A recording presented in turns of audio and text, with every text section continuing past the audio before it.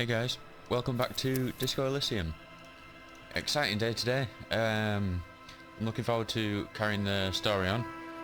We've pretty much exhausted the vast majority, if not all, of the things that we can do before progressing the main plotline. So I'm just gonna have a quick check on the map. But there's other reasons to be excited as well. I mentioned at the end of me Age of Empires video, the last one, that I've on my other YouTube channel, Lyle Music, which has been going for quite a lot longer than the this gaming channel. I'm actually releasing an album tomorrow, which would be Thursday, which is probably today, I suppose, when you'll be watching this video. So I'll leave a link in the description below for that if you want to check out the music that I've been doing. You'll be able to get it on like Spotify, Amazon Music, iTunes, like pretty much wherever you usually listen to music, you'll be able to get it. So I'm excited about that, and I'm also excited about some other games and stuff, but I will let the videos of me playing those games talk for that. I won't say anything in here. We're just gonna crack on now with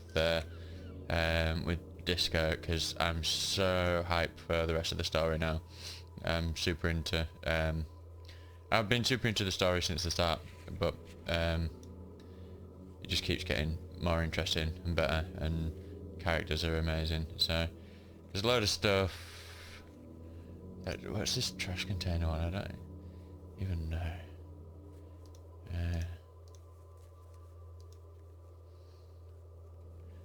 But yeah, either way, we've done everything. We could probably do more. There's lots of things here, but as far as I'm concerned, we've done all that we can. So at 10 to 8 in the morning, in this world's game time, or this game's world time, or whatever, let's go and crack on with the story.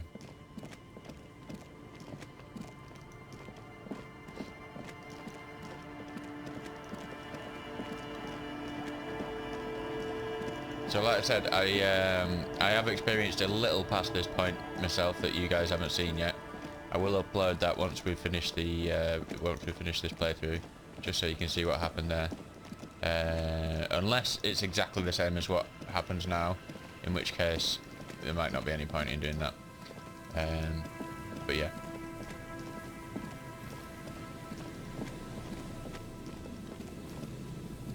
In fact, let's just speak to these again just before we go in. Maybe there's a reason they're back. Hello, isn't this a fine morning? So we can ask them for money, and I want to hear about the Fell building again. Sure, what's on your mind?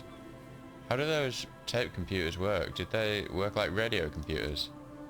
Actually, no one knows. No one even knows what a computer made entirely of tape would look like. Word has it they were very elegant, exquisite, alien-looking turn-of-the-century hardware. He raises his finger, remembering something. 10 years ago, I did a little freelancing, I guess you could say.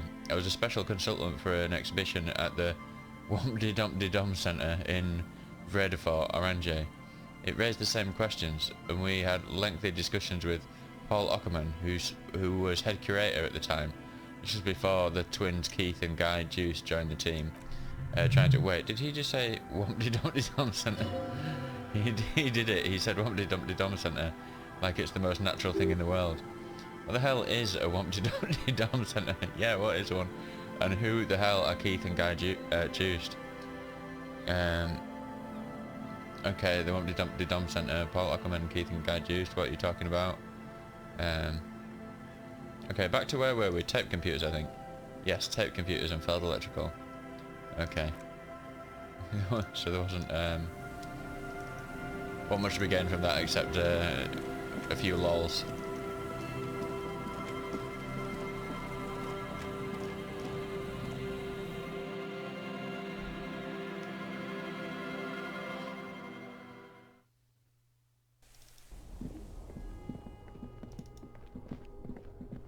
Oh yeah, I remember the sound in here is great.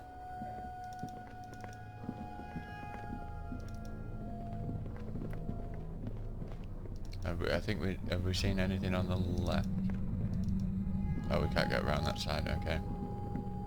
So let's pop a save before we go on. I know we've only just loaded up, but hey, you can never be too careful.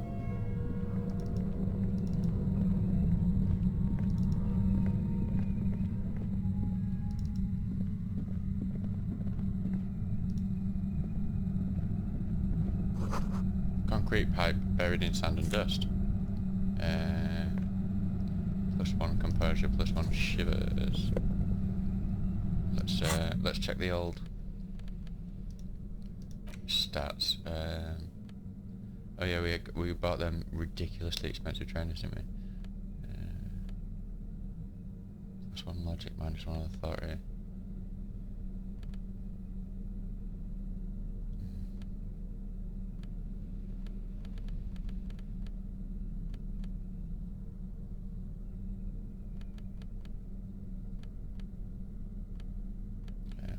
Glasses.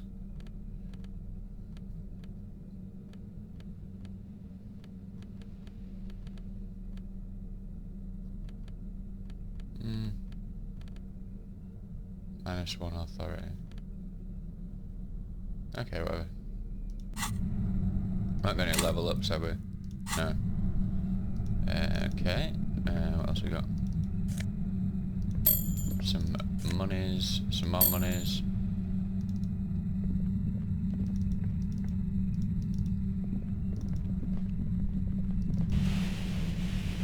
Ruby, the instigator. Suddenly your entire body is paralysed. Aggressive white noise fills your skull. A strange pain like you've never felt before. Through the static you hear a woman's voice. Just like 1,000 radio stations are being blasted into your head all at once, but her words are the only ones you can make out. I know you're feeling pretty uncomfortable right now. Don't move too much or fight it. That'll just make it worse. It says the shadowy figure by the machine. Can't say it's a pleasure, officer. I was really hoping not to make your acquaintance. But here we are. As she says the word officer, you feel a spike in the agony. It sounds like entire radio frequency range is screaming directly into your neural pathways. I don't think that's going to help. That's an awful decision. Why would you not want to shield yourself from it? It's an entirely new type of experience, way worse than all the previous ones. Do you know, when I did this the first time I covered them and you still lost health there. Don't focus on the pain, focus on doing your job. Tell her she's under arrest.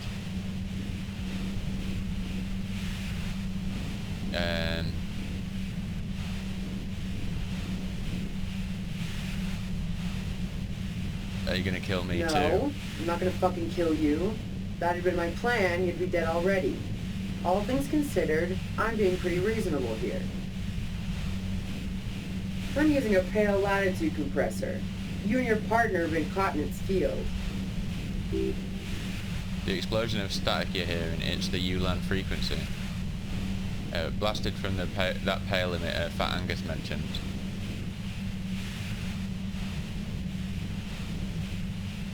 I saw your equations, it's the ULAN frequency. Saw my equations?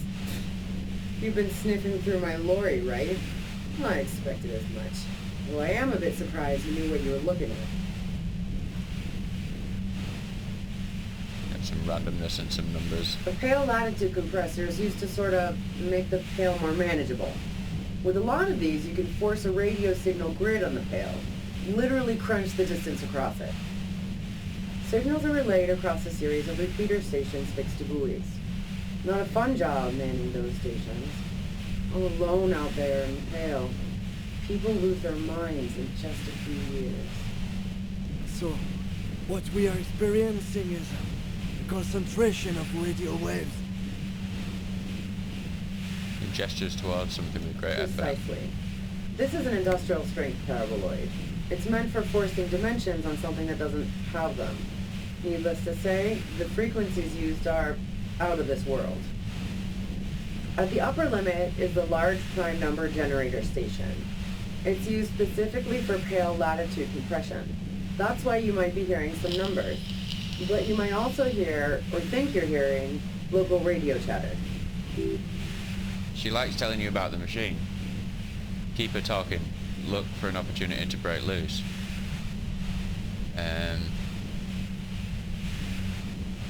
Have you experienced the compressor yourself? Yeah, I stuck my head in there before using it on you. Seemed like the ethical thing to do. Can't say that I enjoyed it. The field was weaker, but I can imagine what you're going through. How did you get your hands on this thing? I built it myself. And she's proud of it too, as she ought to. This is way beyond your abilities. That's illegal. I'm guessing it's patented. But we are beyond that, aren't we? Yeah, just a little bit, Kim. Oh yeah, way beyond. She studies a death ray and the law officials trapped in it. This is all great, but let's talk about the man who was killed. Yeah, let's not talk about that shit.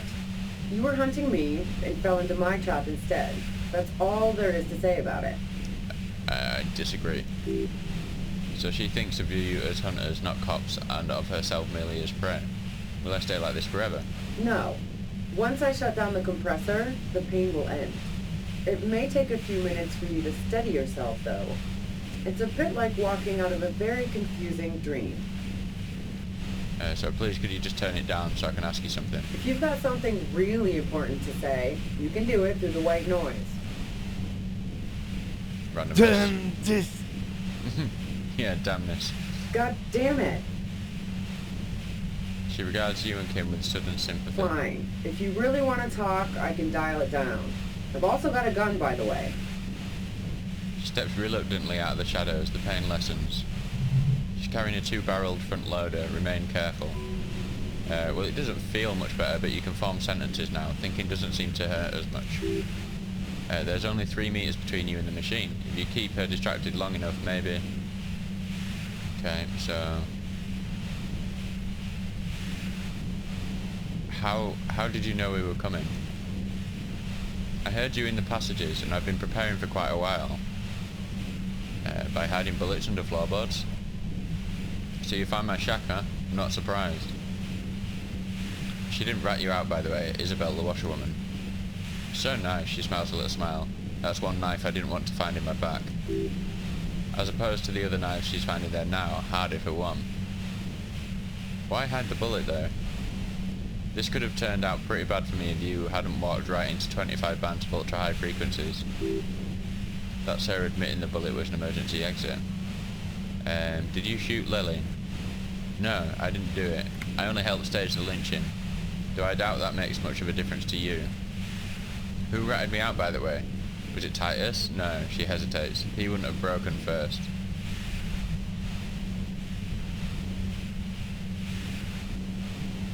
When I threatened to arrest her, class who broke, she told me everything. Oh, she smiles sadly. Well, I guess I always knew she was a survivor above all else. But she couldn't have known I was on the coast. How did you find me? Your first guess wasn't entirely off. Titus and his boys, ma'am, they told us you were on the coast. She pauses, taking it in. Well, fuck. And those guys liked me. I know it. If this is what happens to people when people like... whom people like... A dull despair is creeping into her voice. How the fuck do the rest of you get by?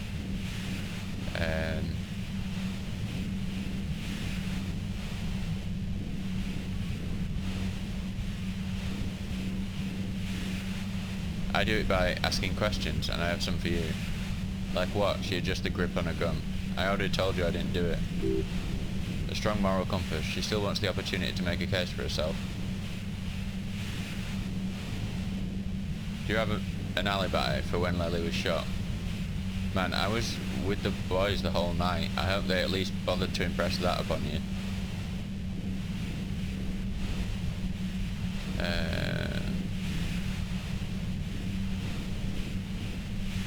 They did say you left to take...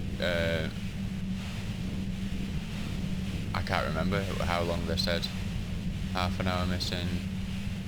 They said you left to take a really long leak, 15 minutes. Yeah, and I'm sure they also made some funny remarks about it. They always do. I've driven a lot of long haul and chugged a lot of beer, man. She scoffs. Can't do either without some power of mind over bladder. And anyway, that wouldn't have been enough time. Our investigation... yeah, hold on, no one takes a 15-minute leak. Look, Q, man, I might have also stopped by the bar. She speaketh the truth. Our investigation has shown that 15 minutes was just enough time to commit the murder. Wow, now I'm curious, please explain. Play pinball much? No, not since I was 14 and hanging out at the only diner in Dardan. Haven't been into a low-risk, no-reward game since moving to the city. Why?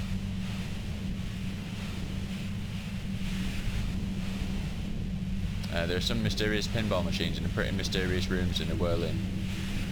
Yeah, and probably some ghosts from the time of the suzerain. I'm not really interested in supernatural mysteries. What kind of mysteries interest you then? Not murder mysteries either, if that's what you're thinking. She looks at you in the eye, impassively making it clear that she's not planning to comment on the matter any further. Okay, what about elevators? You like elevators? But do elevators have to do anything? Do you or don't you? Not particularly. Not even quaint old rickety ones? I'm not really into old shit for old shit's sake. God damn it, the lieutenant grabs his head.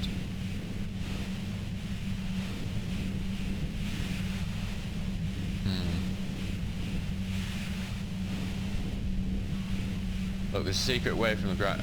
If we tell her that... I kind of don't want to tell her that just in case... Or ask her that just in case we can get her to say that. Like, let on that she knows about that in another line of questioning.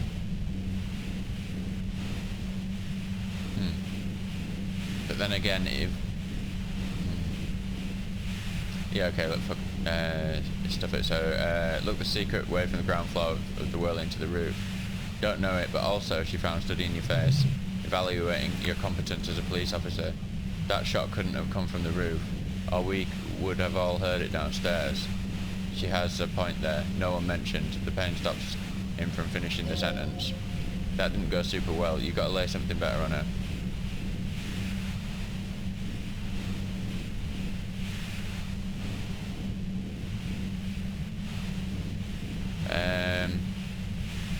Would you say that Lely was a likeable person? I didn't like him.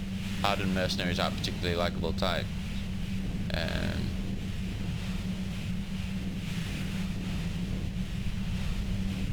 Did you feel protective of the Union? Yeah, sure, and I didn't like Wild Pine sending in those foreign hirelings. Me and a ton of other people around here. Nothing more personal you had against him, perhaps his way with women? You think I was envious of his conquest? Look, pussy's not a problem for me. Definitely not a reason to off someone. See a confident gaze, a toned arms. Yes, you wouldn't have had much trouble in the intimacy department. Okay, so I have other questions. I'm listening. You're running drugs for the Union. I've been through your lorry. She shakes her head slowly. So Heart of Gold Tommy put me over too. Never trust a musician. No, he didn't. I found my own way in. Okay, great. You got into my lorry on your own. What now? You gonna arrest me for drug trafficking? A bitter smile.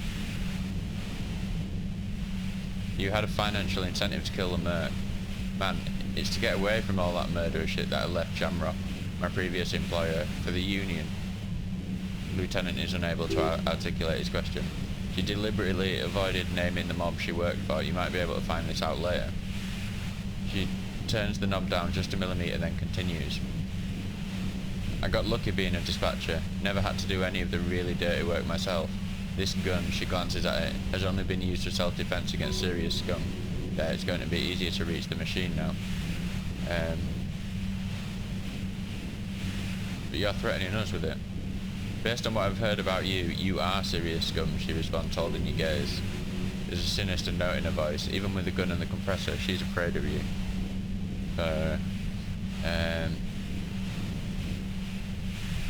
Did you leave any flowers for Classio on the roof? No. Gifts of flowers and candy aren't really my style. These weren't just flowers, they're symbols of revolution. So now I'm leaving revolutionary symbols around, come on. But Classio was mourning. I never did understand why, when someone dies, a hot house's worth of flowers has to die too. Okay, so you didn't leave the Maybells. No, I did not. You like Classio a lot. but you wanted to be more than just friends. Oh, so that's where you were going with this. She said you wanted to run away with her. It's a very sentimental way of putting it. We both had pasts. I didn't want to catch up with us, and we enjoyed listening to music together. Why not go on a road trip? Lieutenant watches her expectantly, occasionally shaking from the pain.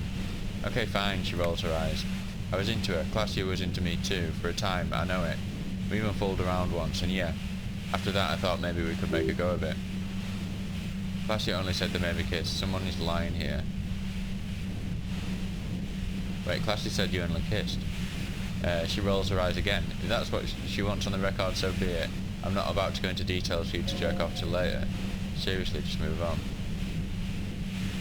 Then what happens? She rejected me with some wishy-washy bullshit about how she was confused because she felt so close to me and valued my friendship so much, and how guilty she felt for leading me on. I knew that that wasn't the whole story, but thought, fine, I'll take it and move on.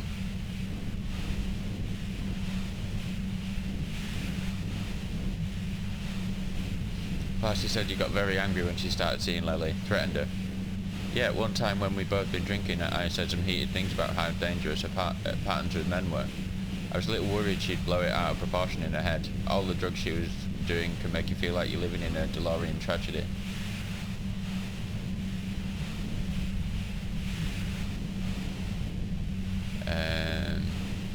And despite everything, you helped her by staging the lynching.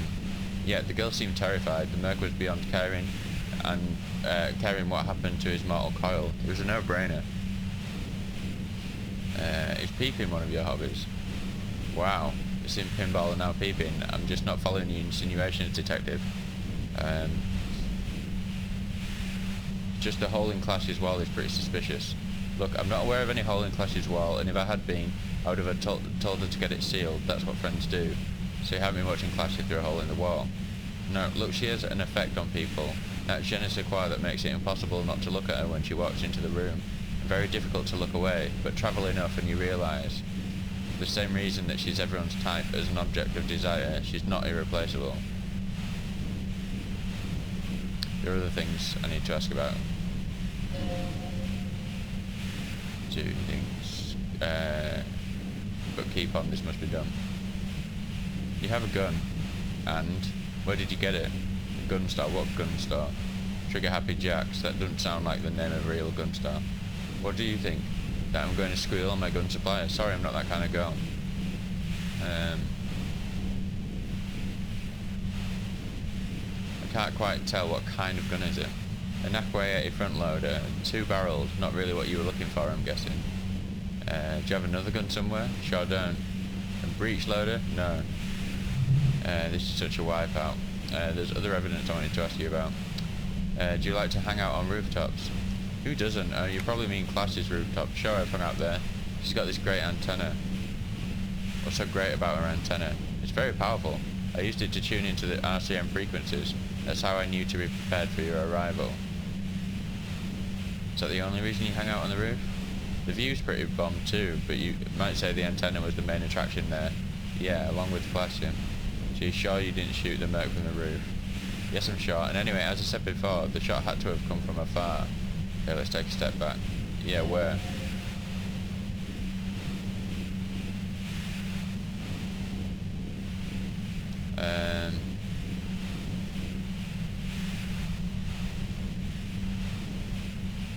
What happened Sunday night? Tell me your version.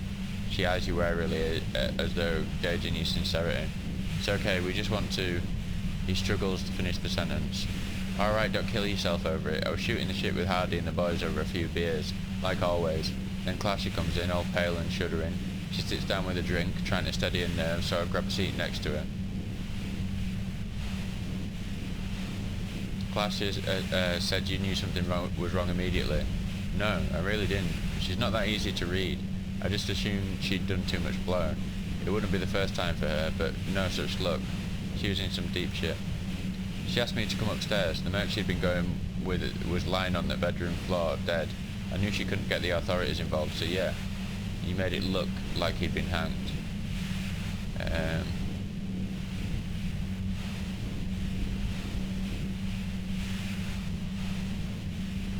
Flasher found it weird you came up with a plan so quickly. What? No. Faking the lynching was her idea. She looked shaken. She wasn't surprised to be ratted out, but framed. Her idea? Yeah, in cold blood. It really surprised me how quickly she was able to get a hold of herself once we got up there. It's like she was another person. The party girl was gone.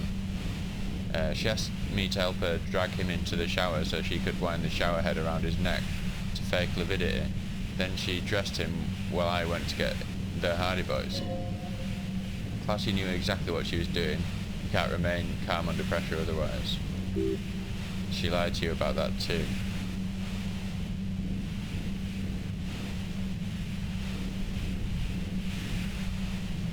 That's bad that she'd be so calm. Yeah, I wasn't sure whether to admire it or be disturbed.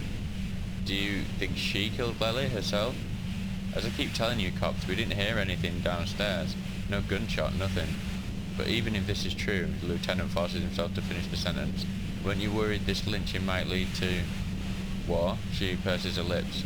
The thought crossed my mind, but the mercenary's death was going to have repercussions either way.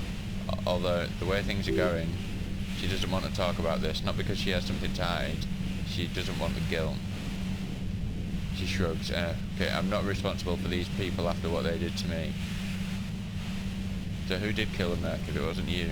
How should I know? As I keep saying, he already had a bullet in his head when I got to him, and there hasn't been any useful gossip over the radio. Nose rings around her eyes, a tired voice. She's been staying up late listening in on the conversations crisscrossing Martinez. Police radio, you've been following the case? Who hasn't? She shrugs. You know, I can still see him there in Clash's room, lying on his side. He was still warm, but the bluish light coming through the broken window made him look as though he'd been dead for a good long while. But if you didn't kill him, why would you hide? I saw you roll into town. I wasn't about to stick around for questioning by a goddamn Laputa Madre agent. Say what now? So this is what she was scared to tell Titus? This cop.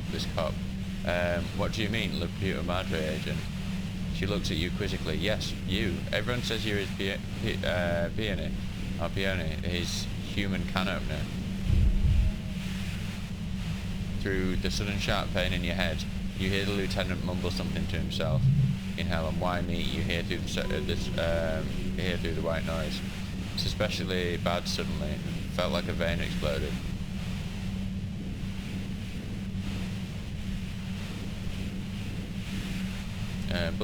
Bullshit, you're trying to throw me off. No one says that.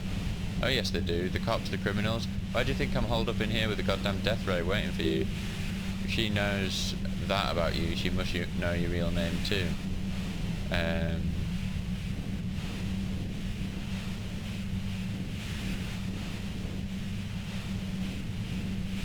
Laputa Madre, I've heard of Laputa Madre. He's dangerous, right? Is that a joke or a threat? I'm guessing both. No, that was a real question. Yeah, sure. She doesn't believe you. I'm sure Laputa Madre himself will explain it all to you soon enough. What do you do to this Madre anyway? You've been to my lorry. You think the biggest player in Jamrock appreciates competition? She pauses. And now I have a Harry can opener in my lair, in Titus. Wait, one thing, possibly small, but she said you rolled into town. Was that you singular or plural? She might know something. When I came into town, was there anyone with me? Yeah, you had a death squad with you. What happened to them anyway? Who was in this squad? Well, it wasn't this scrawny dude. She nods towards the lieutenant. You had two guys and a lady. The guys looked pretty buff. Lady wasn't bad either. What else can you tell me? One of the guys seemed chipper, blonde. The other had a brooding something or other about him. And the woman was the only one in uniform. All were carrying. She narrows her eyes. That sound about right? No idea who these people are, literally. No, that doesn't ring any bells. Well, this has been a great talk, really, but I think I'm going to hit the road now. Do you know about the bunker next door? What bunker?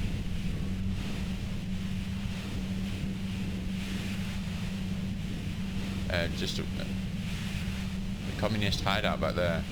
Don't know anything about it. No one's been around since I set up camp, but I'm sure I'm not the first vagabond to. Her voice trails off into white noise in your head. It feels like an aneurysm approaching. Ooh, okay, we're nearly dead here. Keep calm, breathe in. Right, okay. This is... Yeah, this is... We've got a high chance of doing this now, so let's... Ooh, lovely.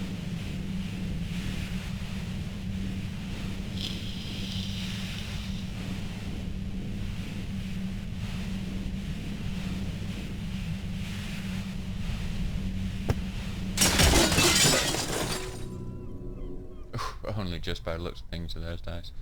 You did it. The compressor lie's broken on its side. It's quiet in your head again. It still hurts like hell, but... You okay, Kim? Lieutenant Hunch is recovering. All good, officer. Be careful. She looks at the machine, assessing the damage. Her hand trembles. Out of pocket, she puts the barrel of the gun into her mouth.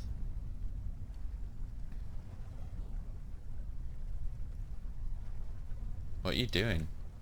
Problem solving, she mutters. Man, put the gun down. That's not the solution to your problems. You are... Oh, yes, it is. Yeah, let's try and convince her not to kill herself. That would be good. She's truly desperate. She thinks she has no other options. You need to give her other options. What options? You know. Maybe I could still talk her out of it.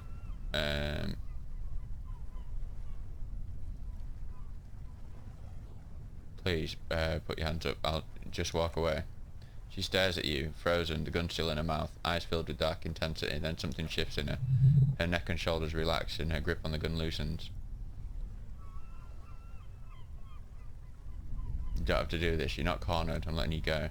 Day of miracles, she says, pulling the gun out of her mouth, eyes still fixed on you. Then she turns her gaze to the tunnel behind you. I'll take it.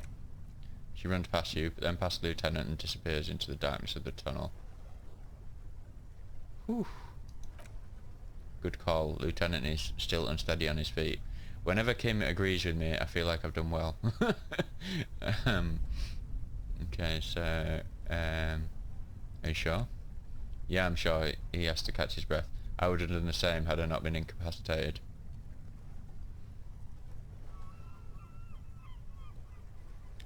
Yeah, I think she didn't do it. He looks around, then points to the back of the cabin. A tent. We should check it out. At the moment, there's two prime suspects. There's Classia and there's us. Ruby's definitely involved, but like I said before, I don't think they'd. I don't think that they'd bring someone in this late. Who was the? Oh yeah, we need that. Nice. I don't think they'd bring somebody in this late that would. We'd never seen before that would be the killer. I mean, they could do, but she just doesn't seem to. She doesn't seem to have a clear motive, and everything that she says makes perfect sense. I mean, obviously, could be lying about a lot of stuff, but it just doesn't seem. It seemed very convincing. So, the plain red tent stands by dispassionately. It was pitched by practiced hands. She's used to camping out. Look inside. Tent looks old but well maintained. In the darkness of the tent, a rolled up sleeping bag, cooking utensils, some books and a kerosene lamp. Reeks of cigarettes. Look at the books. Sorted soft covers, mostly pulp horror. A motor carriage lies buried in the snow on one cover. On another, a ghost airship. You also see a collection of radio enthusiast magazines. Lieutenant peeks in over your shoulder. See anything? Sift through the magazines. Reagan Monthly, Journal of Material Science, More Technological Digest. One of the magazines doesn't have images on the cover. It's not a magazine, it's a leather notebook. Take the notebook. So you pocket the worn brown leather journal. We should read this immediately, like right now. Yeah, I agree, Kim.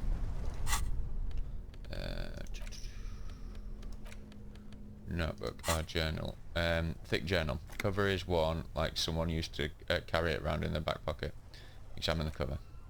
It's made of full grain leather. The lower left corner of the back cover spots an embossed brand name, Schneller. Unwind the strap. The journal falls open. About 2/3 of its ruled pages have been filled. Study the handwriting. In fact, just in case anything does happen, we're best to peel up at least once. About 2/3 of its ruled pages have been filled. Study the handwriting. The large cursive of someone who writes quickly and confidently. Perhaps too confidently. Many phrases and even paragraphs have been crossed out. Tiny corrections scrawled above and in the margins. Flip through the pages. It's a mix of logistical notes, diagrams, and personal reflections, all dated. It's good she left in a hurry. We could learn a lot from this. What kinds of logistics? Hard to tell exactly. It's mostly noted down in code. Looks like contact information, quantities, directions. There could be useful information about local operations in those notes. We have a junior sergeant at my station who's good with codes. I can give this to her after we finish this. What are the diagrams of? Esoteric radio technology. The most recent ones probably pertain to the latitude compressor. Sketches, calculations of distance and density. You make out a familiar spiral shape. Anything personal? Short right observations of people and places. Probably a way to pass the time on the road. Also what appear to be attempts to sort through some difficult decisions. There are a few passages with many questions in them. The way some of those questions marks trail off into ellipses. She's going through a tough time. How far back do the entries go? First entry is from August the 2nd of last year. It reads simply, I know my position is precarious. All I can do is make myself as useful as I can while looking for a way out. Remember, no one is indispensable. What did she write the day Lely died? Nothing on March the 4th. March the 5th though, well, that's bound to come back and bite me in the ass. I'm bad at this, loyal to a fault. But that's another matter entirely. She is referring to betraying a previous employer. And does this suggest she did it in self-defense? Anything about La Puta Madre? The name isn't mentioned as far as you could tell. Small wonder, would you talk about La Puta Madre in your journal? You do see an M though. La Puta Madre? M is mentioned on March the 9th and March the 15th. Read the entry from March 9th first. Great. M's peony is coming to town, no doubt to investigate the lynching, but also, I feel in my gut, to finally put a bullet in my head, while I'm napping in my lorry or on a smoke break. Well, I won't stick around just to twist my own neck by constantly looking over my shoulder. Then again, isn't that what I've been doing ever since I got the call? The call? Did M call her personally? Why? Read the entry from March the 12th. Been holed up here for 3 days now. I'm used to being alone and all, but I don't know when I'll be able to leave, or if I'll be ratted out. They will rat me out, of course. I've made it a point to believe in the best people, the boys for example, but experience tells me. Did M feel truly betrayed by me? I was feeling threatened. He'd have to know if he threatened people, they'd take measures to protect themselves. Even I, though, I know that. Economic measures first of all. Got to make a living, right? I can still hear his voice in the receiver. Taste the plastic. The entry ends abruptly. What's the most recent entry? The most recent entry is from today. It reads, even when I leave here, if I leave here alive, what's my next move? Staging a lynching is a crime, even if I'm not accused of murder on top of that. Forever on the run, not really idea of the open road. Man, I was really looking forward to winning. Lieutenant taps on the page. Looks like she might have been framed.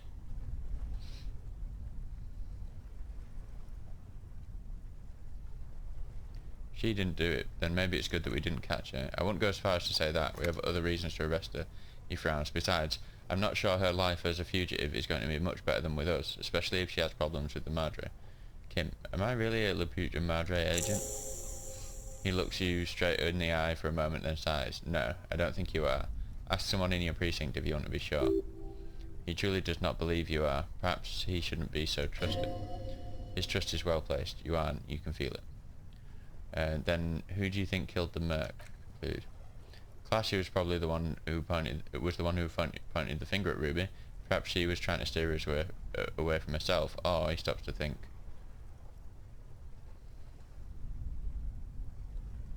But no one heard the shot. Maybe she had an accomplice. Either way, we need to keep an eye on her. One thing is for certain, we have business back in the whirling in rags. Questions to ask. We should get to it. Oh yeah, we get Pepperbox pistol. Oh, nice. -2 authority, but we do get Inland Empire and Empathy. Either carrying the journal. What does authority actually do for us?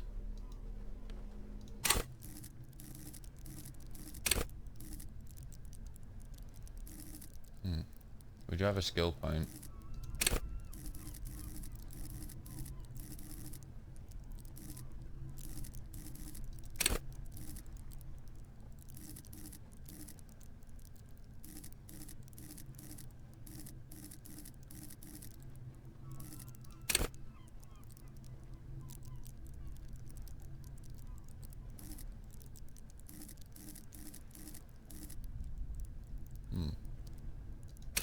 Maybe composure. We do get a lot of composure checks. In fact, we get a lot of the motorics checks. Yeah. Okay. Renee. I'm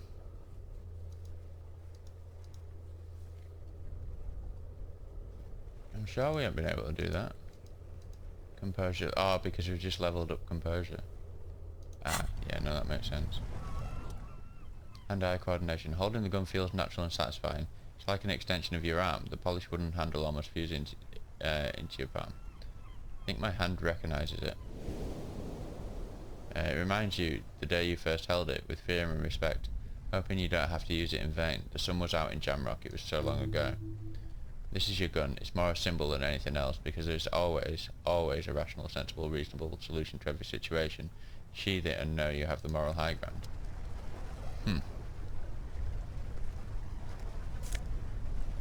Ooh, 8 real. Nice. Cheers, Ruby.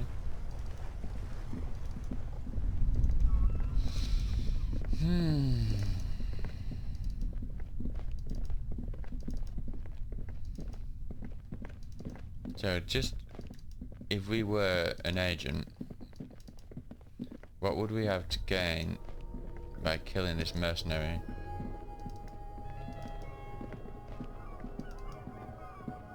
What would Clasher have to gain by killing the mercenary?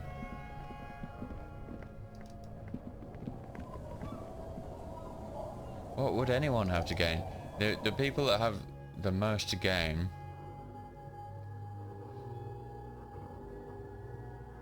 is maybe it's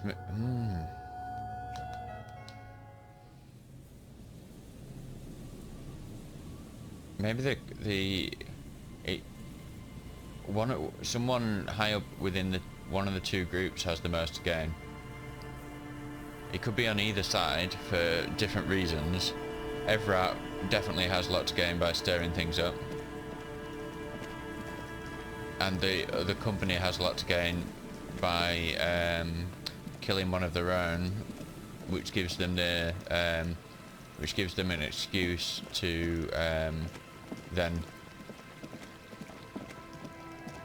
escalate matters against the Union.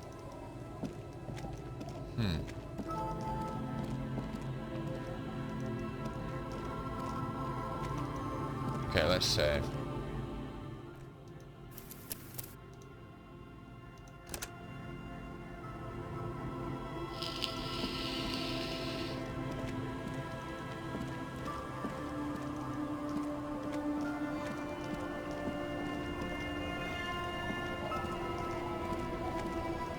You got anything new to say? You're back. Good. What? No, you do not. You got anything new to say? Aye, the sea's gonna calm down soon. I can feel it. The wind is turning south. No. She got anything to say about Ruby? Our tenant, the policeman. I hope the waves don't keep you up at night. What can I help you with? Nout.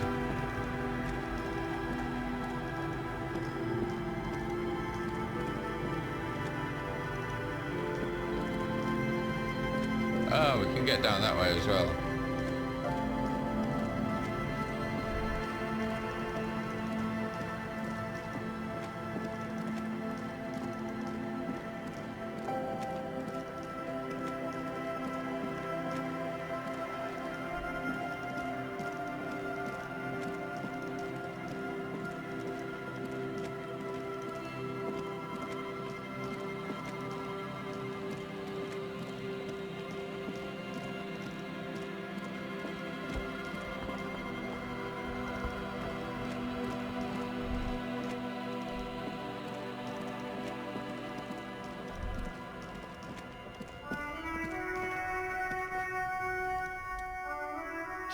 Just up ahead, danger.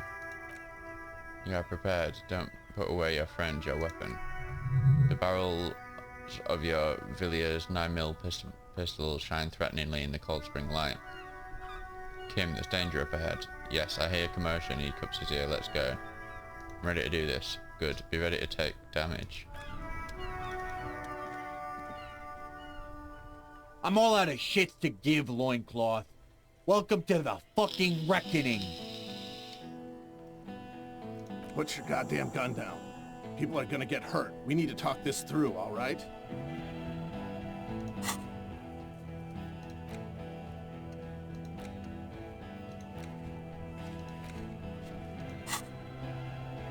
Shut up! You're not gonna talk yourself out of this, Loincloth shit fuck. This is the mercenary at the gates. His chest rises and falls under the ceramic breastplate. His fingers reach for the butt of his sidearm. There's something very wrong with him. He's dangerous. Lieutenant raises his left hand. This is a misunderstanding. Nothing irreversible has happened yet. You can just return to your unit and forget all about this. The captor's merciful, willing to spare us if we just forget about our murdered and humiliated commander. I think we should just kill everyone caught here. You all drunk. Come to your senses. You won't gun down 7 people in the middle of the street. This isn't a frontier town or a jungle outpost. Easy, Lizzie. Let me handle it. I know guys like this. I'm sure we can come to a peaceful agreement. Ain't that right, fella? Peaceful? Sounds like the armored figure is weeping. Nest in your abdominal cavity, like a little wild mouse. The masked man's words are barely intelligible, but you can hear them. Fuck, there's a third one. How did we miss something like this? Lieutenant points to the helmeted figure. This third one, he's the most dangerous of them all, heavily armed.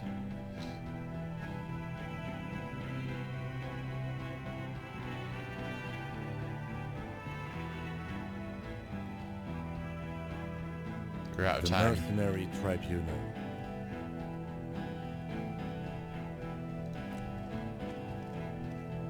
Yeah, stop, this is the police. Get lost, comedian. You cops had your chance. Now it's fucking time for some justice. He licks his lips, waving his gun at the crowd. Losing his balance for a moment, he staggers backwards. Big fuck! Is the only words you can make out.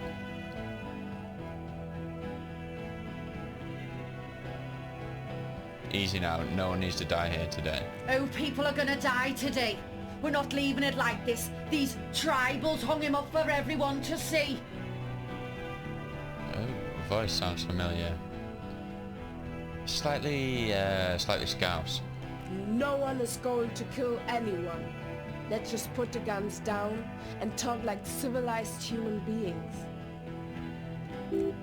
She doesn't seem to understand the severity of the situation. With a wordless gurgle, the killer loads his long rifle. Long rifle.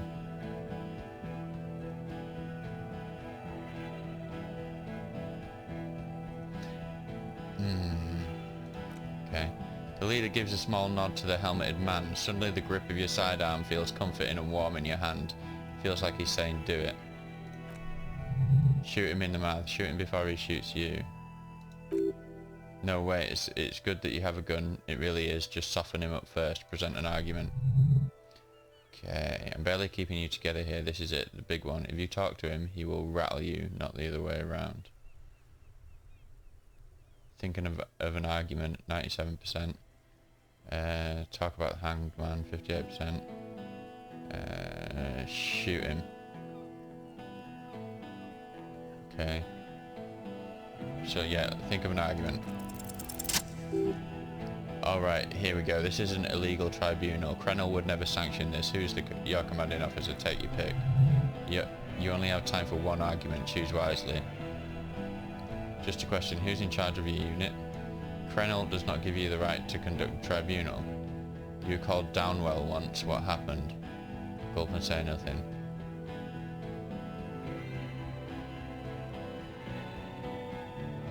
That could just rile them up even more.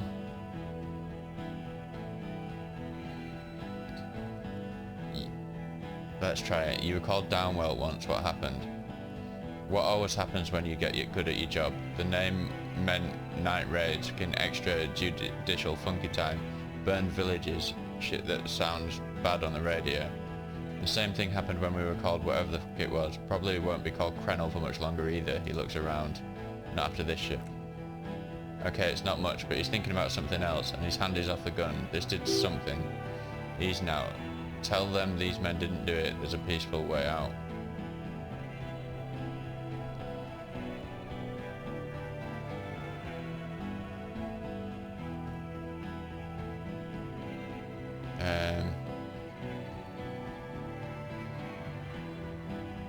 Listen, they didn't do it.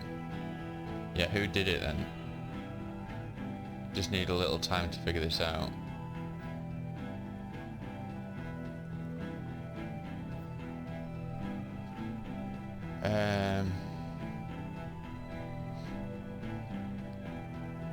He's not gonna like I need a little time to figure it out.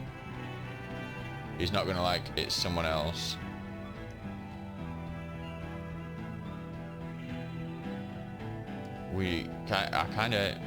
I almost know that it wasn't Ruby.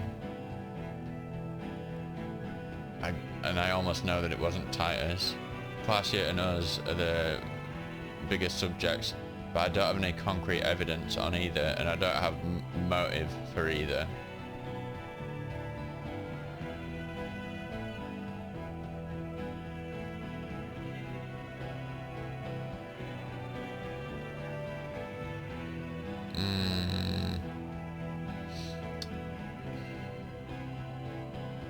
I think it was Titus, and it was for everybody else. He's not gonna like this. Wait, I just need a little time to figure this out. Time? You had time to look around in that church, he points over the water, to run errands for your union chief. I saw you. Time is up, Loincloth. Give me a name now. Ah, I didn't mean to click that. Damn it. It was someone else, someone who's not here now. How inconvenient. He gives you a drunken stare, then puts his hand on the gun. His fingers are twitching. That's a draw reflex. He's about to draw.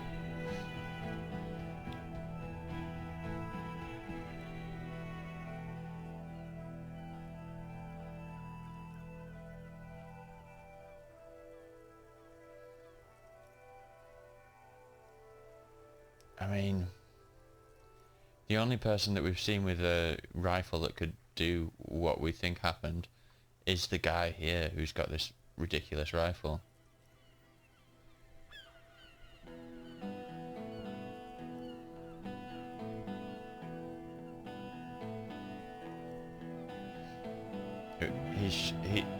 He was shot from a great distance. A sniper did it. You think I'm a fucking stupid, cop? There's a dangerous gleam in his eye. What if I just shot one of your pals right here, right now, huh? He points his gun at Elizabeth. How about the kip? Tell me it was a magic fucking sniper one more time. Listen, please. She raises both hands. This cop and this drumhead court marshal won't decide who. He's gonna do it. He's gonna shoot her. Think, why don't you believe me? The Hardy Boys confessed to hanging him altogether. Titus said, we took him out and hanged him. He said it loud in a public place.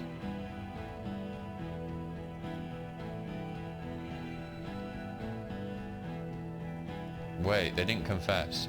You're lying. DePaul heard it. A Kegel Model 40 revolver, 8 rounds in the barrel. The gun slowly sways in his hand from the inebriation. He wasn't hanged, the lieutenant shouts. He was shot by someone in Martinez. They're helping us find the shooter. When they confessed, they were lying.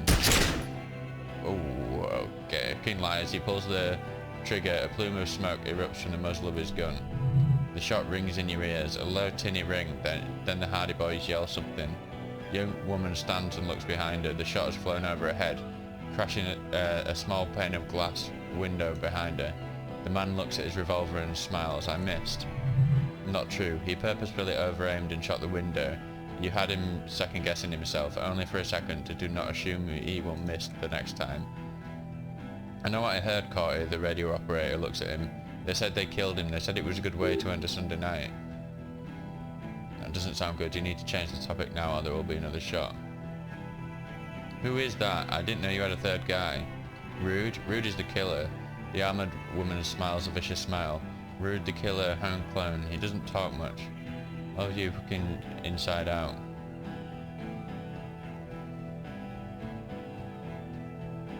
What was it? The killer? The gunner. He gestured towards himself. The radist. He nods towards the woman. The killer. He points to the figure clad entirely in ceramic plate. What do you think he does? There, on the rim of the home clone's helmet, you count the little stick figures 19, 20, 21.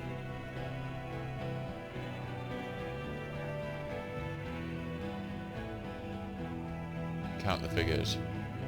About 50 little stick figures, all of them black, plus 2 little white ones in the end.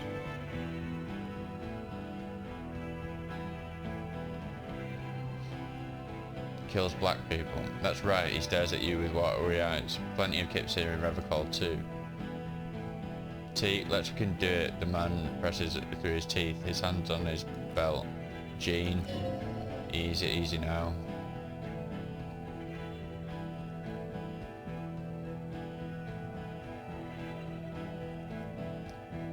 Oh, I don't like 58%. Let's do it. Whew. Dangerous. Ask about him first. You don't want personal facts about his dead friend coming out of your mouth. He has to start it.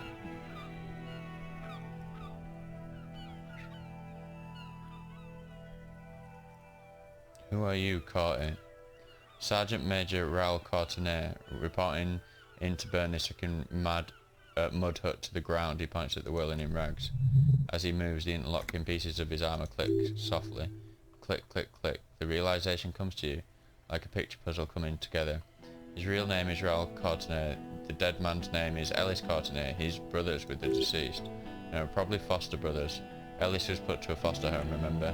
And then he bellows, for killing, maiming and humiliating our commanding officer, you're all sentenced to death by lead. Thanks. Left him in leaf compactor. Listen, yo, Lily, everyone says good things about him. He was a talker. Initial 41, that really happened, didn't it? Yeah, blue eyes, didn't it, you colonel? Yeah, Initial 41, that really happened, didn't it? Our colonel did what he had to do. It was either 1 or 100 of them. Rude here, points to him. In your ship pipes, right? Indecipherable mumbling. He likes to fire mortars at random coordinates, wipe out mud huts like that. When he gets bored, Lily knew how to command. He was a good commander, I can see you miss him. Oh yeah, he would have commanded this Raquel way better than I did, but that didn't happen because Hayseed Bill and Kipped here, points to Titus and Eugene, he murdered him. Had him stink the village up for 2 weeks after. Newhouse did nothing, he points at you. Listen man, we told you he... Told us what? He staggered forward. What did you say? Who said that, tattoo hooker? You'll die first. His parents left him in a fucking leaf compactor. Who, Lily? Yes, when he was small, just an infant. We researched him, we contacted the JCP and looked at his birth records, that was in there, and other things. Kim put Lily in a leaf compactor, now he's finished the job. He waves at the gang huddled by the doors. There's real anguish in his voice, a drunken sadness suddenly engulfs him, memories. It's mine, Corty. He wasn't put in a leaf compactor, they're making it up just to fuck with us. She glances at him. Major, permission to open fire, we can't have that interfere now.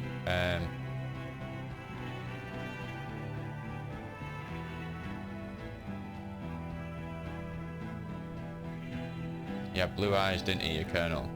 He smiles, pulling his face in a strange way. Baby blue, yeah. Like someone picked up and put a baby's eyes on a grown man. It's creepy, but bitches like that shit, or I guess. Or I don't know what bitches like, I just know how to mow down cloths. Courtenay, I know that name. He sways from left to right, inspecting you. Raoul and Ellis Courtenay look him in the eye. I'm sorry about your brother, Raoul.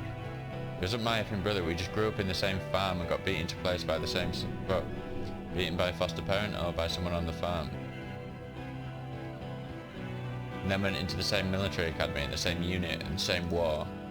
Same fucking mud hut town too. He looks around and wipes his face with the armoured glove. Okay, good. Listen, you're everyone says good things about him. He was a talker. Do you mean talker? We've heard testimony. People said he was charismatic, a nice guy to be around. Yeah, he liked to chat with the natives, share leaflets, squeeze a bit of kipdas here and there. Great fucking idea that turned out to be. He points towards the yard. If Lily was here, he would spare the lot of you, maybe shoot one for show, but me, he points to himself. I'm not a big fan of public affairs. Claim of, wow. I'll gun every one of you down for what you did. Ready to open fire, Major, at your command. Your brother did not deserve to go out like that. I promise I will find his killer. Find his killer. Cop his killer stands right there. He waves at the men behind you. Shit in his pants, and you're standing in the way, protecting them. I know what this tactic is, Silas. Sammy stares at you, eyes pink from the alcohol, fingers tapping the pistol. You're gonna die for them right here, today. Big talk, but that leaf compactor won't leave his mind anytime soon. It's a small thing, but it got him off center. I mean, we can shoot him. I don't fancy shooting him.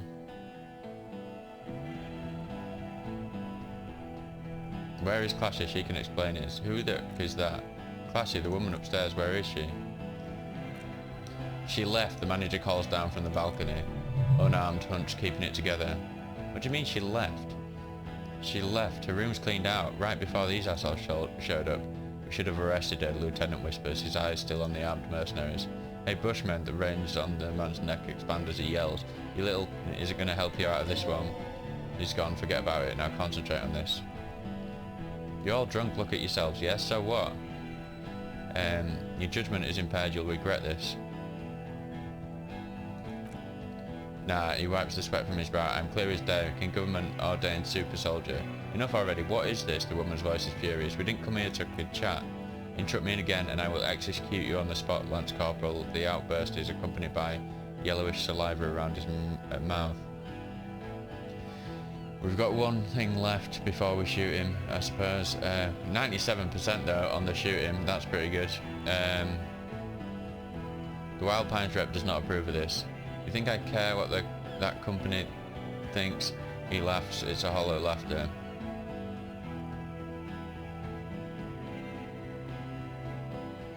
Wild Pines is not going to forgive you massacring a bunch of innocent people. The man stares at you with bloodshot eyes, a bull ready to charge. He's not listening but looking for an opening.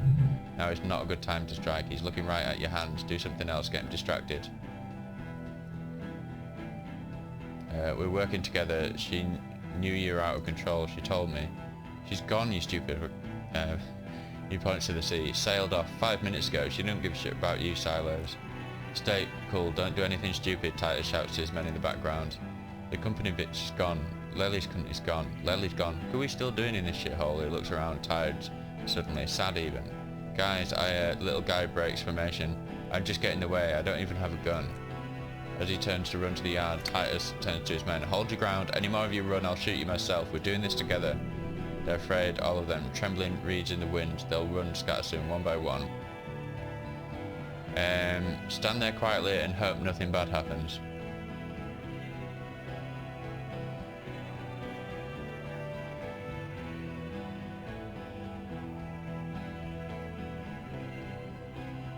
Oh. Yeah, okay.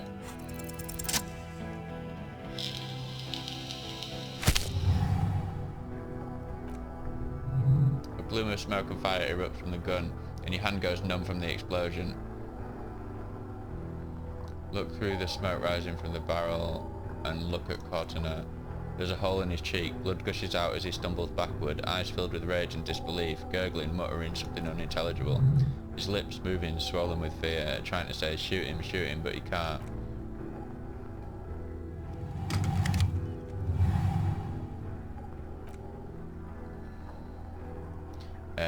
To your right, the killer raises his rifle and takes aim at you. His moves are steady, but the long barrel of his rifle sways slowly. Dodge the shot. Kim, where is Kim? From the corner of your eye, you see the lieutenant raise his pistol and aim at Rude. He's trying to find a straight line of sight before the rifleman can take you out. In the background, the leader staggers. It's not easy, as 0.6 seconds to do so. He won't make it. You're on your own. Blink, think.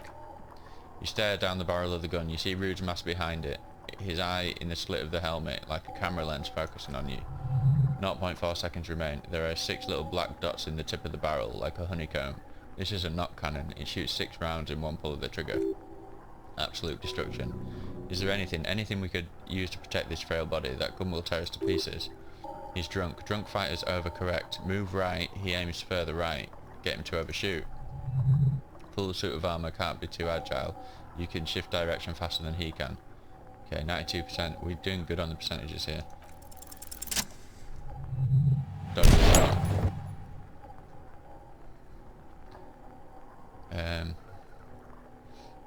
Joy, I'm alive, or stop shooting at me. Joy, I'm alive, yeah. The man tilts his head, trying to see through the clearing smoke for the next shot. Watch out, to your left, DePaul is about to take a shot too at Kim. Lieutenant aims, face pale, without tremble, he quietly mutters, God please. He's aiming for the eye slot in Rude's helmet, an extremely difficult shot. Then 2 shots. One from Lieutenant Kitsuragi's pistol and the other from DePaul's. It's aimed at Kim, but it misses. You hear a scream behind you. Kim, did you hit the rifleman? Blood gushes from the helmet's eye sockets as Rude saggers back, disoriented.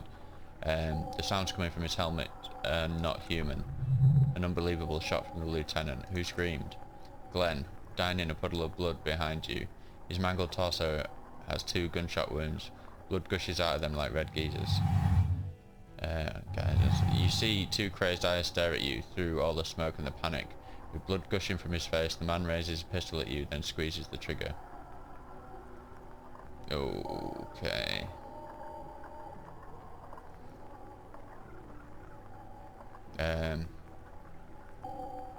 Look him in the eye. The look of vengeance, framed in blood, lips shaking. This is the last thing he'll do on earth, but he will do it. Here's your end. Here it comes, death. Let it happen. We can try and evade it, can't we? 3%, it's not going to happen, is it?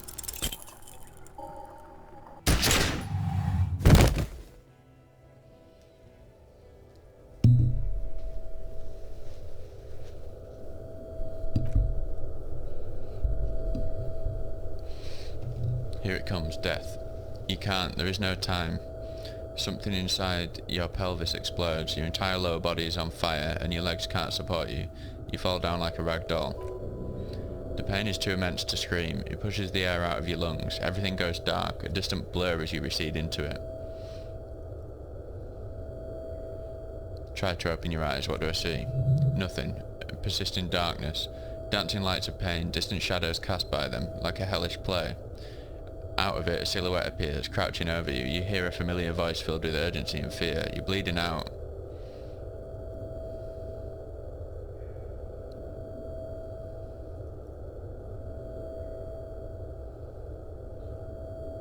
So dark, I can't see anything. Stay with me, Lieutenant pushes down on your wound, hard. You hear me? Stay awake, look at me. But you can't, it's so hard. Your eyelids grow heavy and the sound's ever more distant. And a cold comes over you. Kim too is somewhere far away, almost gone, when suddenly you sense something behind him. Slender white shadow towering. Someone stands there, raising a pistol at him. Lieutenant does not see it. He's pushing down on your wound with both hands. Scream immediately, he's gonna die. No, Kim. No, you say, and hand out your firearm to him. Your hand trembles and your eyes are full of fear. That's all it takes. There is no room for hesitation. The lieutenant moves like a spring unloaded. He grabs the gun from your bloody hand and fires behind him. You hear a faint scream. A woman's, then the sound disappears, like someone pressed stop on the tape. The woman is gone, so is Kim. The whole world fall into total darkness. This is death. This is death. One more door, baby. One more door. No, let me back into the fight. There is no fight. The fight is over. It was lost 1,000 years ago. You have laid here forever. Keep falling deeper. Take the door. No, I'm good. He's not taking it. His body is not taking it. Oh God, no. He's not disintegrating. He's swelling up instead. Over the hours, hurting, moaning in his sleep. sweating and being disinfected and smelling of drugs and feeling saliva in his mouth, drifting in painkillers, thrashing in his bold sleep. You can't go, not before the case is solved. There is radio in the distance. A radio of the world playing sounds. Good morning, Elysium. Soon you will return to the world. Hours turn to days. Soon we will get up again and go through it again. Finally we know what the infernal engine was outside. The clarion call. The engine of a Kubrick enema. No, it was him. He is the infernal engine. Can't you see? He never stops. He only gets worse.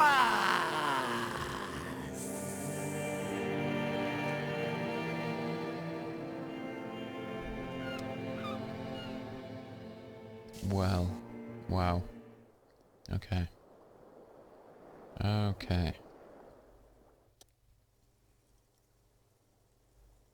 You see Kim's familiar shape in the orange jacket. It turns double, then triple from the pain.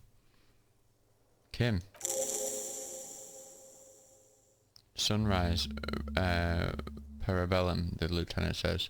He's in the middle of a freshly cleaned room, with the fan above his head, like a halo. His face is covered in bruises. What did you say? Sunrise? Sunrise Parabellum. Sunrise, prepare for war. It's an old revolutionary saying. Isn't that written on my gun engraved on it? It served you well. Is it war today? He looks out the window. The gates of the harbour are boarded up. The streets are a little more empty. Apocalyptic violence is yet to erupt, I'm relieved to say. I think we may have held it off for now. He unzips his bomber jacket. Barely. Good. Yes, we have also completely failed, but that's okay. What happened? What happened? You shot the major in the face. A firefight ensued. Is he dead? Yes. As retaliation, their rifleman tried shooting you. He missed or you dodged. I dodged. He nods. Then I shot and wounded him while Glenn took a bullet in the spine. It was meant for me. Glenn did not survive. There's a pause. Titus, Fat Angus and Theo charged. Angus and Theo did not make it. They both died before they made it to intensive care. Titus survives. So do Elaine and the musician. I forget his name. Eugene? Yes, he's still alive too. Nod. You were bleeding out. You said something. I don't know what, he thinks. And you warned me. I was able to disarm Officer DePaul before she got the jump on me. I killed her. Lieutenant takes a cigarette from his coat pocket and lights it. A bit of smell fills the room, and that's what happened. And they're all dead? All three of the contractors? He nods. DePaul was the last to die. Everett had their bodies returned to Krenel for a funeral. The company's yet to retaliate. Why? Because we deterred them, or Joyce did? Maybe the harbour in full lockdown is too costly a target, or maybe, he breathes in the fume thinking, maybe they are simply taking their time and will attack soon. I don't know. How many casualties on the Union side total? 3. Glenn, Theo, Angus. The fat one, he took a lot of bullets. There's a pause. And Theo, he was just too old for combat. Thought you only smoked one a day. This is the one. And that's all. He nods.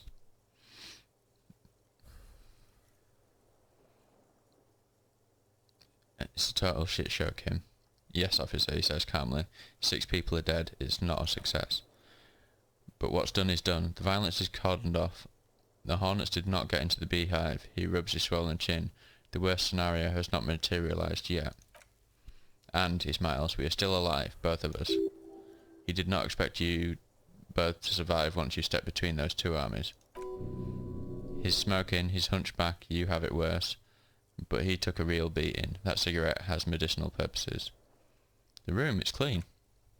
Mr. Garter cleaned it. It took him an entire day. How long have I been out? 2 days, in and out. You've been up enough to take a Dramamine and curse and drink water. Ouch. It's not ouch time yet. You just got a Dramamine pill an hour ago. Wait until it wears off. How bad am I hurt? Reasonably bad. You were shot in the left quadriceps. That's your thigh. The outer side, thankfully, no major arteries were nicked. The bullet was removed and bacterial infection treated with mercurochrome. Can I walk? We will see. If it's possible, then by pure willpower alone, you're going to have to become a psycholocomotor. Has anyone from my station been to see me? No. Really? I called your station after the fight. The injury was logged in. They told me they've sent officers to join you on the site. Odd. You haven't seen any, have you? There's a pause. I'm sure they're worried about you. That means he hasn't seen them around while you were out. They're not really worried about you. If they were, wouldn't they be here? Yeah, better not agitate yourself further. Sorry.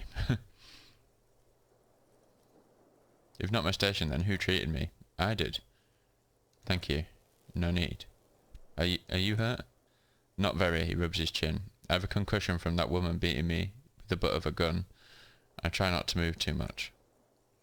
Things would be worse if you didn't warn me. There's a pause. Thank you, I did not see her coming. Stupid of me. Okay, let's try and get up.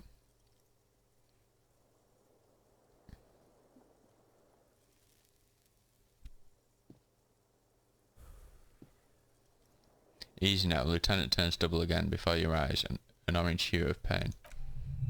Your balance is way off. You feel like you're about to fall over on that thing. How are you? My disco days are done. Your disco days should have been done quite a while back, Lieutenant Euphrasia. What happens now, Kim? I honestly don't know.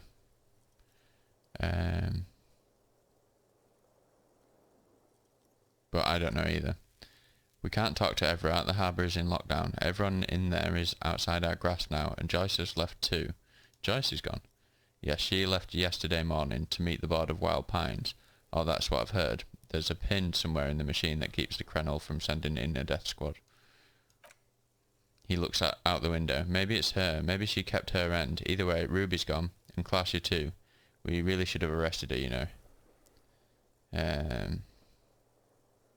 Who did it then, Kim? Who killed the hanged man? I don't know. I think the theory you presented, it's someone else outside our circle of suspects, was right. It had better be. Everyone within the circle is either dead or gone. Honestly, I think our investigation has not produced a single credible suspect. His voice is calm, matter-of-factly. I think the exact same thing. This is because I'm a Laputa Major's peony in it. Fucking Maybells, Kim the Flowers. What about that hole in the wall? Someone was checking around the footprints. Kim Maybells, Kim the Flowers. What? Yank it out and show the dried flower rope that falls to pieces. This one, remember? Every piece of garbage in the city is not connected to the case. You don't have to keep everything. He's wrong. No, Kim, every piece of garbage in the city is connected to the case. Okay, you can see he's clearly not meaning it. This is because I'm Laputa Madre's PNA, isn't it? Don't be narcissistic. Half the cops in Revocol West are his PNAs. Even if you are, it's not a decisive factor in this case. That does make some sense. The goddamn footprints. Yes, he says. God curse the footprints, not solving the case for us. And... audible? Oh, diable. I don't know. Okay. You know what I think about solving crimes? He arches his brow. The ceiling fan patiently spins overhead. Let's go some more before you tell me what I think about its hardness. Almost impossible. It can feel that way sometimes, yes. That concussion must be making him dizzy. You're not ready to give up, are you? No, there's a short pause. Are you ready to limp? I'm ready. Good, there's a pause. Where do you want to limp? A gust of wind blows in from the bay. The dura-aluminium box around you vibrates imperceptibly. A familiar cold and a red thread on the roof upstairs. Taut, plucked by a string of the gust. Yeah, we should check Class's room again. Why not? He extinguishes the cigarette on the sole of his boot. Inspect the window in Clash's bedroom. Another look at the window, perhaps. The one he was shot through. I don't know. I can't think of anything better. Well. So, this is pretty much where I got to on the other save. There was something different. I'm not going to say what it is, but there was something different. We can maybe... Oh, can we go through there now? Oh, it's just a door to Kim's room. Let's check the other things in the room before we... Window's been fixed.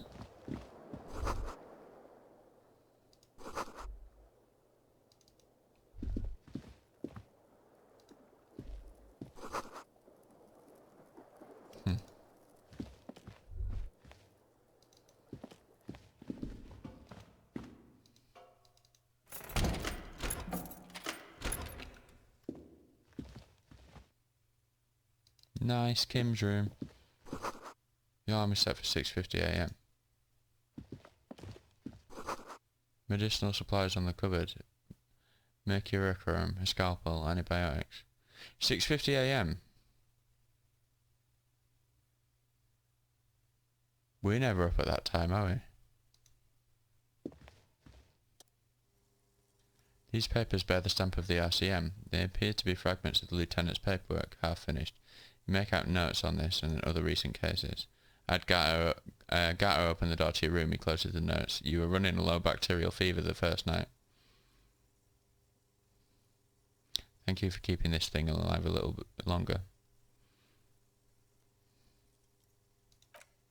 It would have been easy were it not for my concussion. We both got lucky considering the odds we faced. There's a pause. Let's go. You know, a thought just occurred to me.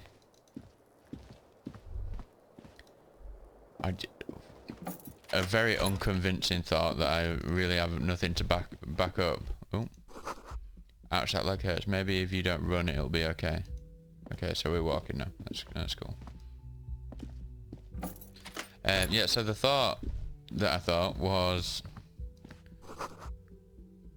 yeah, it's almost certainly 100% wrong. But what about Kim? Nothing seems to faze him. Nothing surprising him. We just kind of bumped into him and he said, yeah, he's helping us investigate. A few people have recognised him though, and as a police officer, but maybe they're covering for him. There's some things that, like, he doesn't talk about his own personal life. Medicine cabinet's empty, not even a toothbrush. Pity. She's really cleaning this out. Lieutenant nods. She certainly had a priority straight when she was packing. Okay.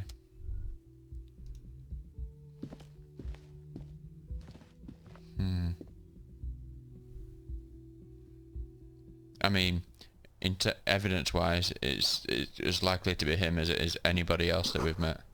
A red thread made of nylon. It leads out of the room and onto the roof. So Kim has been looking at, trying to see where the shot could have come from. See the same two neon lit shapes, a man and a woman, only now a red thread bisects the room, pointing from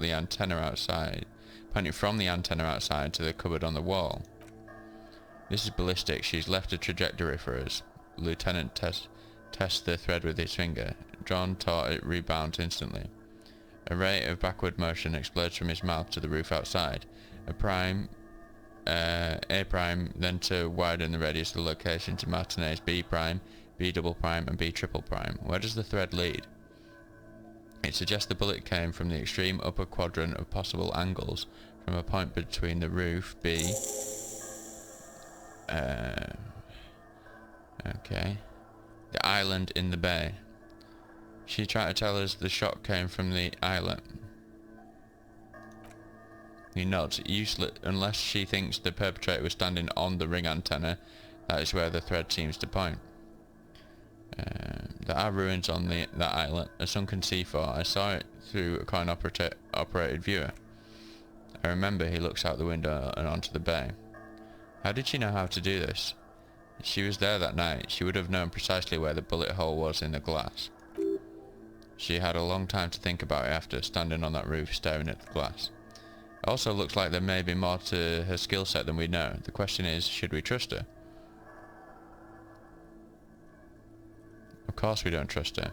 I don't know. At this point, he stops mid-sentence. What difference does it make? This is also the only point of origin we haven't ruled out yet. So it is. Maybe we need to go to the island. The wind blows from the open window. The lieutenant sighs, looking into the cold distance across the water. The lead is flimsy. You might as well go around Martinez looking under every rock and talking to every person, but what else is there? There, across the grey water, amidst crumbling concrete, a birch tree, and the half-sunken ruins of a flak tower.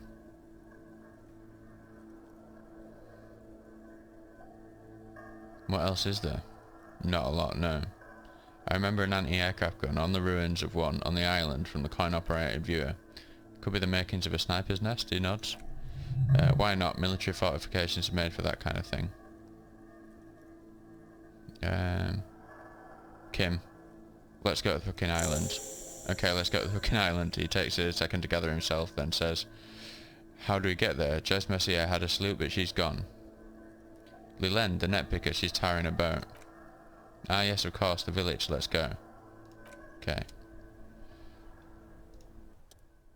Interesting that, isn't it? The one thing I've been wanting to do for like the past like 6 or 7 episodes we now get to do after all this stuff, after everything's kicked off.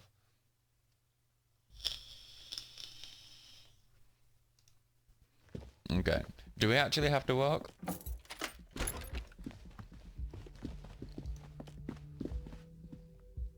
Could take a while, but anyway.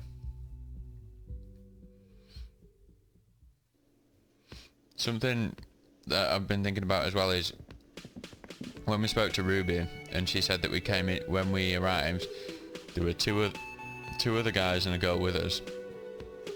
I'm just trying to connect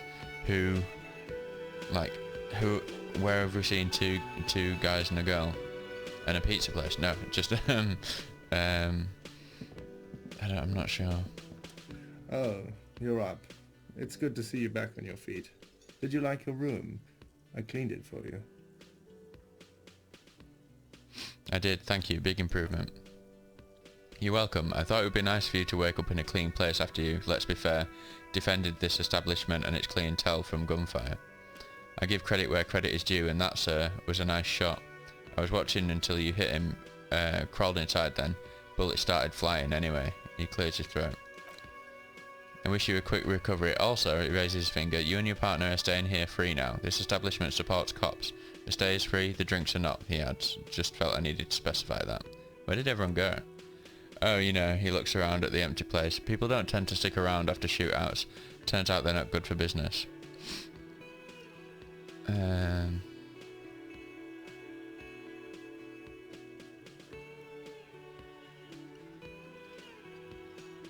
What happened to the man with the sunglasses? Shakes his head. I don't remember. Everyone who comes here, and many people wear sunglasses inside lately. Must be a fad. Okay, so I have to mention, when it happened, you were right out there on the balcony. Yeah, I was, yeah, he nods, trying to remain aloof. That's because I'm a badass. If you say it as 2 different words like that, it sounds like there's something wrong with your ass. Just nod stoically, yeah.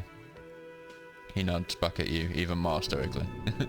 Just 2 badass men nodding stoically. Excellent. Make that 3. The lieutenant is nodding too, hands crossed. Look at this. I often miss these little animations because I'm reading over here. But that's cool. Alright, thanks, conclude. See you later. He's still here.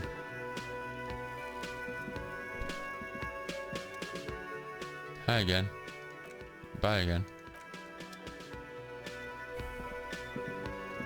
Is that Titus? Seeing you approach, the bruised man raises his beer in welcome. Crazy motherfucker. Didn't think you had that fury in you, but I guess I've misjudged a lot of people lately.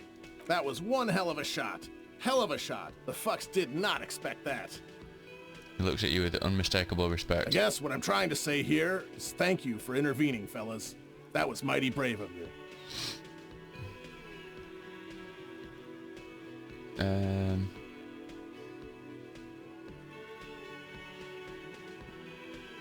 No need to thank me, just doing my job.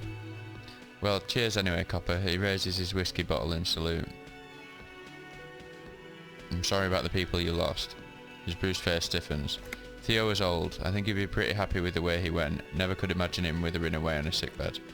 But Angus, he gulps. He was just a stupid kid. Didn't realise the mess he'd gotten into. Trusted me. Still, the balls on that kid. Went down fighting for someone else's shit like a fat angry bear. And Glenn was my friend. Best I've ever had. I love that crazy homo like my own brother. He takes a sip of beer. We're all fucked without him. But what do? This job is shit. Hold on, what about that Shanky fella? Dennis, you saw him run. He's a mean little shit and I never trusted him. He shakes his head. He'd better run real fast now, real fast. Titus makes no attempt to hide his disgust. Grief-stricken anger bolts in him. They were good people, I'm sorry it went like that. Well, yeah. Memento mori, right? Yeah, totally. Absolutely. Today I'm going to get drunk, eat good food, and bed a good-looking gal, because tomorrow a motor carriage might run me over. Or you might die of a heart failure or syphilis. Hey, cue for ruining a beautiful idea. What's going to happen to the Hardy Boys now? First, we're going to find Dennis. I'm going to find Dennis, he interjects, and I'm going to find him, and then I'm going to kill him. The tone of his statement is so matter-of-fact, it's as though he were talking about picking up a morning newspaper on his daily walk around the block. That's not going to bring back... He nods without really listening. We're hunting that rat down. Let it be known what happens to cowards, and then, he thinks for a moment, I guess I'll take a closer look at our union members. There's bound to be some ambitious fellows there who'd love nothing more than advancing social democracy by busting some heads. Might even ask Tibbs if he's tired of replacing windows and maybe wants to have some fun with his brother. He pauses. Anyway, don't you worry. As long as Titus Hardy's standing there, there will be Hardy Boys. He's right, the numbers are irreplaceable. In an organisation of thousands of men, there are plenty who'd join. Do you know what happened to Clasher? Don't know, don't care. I'll be glad if I never see that fucking woman again. Titus, after all we've been through, level with me. You really liked her, didn't you? Nope. You did. Okay, got it. He nods and takes another sip of whiskey. So long, fellas. Be good so I don't have to come back here again. Take care, coppers, he says with a warm smile. You two look after yourselves now. Death passed on you today, but men don't get that lucky twice. He nods to you and then to the lieutenant. Copper Loco and the normal cop, I guess. Good-looking Jamrock. Scars make the best tattoos, they say. Thanks for getting involved, guys. Not a lot of cops would step in the line of fire, but you did. And if you ever feel like the uniform is holding you back, I've got a few vacancies. You'd make one hardy boy, copper.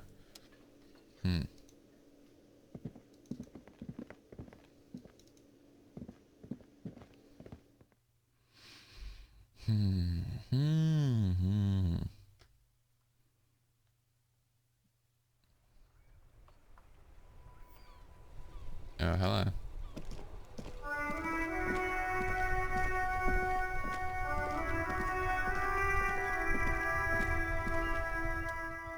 One day I will return to your side. The graffiti has been painted over the traces of the fight that took place here. It smells of blood and heavy fuel oil. This was Cindy the Skull. Looks like Cindy the Skull finally found the words for her masterpiece. Lieutenant Crouch is touching the fuel oil with his finger. Looks like it, yes. This is still fresh. Wasn't here yesterday. The return. Does this have anything to do with the return of Miss Orange he's waiting for? Could be. In Revocol West, someone somewhere is always whispering about Le Retour. He squints his eyes at the writing. It's an aerograffito, meant for coalition aerostatics in the lower troposphere. The return of light. Smell heavy fuel oil and blood. Some of it is even yours. Heavy fuel oil, isn't that flammable? Step back, Lieutenant. Set the graffiti on fire.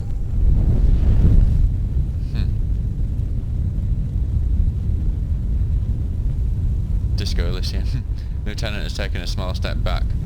He looks at your face illuminated by the flames and nods silently. Then the fire follows. Let's go to the island.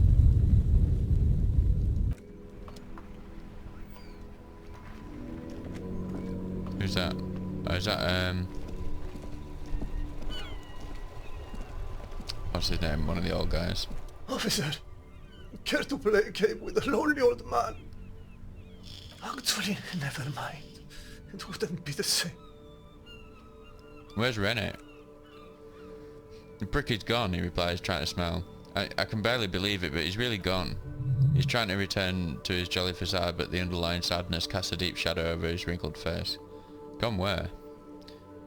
Gaston sighs and mumbles, more to himself than you. Hell, most likely, he was an absolute... What, he was killed during the mercenary tribunal? Oh, he would have liked that.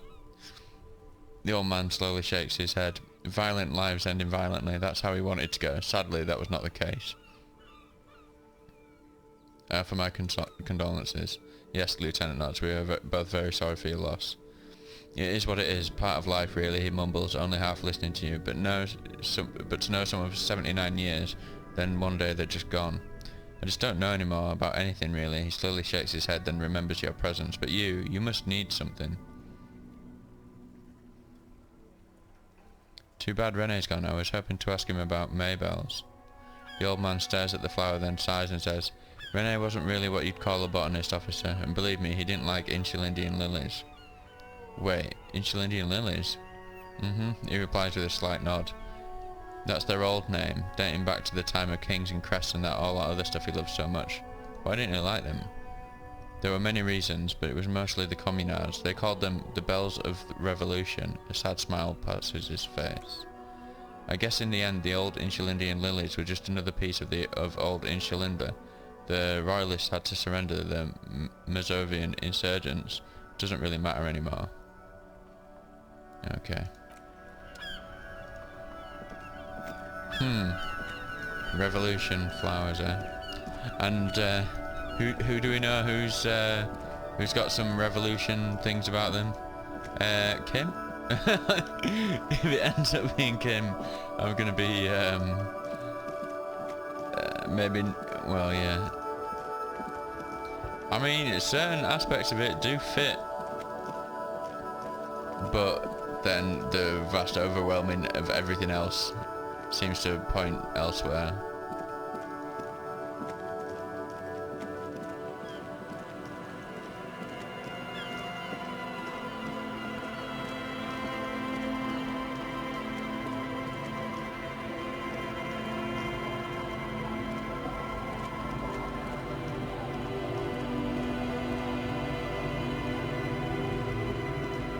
Yo, boat me please. Officer, what happened? You're limping. Why are you limping? You look terrible. You're not limping, you're you.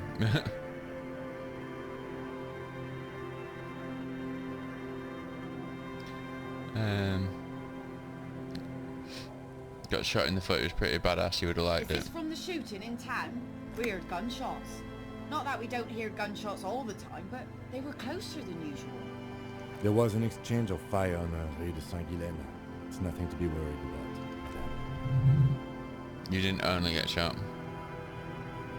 I have a question for you. Of course. Can I help you with something? We need to get to the island. That won't be a problem. It's wind still and the tide just dried. She points to a skiff next to the jetty. We got 2 days of relative sunshine ahead. Can we borrow your boat? If you promise to bring it back, and no scraping the hull, I just got it nice and yellow, and no drinking on the boat her eyes narrow, and no joyriding either. Of course, ma'am, it's only for a day or two, official police business. Aye, she nods. Nod along attentively. The crow's feet disappear from the corners of her eyes as she smiles at you.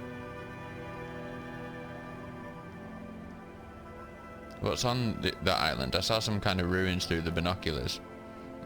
Used to be some kind of fortification there before the war, for the communards, an anti-aircraft gun I think. bombed to bits in the landing. I haven't been there myself, always steered clear of it. Hasn't been there herself. Who has then? You said you haven't been there yourself, so who has then if not you? My husband used to drink there. Him and his drinking buddies always seemed like a bad place to drink to me. People died there during the landing, you know. My mother told me. She looks around. The kids sometimes go there too. I know they do, on rafts. I tell them not to, but they bring back old bullet casings and such. Which kids? Kuno, maybe?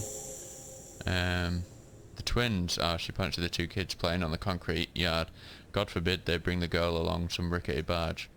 Can we maybe ask our twins about that place before we go? Would that be alright? Be my guest, he looks at the boys. They have a strange way of talking. See if you can get anything useful out of them, I seldom do. Is there anything I should know about getting there? Well, most of it is sunken, underwater. That means concrete underwater. Cut your boat if you're not careful. Be sure to enter from the south side. Water's deep there. Aye, Captain. Thank you. We'll use your skiff to get there then. She notes, please be conservative with the fuel, will you? I just filled her up, but it's a small tank. Be seeing you. So Kim said, can we talk to the boys? The twins.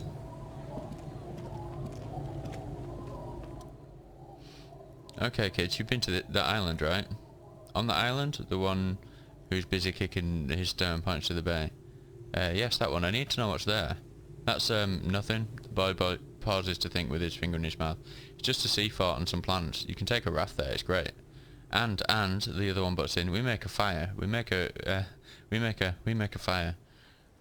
His brother nods. Gather the sticks for the fire, and bullets. Oh, not real bullets, empty bullets. Bullet shells. There are a lot of them left over from the war, but this could be important. Wait, you mean shells? I don't know what those are. What them? There are lights. The fire guy comes and asks us to put the fire out. Your nerve endings sting for the mention of a guy. They must mean a human being on that island, but it's cut off. Someone lives on the island? No, the boy answers, shaking his head vehemently. His brother looks at him, then at you. Yes, he says. The lieutenant raises his eyebrows and whips out his notebook. Let's go with yes. Why is he the fire guy? Because, the boy pauses to think. Because he has to put the fire out, the other explains. Why does he ask you to put the fire out? I don't know. He doesn't like it. He doesn't like people to be there. You shouldn't go. Yes, the other one adds laconically, standing with his hands glued to his sides like a little tin soldier. Because he doesn't want to be found. Smoke traces. Yep. Is there anything else you can tell me about the guy? Age? Does he live there? No, he doesn't live there, I don't think. No, he lives there, the other one nods. He's been there twice. 2 times. Huh? The first one pauses to think, then comes to some kind of conclusion. He doesn't live there. He isn't there sometimes. Anything else? What does this guy look like? I don't know, they say almost in unison. How come? We ran. He just yelled we shouldn't be there. Is that all you know? Is there anything more you can tell us about the island? The boy says, rubbing his eyes. It's clear that he has no intention of finishing the sentence. Lights, fire guy, the lieutenant looks at you. We should check up on that island. Yep, let's go. Let's go, Kim.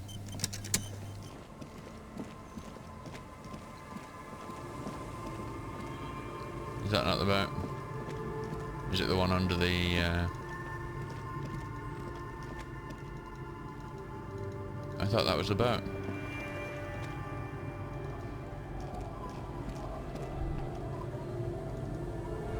Okay.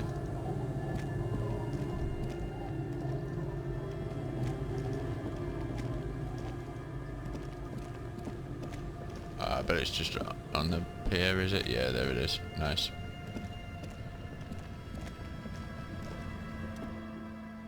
Skiff with a small steering engine in the back floats on the calm mirror of the sea. The 2 seats are empty. Once you get in it, that's it. One pull of the start handle and you're off to the bay. A strange trepidation comes over you. Are you sure you want to go now? Have you made all the necessary preparations? Closed all your accounts? It's only asking us that. Oh man. Save.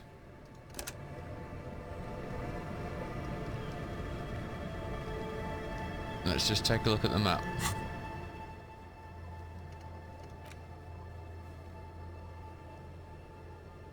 I'll call your station to find out if we're...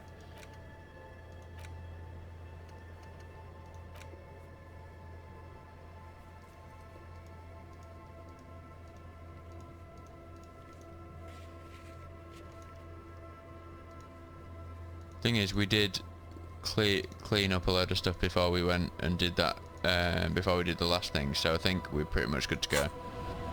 So we've saved anyway, so... Yep, let's go, let's do this.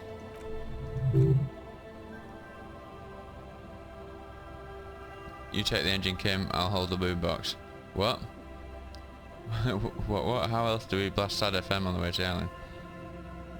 I'd say nothing. Fine, why not? He shrugs. Very cool. Now tune it to Sad FM, you know you want to. Sad FM is a radio station that specialises in sad, slow rock songs. You seem to know its frequency by heart. Get in and ride to the island. Don't mind if I do, sir.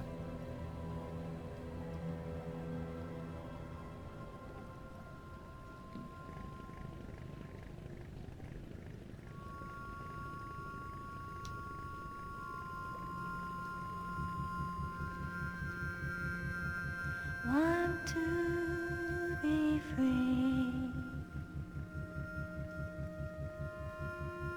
Want to be free.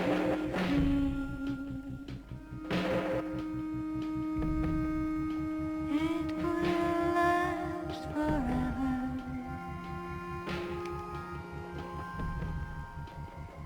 Eternally.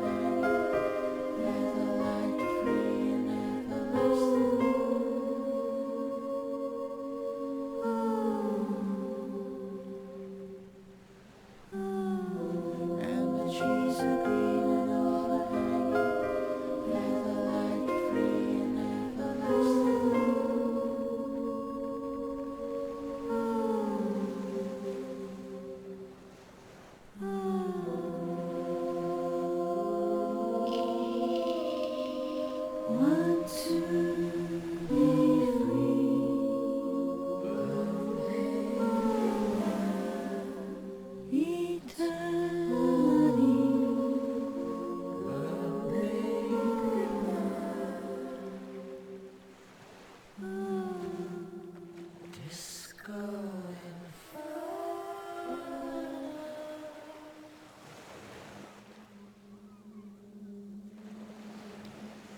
That was really cool. Great song, and I love the zoom out. That was really sweet. The boat comes to a slow stop. Kim turns the engine off, then there's silence. In the silence, a sputter of wings. A flock of quails takes off in the distance. There's very little wind here today. The ghost is standing still. You look at your arms, then the cliffs above you. Let's go, he whispers. Climb out.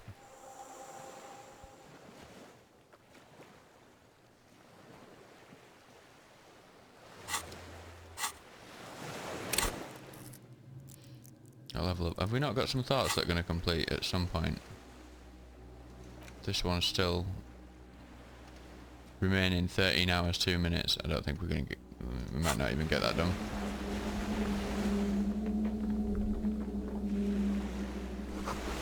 Makeshift bridge. The bombs were powerful enough to break the foundations. The rusted chain trails off into the ocean. Chain trails off into the ocean, connecting the island to the supply depot on the coast. This leads to the depot in Land's End. Lieutenant looks at the mechanism overhead. Ah yes, so it seems. What do you think it was used for? For bringing munitions to the island maybe, and supplies? You could also lock the bay when you raise the chain. Huh. As a defensive measure, locking off that side of the bay. To lock it from whom? From enemies. He looks up ahead. Enemies of the commune of Revocol. His sea fort was a revolutionary fortification, I believe. Finished thought. Do you believe, Kim? Is that so?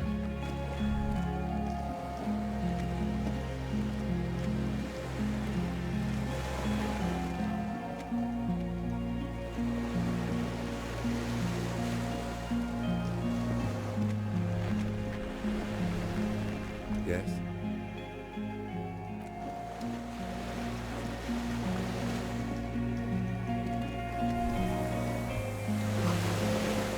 These tires are falling apart. They're at least 50 years old. Ah. Okay.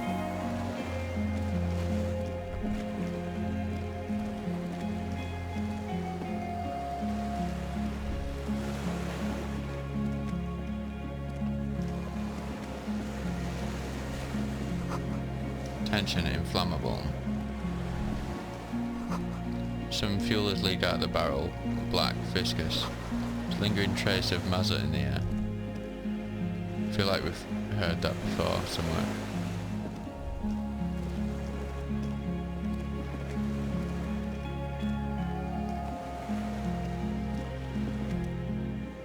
The dry grass crackles under your feet as you stop. Far away, birds' wings touch the still surface of the sea. What is that flutter? The flock of a quail departs, now more than 100 metres away, 102, 105, underneath the flutter. On the islet there is almost no wind, just a light movement of air through the reeds. Bulrushes swaying on the waterline, long dried leaves chafing against each other. Like silent orchestra tuning at the beginning of some major work, of great importance to the few that attend. To the west, a silent hiss, sea air moving through needles of a pine tree. To the east, the faraway roar of the city, distant like today's dream.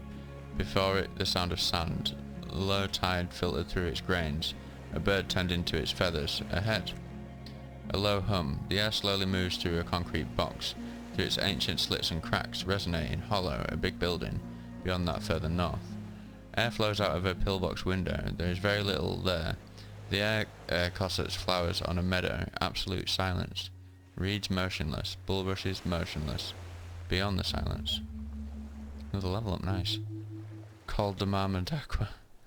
Kim? Yes?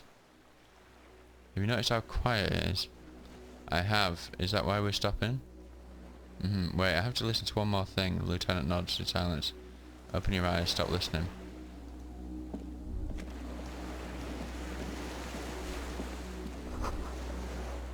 Barrel says ICM. You see a star with little specks in it. ICM. This feels familiar somehow. Kim, what is the ICM? Insular Indian Citizens Militia. It's the official name of the Communards Army, the black and white army of the revolution. Sounds an awful lot like RCM. It does. Why? The RCM may descend from the ICM. May? It's impossible to say. He looks towards the darkened doorway. It was chaos after the war. The name was good for getting people to join us. Revocol West was mostly workers and criminals. Nice political thoughts rush through your neocortex.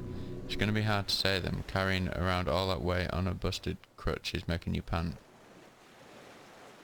What I'm hearing is we descend from the glorious revolutionary army. There are all sorts of groups and groupuscules back then. It doesn't really matter. He bows to inspect the barrel.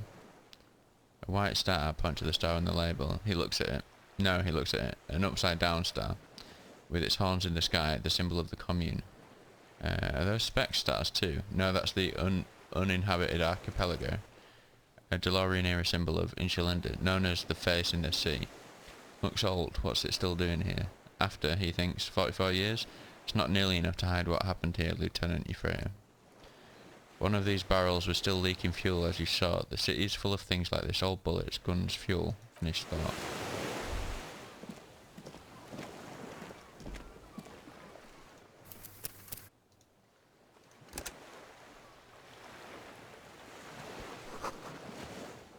You recognise this little birch from the coin-operated viewer. Nowhere to get up there, the stairs are gone.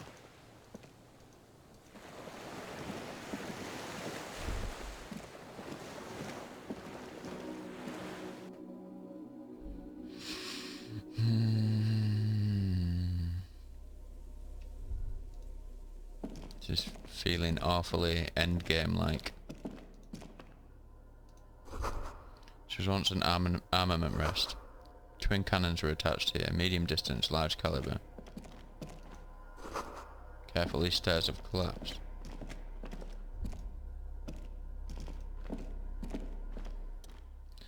Microgrid generator. An old cylindrical generator is nested above the ammo lift, with makeshift electrical wiring running out of its side and across the floor. The cables disappear into the wall to your right. Lieutenant puts his hand on the metal barrel, checking for warmth. It's cold now, he concludes, but someone has been maintaining it. The wiring has been repaired. Where do these wires lead? He looks at the wall socket. Downstairs somewhere? What kind of generator is this? Liquid carbon. I would imagine it takes mazut. Sorry. He points to the open fuel cap on the side of the dynamo. The kind that's favoured by vagrants and fuel thieves. It's been a long winter, long and cold. If anyone stayed here, they'd need a generator. Tap on the side. Hollow ring. The canister is empty. Dust falls from the generator and down into the ammo lift. What does this mean, a generator here? I don't know. I'm not a philosopher. That's his idea of a joke.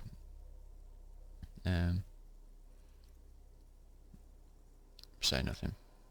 The wind outside picks up suddenly with a faint howl. Inside it's warm. Okay.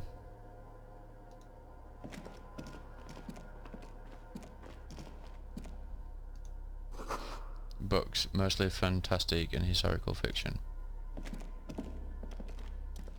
Spring mattress. There's a greasy old spring mattress in the corner, resting on piles of soft-cover books. White linen and a pillow are visible under a worn-out caracal blanket.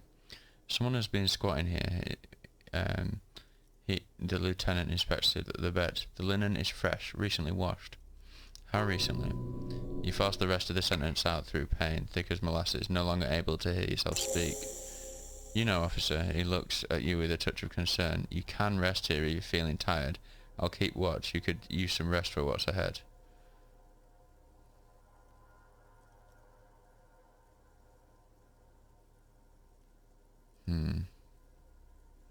If we rest, I think we get health back, do we? Let's do it. The blanket feels cold, the entire room does. Concrete and cold. Minutes pass, half an hour maybe. Sounds of the sea beyond grow distant. Your eyelids close until you feel yourself standing up in the darkness right next to the mattress. Slowly the world begins to hatch from the blackness. It's evening. Usually heals you. That could be a bad idea though. Maybe Kim has left us.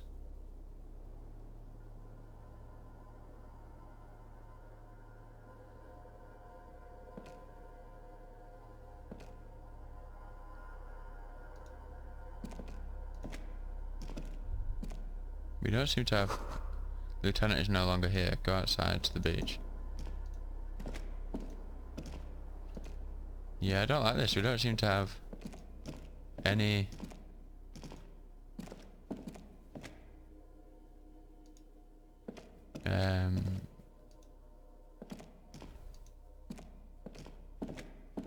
So not back the way we came then.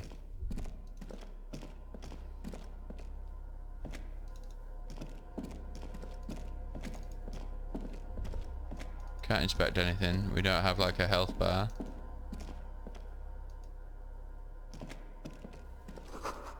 Door is still here, closed. Feels strange somehow. You can't get in.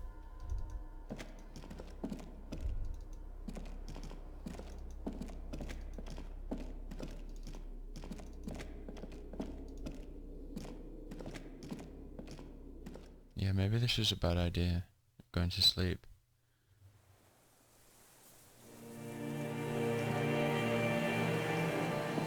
Oh, are we... Is this a... This is a dream.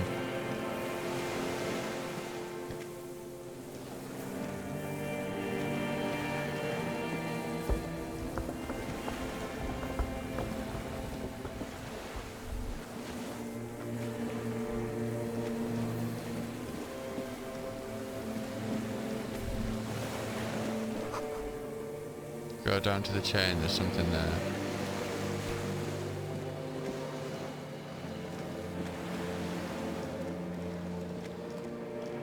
What chain? The chain on the other side of the island?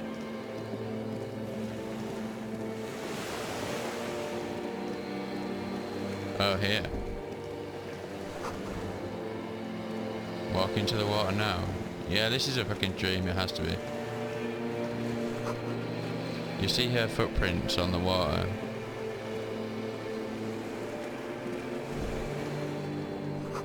Further.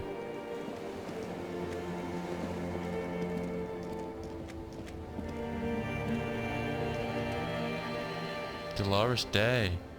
The innocence of humanism, internationalism and the welfare state turns around to face you. She has an airship bag in her hand. She seems to be in a hurry. Outside of the video rental. Oh my days. Off to advise the Queen of Chess most likely. This is the holy suzerain of Monday of the Insulinda. Definitely not your wife. You need to talk to her. Think of the historical knowledge you could glean. I don't know, man. What is the holy suzerain doing here? Something seems off. Very off. Just let her go. Listen to me for once.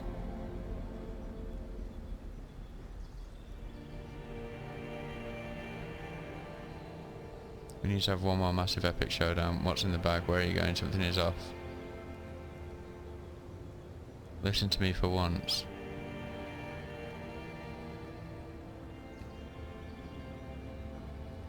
This seems important.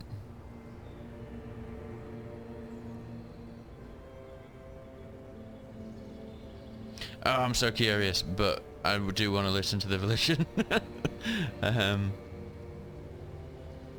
Something is off. I'm sorry. I was heading to the aerodrome. I just don't have time to... She stops mid-sentence, glances to her right, then looks at her bag. What's in the bag? Just my scepter, my globe cruciger, a spare silk gown, a toothbrush, travel documents, the crown of immortality. Cool. She looks at the suitcase, not knowing what more to say, then over her shoulder. Silence. Her nuptial gown flows in the wind, wraps around her holy body. Anyway.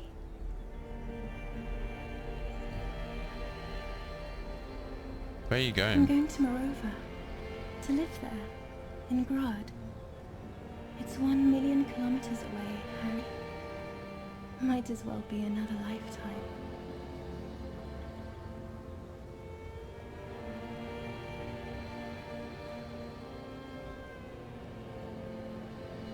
Can you stay for a moment? We need to talk. We need to have one more massive epic showdown. No, Harry. No. I don't want a massive epic showdown. I want to go to the aerodrome. I have tickets for the 10:20 flight to Morova. Really, we don't have anything to talk about anymore. Every combination of words has been played out. The atoms don't fool us anymore. Us, our love, our unborn daughters. It's all gone. I have to go to the aerodrome. I have to leave Revachol and you. And you have to be alone. In hell. Forever. That's just the way it is. God, whatever you do, don't try to kiss her yet. Not after that. You're still reeling. You'll fall over if you try it now.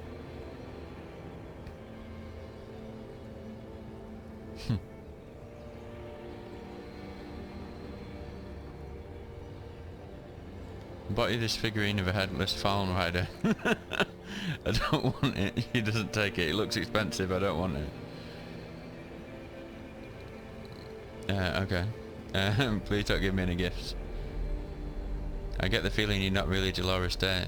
I don't know what you mean, Dolores Day. She looks at you quizzically. It does not seem like a mystery she wants to get into.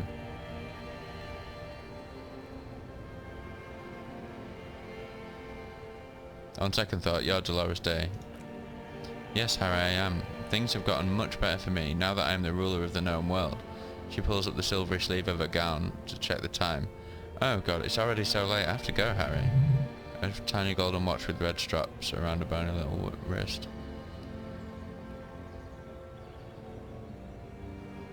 But you said I have a vast soul and you ought... Don't go. No, don't say it. Don't beg, it will only make her go. It's all I have left, please. I have to, Harry, really. I've already missed the 8:30. Her fingers wrap around the bag handle. I'm going to go now. Lies, sire. She cannot but love you. She has said so 100 times.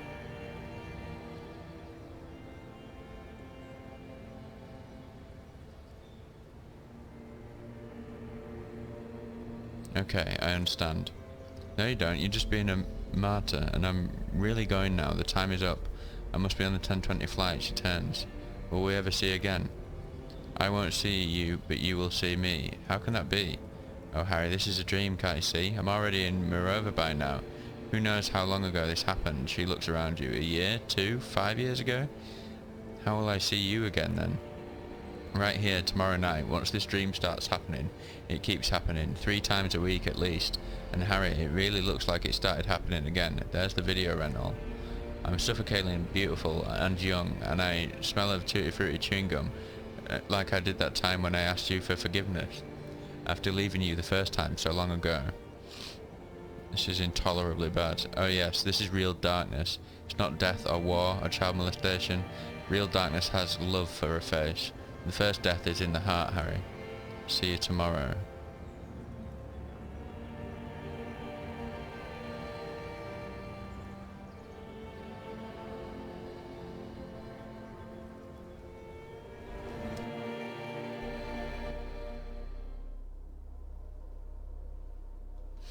Okay.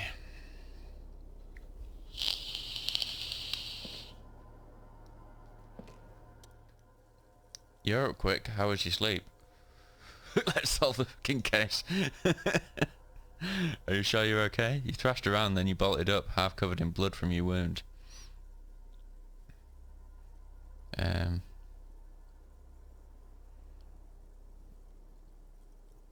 Actually, it was total annihilation, Kim. He frowned. I did not want to wake you. Perhaps I should have. Was it a job dream? No, an ex-wife dream. Lieutenant nods solemnly.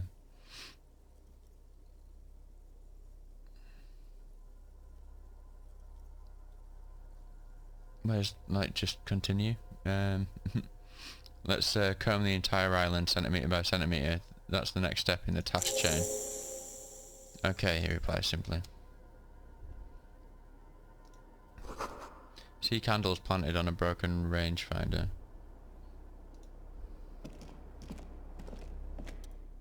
Reading materials. Books and magazines lie scattered on the floor and on a makeshift cupboard. They're not particularly well organised. Sift through them.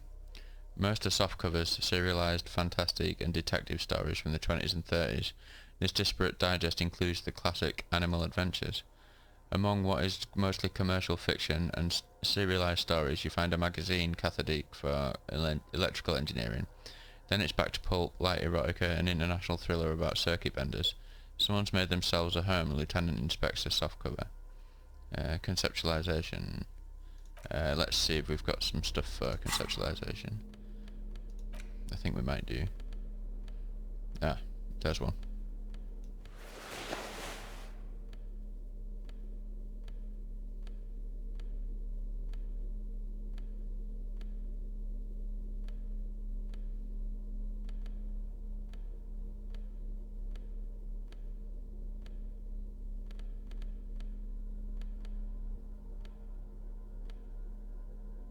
There's another one, but is that... Oh, no, yeah, no, we can wear that.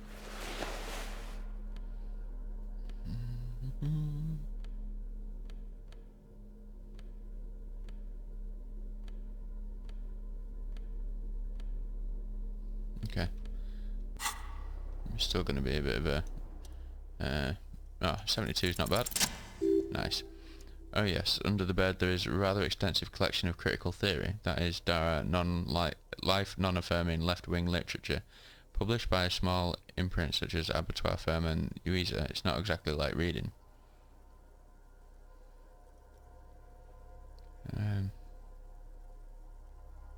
Look, Kim, powerful communist theory, rigorous and truthful, deranged comic ranting, downbeat dribble for people who can't get shit done. A book left wing, I have no comments, do you? Uiza, he enunciates the words diligently. Humanitarian sciences stands out. Not a lot of critical theory around in Revocol West anymore. Your incendiary remark has failed to provoke him. Wasn't there some in the communist students' room? A student in the apartment building seemed to have some as well. Well, yes, that one student did. The little books seem inconsequential next to the big pile of frivolous entertainment covering them. Critical theory books, what do you think this means? Again, I'm not a philosopher, but whoever has lived here, they have some education and a certain set of interests. Interesting.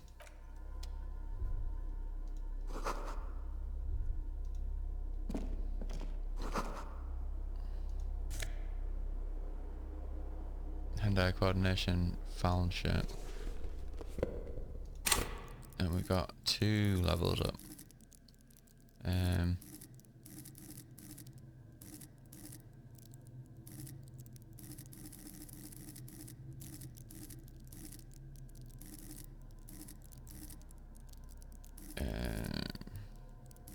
It's difficult to know whether to boost things that are already quite high or to round things up more like a quality build.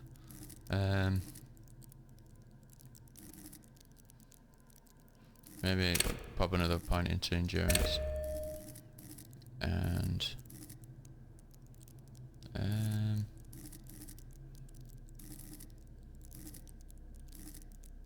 suggestion? Why is encyclopedia so low? Have we got like a -2 encyclopedia from something? -1.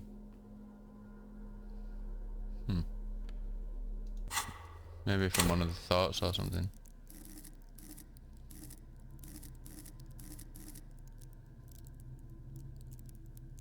It's not the most useful thing in the world, encyclopedia anyway, is it?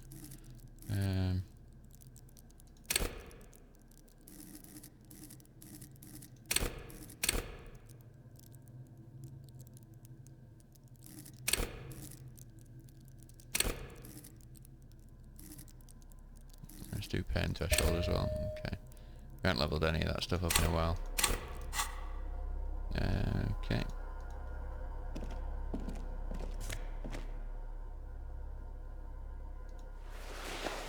Army surplus winter scarf.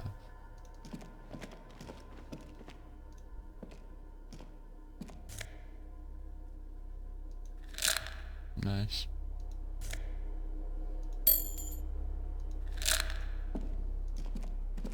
Are we about to get his morale kicked in?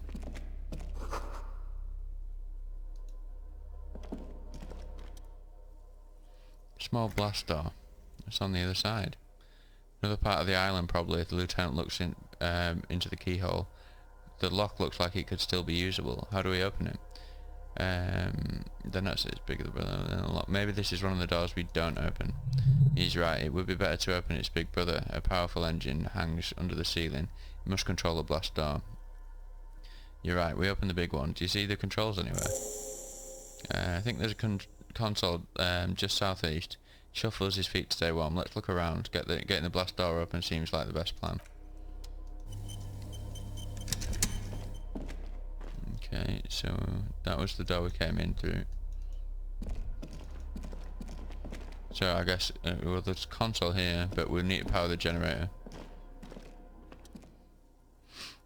Green paint flakes off the monoblock aluminium cabinet. There are rows of switches on the front panel, a frequency band, and even a keyboard.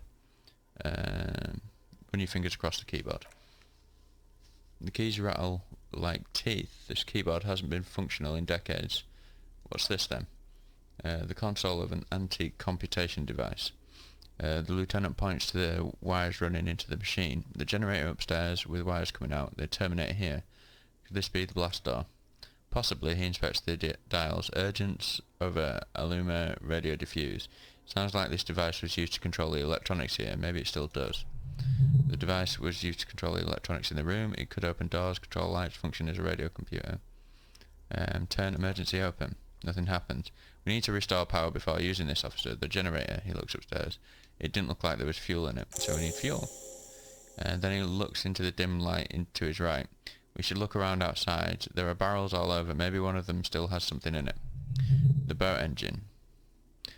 Or we could get some from... yeah, failing that, we could go back to... No, or we could get some from the boat engine. But officer, he looks you in the eye. Then we would have to swim back to the mainland and let's just look around. Yeah, that's true. Okay.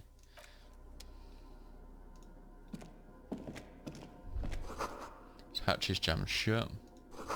Water rushes below, far down below.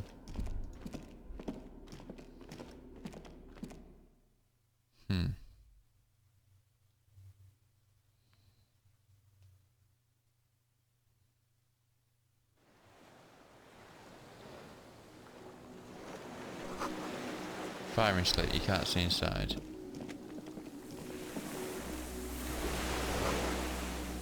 Must have been a direct hit to take out such a huge chunk. Good, we can't go left, so that rules out a good half of the island. The distant sounds of cargo ships, signal horns echo on the water.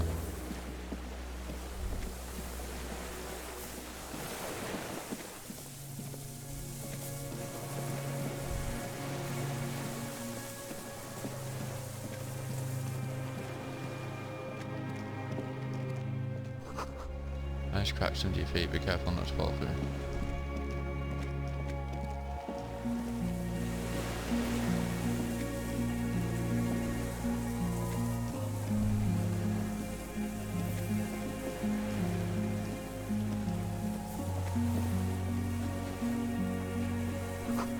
The pain in your pelvis makes you wince, then you continue.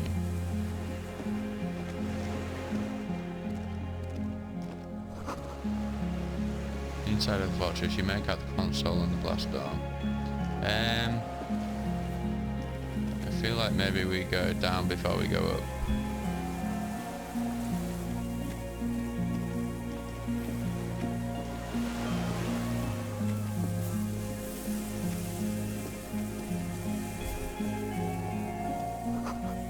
Winch is broken, rust has eaten what remains of the chain. Strange feeling looking at the water. Maybe you should just wander off into the sea, leave it all and walk in, with a bottle in your hand. No. Depot that supplied this chain is long gone from the coast. Yeah, we can't go into the sea now, can we? Okay. So, not really anything down here.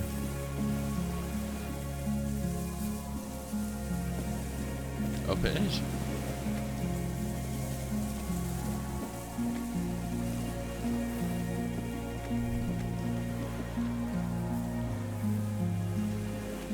Because, what a team. Harrister and Kim.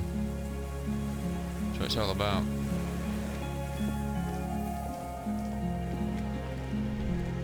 Fuel, well that's a good start, isn't it? Weathered artillery map showing coordinates in the Bay of Robocall.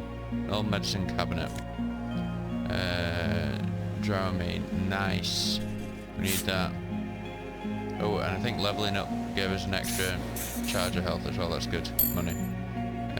Money. Mattress nest. There's a rain-soaked mattress on a concrete slab, only half covered by the crumbling roof. At the head of it, double embrasures, firing slits like two eyes in the wall. B triple prime. The lieutenant lowers his voice, stepping closer with his hand on his gun. This looks like a good place to shoot from. Inspect the mattress. Single person mattress, modern, civilian use, brand name Marjorie. There's a fuel stain on the cover along with cigarette burns. And an empty can of beans on the ground next to it filled to the brim with cigarette butts. Pick one out of the can. The silhouette of a tobacco picker adorns the paper filter, the brand Mutri, like the ones we found at Land End. I may have been wrong when I said it was unimportant. He stares into the can for a second. This means the same person could have visited both locations.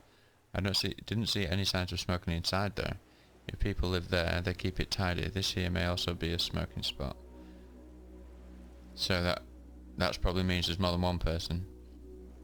Because if you've a smoker around, if there's a smoker and a non-smoker, if it was just one person who smoked, everywhere would smell of cigarettes.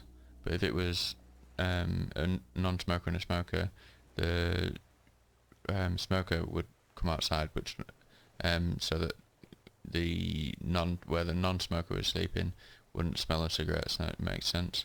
So it's not. So it's definitely at least two people. Inspect the wall. It could be the people that arrived with us. If Ruby was telling the truth about that. There's a firing slit in the wall in front of you, like a little window. Touch the concrete first. Quite old and grimy from years without cleaning by anything other than the rain. Look through the hole in the concrete. The springs screech as you lean on the mattress and crane your neck to look out. A small piece of the Martinez coastline opens up in the square in front of you like a tiny landscape painting. 1 kilometre across the water, the ruins look familiar, on the left. A towering skyscraper, its top floors shaved off by artillery fire. Capeside Apartments, Rue de Saint-Gilles Lane, 33A and 33B on the right. The red chimney and collapsed back of the 4-storey tenement in front of the Whirling in Rags. Rue de Saint-Gilles Lane 10, the doomed commercial area, and between the two, the box-shaped silhouette of the Whirling in Rags. Its sloped roof, a tiny fleck of light catches your eye on the rooftop, sunlight reflecting off the upstairs window of Klaus's room. There it is. Do you have a line of sight to the window? More than that. Kim, with a pair of binoculars I would be able to see inside the room. A pair of binoculars or a scope of a rifle. He points to the makeshift bed. You'd be prone, lying on the mattress, barrel resting on the embrasure, cheek against the cheek rest, hand on the hair trigger. On a calm day like this, Kim, I could make it. I could make the shot. Good, he pats you on the back. 3 small pats in a row. I think we have it, detective. The origin of the shot. This is the sniper's nest. Affirmative. Why didn't we come here before? Why? We don't go everywhere in a 1,000-metre radius of the crime scene. That's not a procedure. You're right. He looks north over the fortification, then at the mattress. Could the shooter still be here? Where? He looks behind his back. On this island. He does not answer, just nods with his back hunched. He looks around once more and says, he feels uncomfortable suddenly. We should move now. Fuel.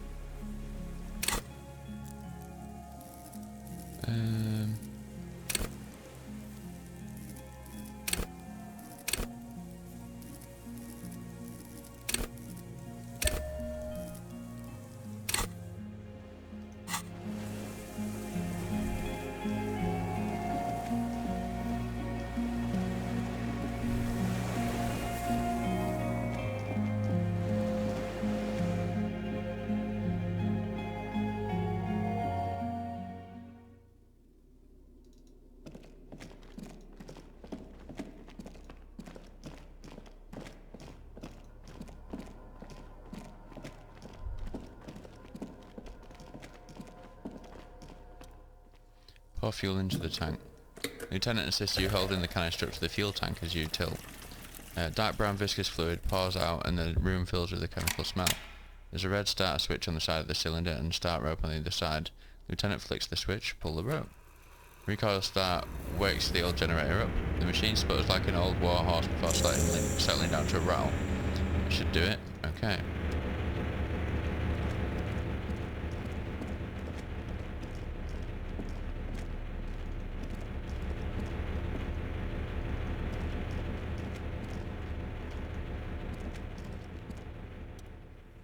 A dim golden glow animates the console.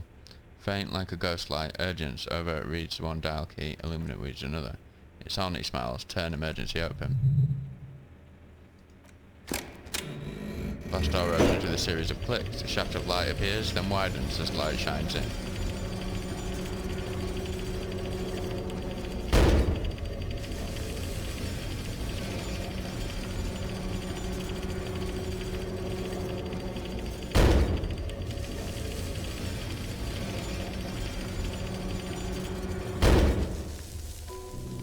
Sudden wave of anxiety makes your skin crawl.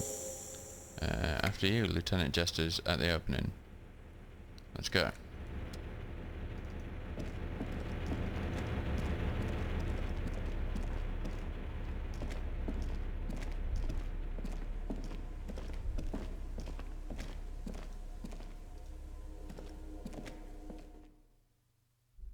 Oh, it's just getting tense, isn't it?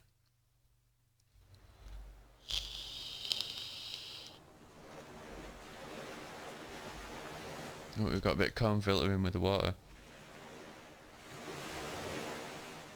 One for all you audio tech guys out there. And gals, let's not discriminate, shall we?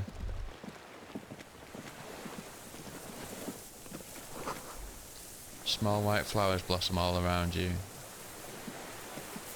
Man, if this isn't small rubber dinghy, it's deflated broken. If this isn't leading up to the end, then there's going to be some really epic stuff for later on. Oh, hello. Man with rifle.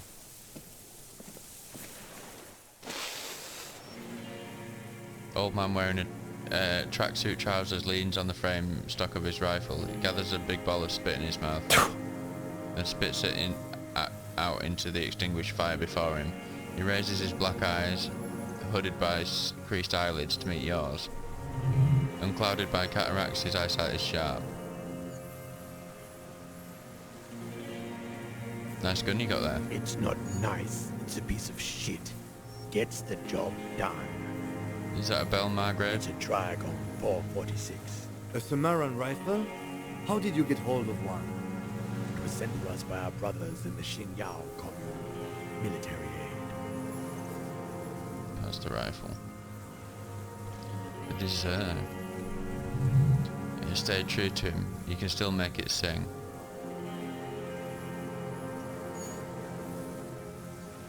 Your weapon stayed true to you. Mine stayed true to me too. Yes, I bet you killed a lot of people with it, you fascist fuck. Have you come to make me one of them? His grip on the rifle tightens. His left eye twitches with what? Fear? Rage? We have come to ask you questions, nothing more. Lieutenant puts his hand on his If you holster. do not comply, we will take you in. Do you understand?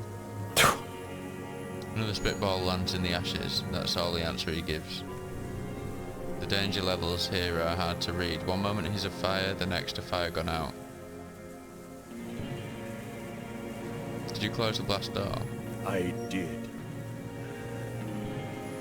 And you opened it.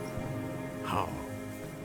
Fueled the generator, then used the console. I should have burned that console down. How did you know I was coming? Reactionary rock and roll music playing on the water. Told you we shouldn't play sad FM. The fascists were right about rock and roll. It is degenerate, hip, gyrating, mental illness music. You've retained your eyesight. My eyesight, yes, helps me see all this shit. A shudder of disgust passes his left side. His right side remains motionless. His Xinyao commune? You heard me. It's good now. Like chalk wiped from a board. Sorry for disturbing you. Bye. You can keep the gun, but keep it down. Not one move. Need you to put down that gun so we can talk further. We're with the police. Lieutenant pulls his pistol from the holster. You're a glorified night watchman.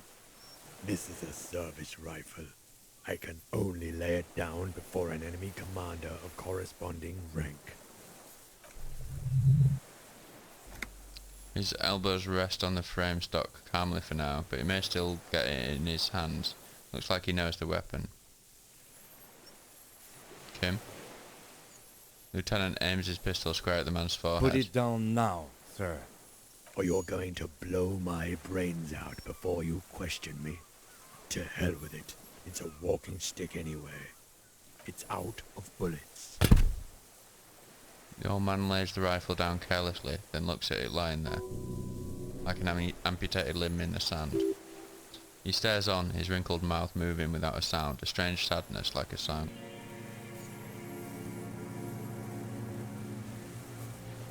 Let it be. The old man pulls back the hood of his plastic cape and looks up into the sky. Yeah, let's pick up the gun first. His gaze follows your motions. The rifle feels surprisingly light in your hand, frame stocked and patched in places with tape and wire. Still warm from his parched hands, not the metal. The metal is ice cold. The weapon has been modified several times. Inspect it closer. Rifle's in shabby state, like a crutch that's seen too much travel. Hieroglyphs are embossed into the forearm made of walnut.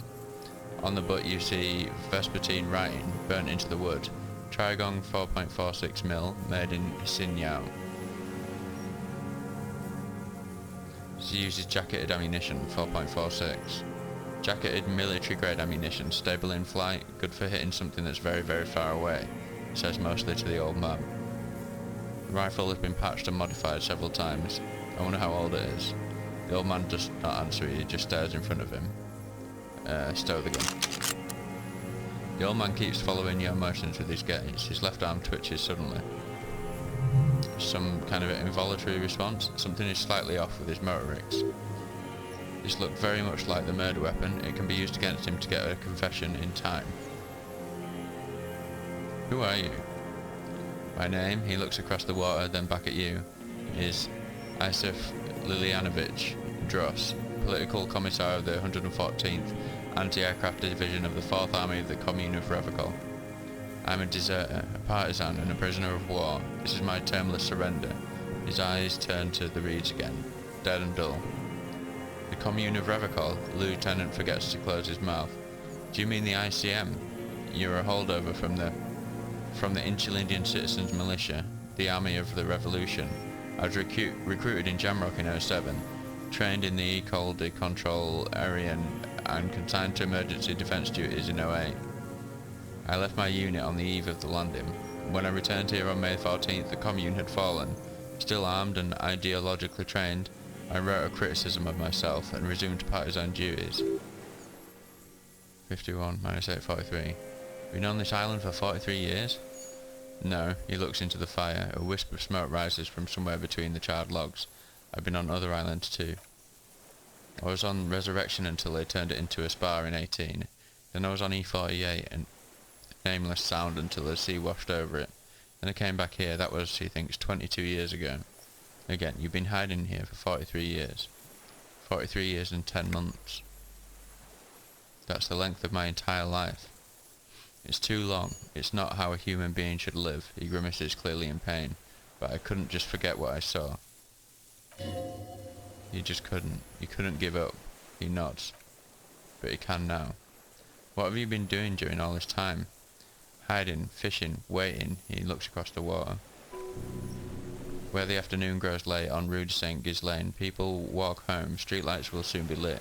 Further inland, the streets are alive with workers, men, women, children, street hawks and migrant labourers. The temperature is steady. Altocumulus clouds form above Precinct 41. Always waiting, the old man turns his eyes from the shore and back to you. She's waiting for us for some reason. Are we connected? For what? For her to return. Her who? Girl Child Revolution. Girl Child Revolution? Always.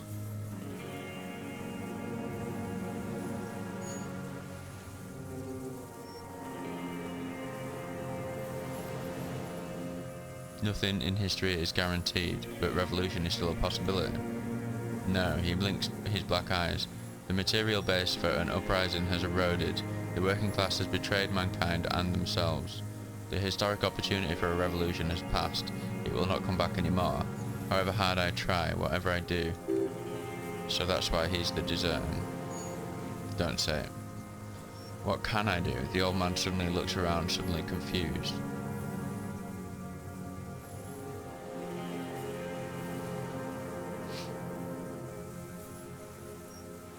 How have you concealed yourself all these years? It was hard in the tens, he shakes his head. I didn't have the partisan training. They were searching for stragglers, those bloodhounds. He closes his eyes. Floodlights on the water at night. There were posters, campaigns. We communards still hoped as they needed to snuff that hope out. The east capitulated, Martinez and the coal city were turned to dust. He looked south, but Jamrock, Faubourg, even Coron, and Boogie Street, of course, those kips had Mazov coursing through their veins. And others too, some cordons of Revocol were still fighting. There were cells. I tried to contact them, he shakes his head. Soon they all went silent, the frequency's dead. How did you get between here and the mainland? At night I used a dinghy. He nods towards the deflated tyre in the reeds. I only went after dark then. When I got to the city I stayed underground. Patrols, you lot, the commons too, they'd start snitching. In the city you move underground.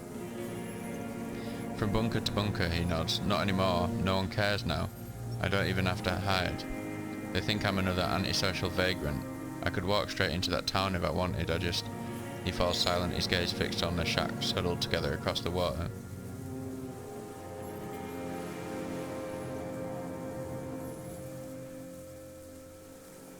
The weapons cache under why didn't you just walk there?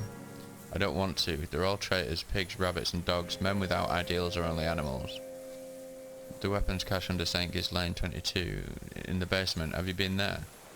He looks at you, then pulls the raincoat tight around his neck. So you finally found it. There must have been a small squadron's worth of arms in there. Bell McGraves, right? They were damaged beyond use, I know. So you've been there. Sleeping, he coughs. Some nights, ammo scrounging on others. Those McGraves were shit even before they corroded. Some had bullets in the chamber, however.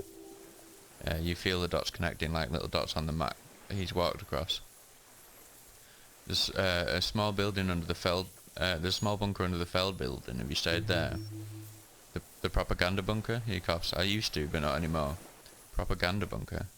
They stored leaflets there. Broadcasted equipment too. Made broadcast, I think. Propaganda officers. I buried them with their leaflets. They killed themselves. 2 young boys. Killed themselves? A lot of our boys did. I spent some winters there. Never liked it. Kept thinking of them. He stares at the ruins of the Feld building. No need to go underground anymore. It's better in the ruins on the ground. One more question. Do you smoke Tiris cigarettes? I do, he coughs. Ever smoke them on the mainland? They're good, he nods. Plenty of tar. I like that boy in the pack too. Reminds me of the last century. Tell me another thing. The old man looks across the water at the city, the ruins, the motorways rising above it. You said you deserted your unit. I was just 16 years old, 15 when I volunteered. I had a lapse of faith, he clears his throat, and of courage too. Lapse of faith? You could say I misunderstood the historic role of the proletariat, and thought Mazovian socio-economics were fallible. For a second I doubted the irreducible laws of historic materialism. A second is all it took. For what? For reaction to take hold.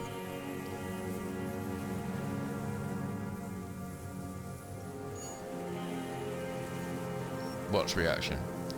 Petty bourgeoisie terror. It's in all men. You were just afraid. It's the same thing.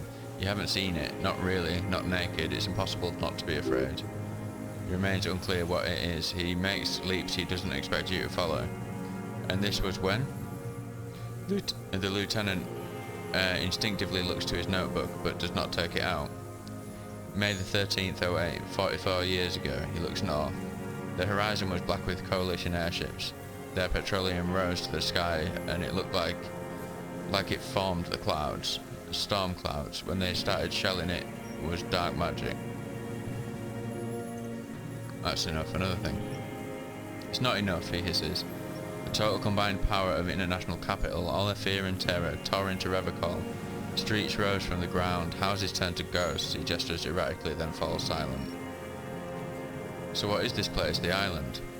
This is not an island joint. He looks around. It's a defensive fortification of the commune of Revacol, and I'm its last surviving defender. What was it used for? The congenitally deformed King Philippe II built it to restrict access to the Bay of Revacol. We captured it in '02, retrofitted the fort with an AA gun to defend against the airborne landing against the whole world. You mean the landing? Retaking of Revacol? Coalition military called it Operation Deathblow, he winces. I later found out on the radio they called it Deathblow. You're one of them. Tell me who speaks like that. We had 50 million people on Kailu alone.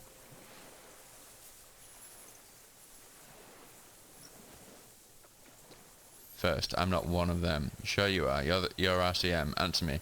Who calls an operation against 50 million people Deathblow?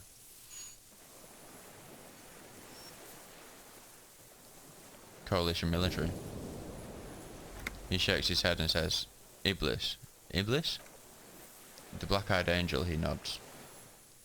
How have you survived all this time? How does anyone survive? He looks at his worn running shoes. I steal.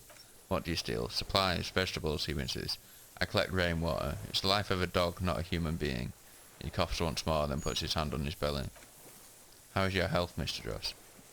I've been throwing up blood since winter. Red, like beetroot. Been passing it in stool too. He does seem frail, gaunt for his age. More like 75 than 65. Trouble putting weight on could mean cancer. The RCM can provide medical services. You need to be looked over. I need to die. A droll smile stretches across his mouth. You don't have medical facilities. You have guns. That's all they give you. Toy guns. You also have Drumine. We have Drumine and other opioid-based painkillers. You must be in pain. A light goes on in his eyes. He smacks his dry lips. I have been running out of that stuff.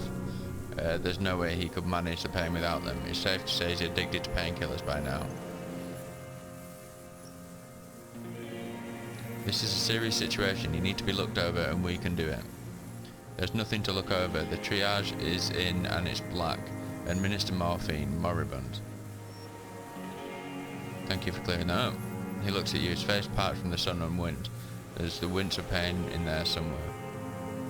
You said this is your termless surrender. You're with the RCM, he waves in your general direction. The coalition-appointed mob that enforces bourgeoisie morals in Revacol.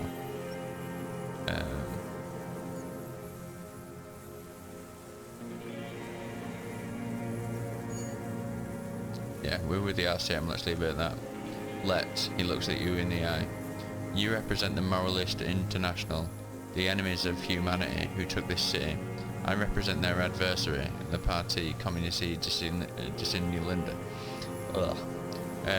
Take me to them as a prisoner of war. I've relinquished my weapon. I can no longer serve. No superiors can relieve me of my duty. You bulldoze them all to a mass grave for trying to free humanity. His hand shakes and he breaks into a coughing fit. A spray of blood from his mouth on the black charcoal in the fire pit. Rene, the royalist on the coast, said, "You never signed the Revacolian instrument of surrender." Liberal reactionaries signed that instrument. Traitors who should have been burned alive. He draws his breath. I answer to the Communist Party. Is that part of why you've been here all this time? Because the party didn't surrender? He just wipes the blood from his chin. Understood. I don't think you did. He stares at the fire pit. You live in a delusion, radio shows, speed racing and sporting goods. It's not real. I have another serious question for you. Nothing serious in this world. He looks at the gun in your hand. It's a farce.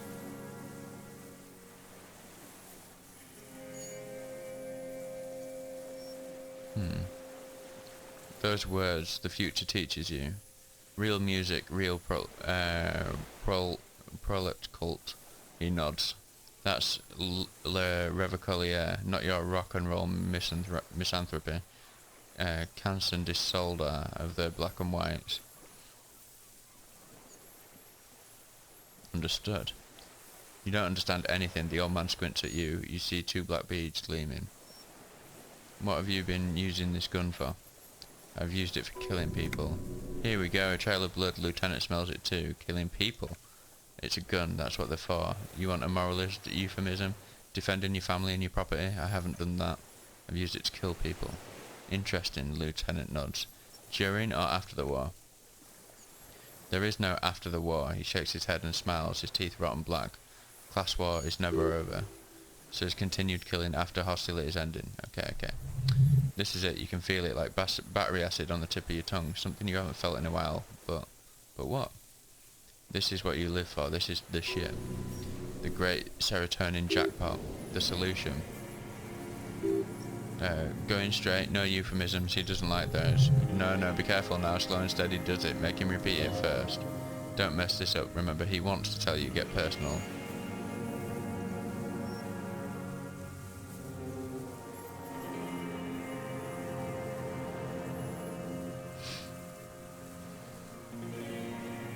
So you're saying you kill people after active fighting has stopped? What did I just say? He keeps shaking his head, erratically suddenly. He brushes something out of his eye. What did I just tell you? Don't drop the ball now. Wait, so which one do I say then? Nothing comes to you, silence, his eyes look at you, and then in a chill, like electricity running up your spine, crawling into your skull, what? All is not as it seems. Detective, Lieutenant turns to you with well-disguised impatience. Like I say, I don't think he's alone. Can't have done this alone. I think something might just be about... We might be about to have the rug pulled out from under us here. I know you want to tell me, have you killed anyone with that gun in the last week or two? Did you use the gun to shoot and kill the colonel of the secretary contractor colonel? The who now? He leans in and cups his ear. He heard you, he just wants you to hear you say it again. This is dramatic flair on his part. Right choice, we're in. Do it, sire. The corpse in ceramic armour hanging behind the whirling in racks. Did you shoot him? The fascist death squad who took a bullet in the mouth on midnight March the 4th. His name was Ellis Cortana, who was part of the security detail here in Martinez.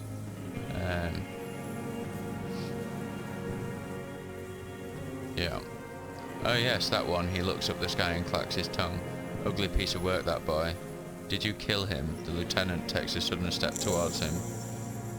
I'm a son of a welder and an officer of the commune of Revacol. He spits a big one at the lieutenant's feet. I do not collaborate with murderers and pederasts of the liberal regime. Exhaust him with proof, pile it all on him, get a confession. The gun, the murder weapon is the perfect opener. The scent of blood in the air, but what else? There was something you can't remember. Something about the tracks. Suddenly all those tracks are so confusing. Go with something else first.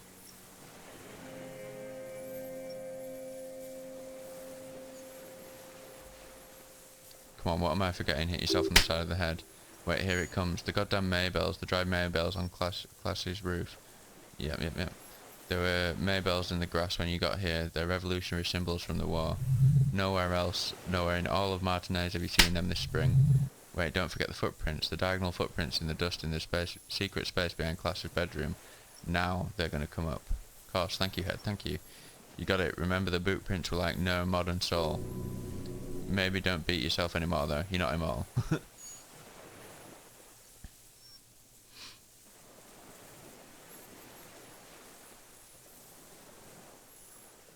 There were Maybells behind the victim's window. Damn Maybells, he looks at the blossoming field behind you. The whole island is turning white with them. So many this year too, the spring is coming. No, it's already here, wash the filth away.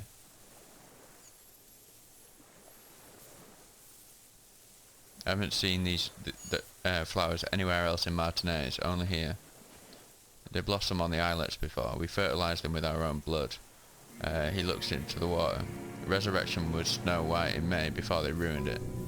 South, the bay of Martinez is dotted with little freckles of islets turning green, with white flowers in white snow.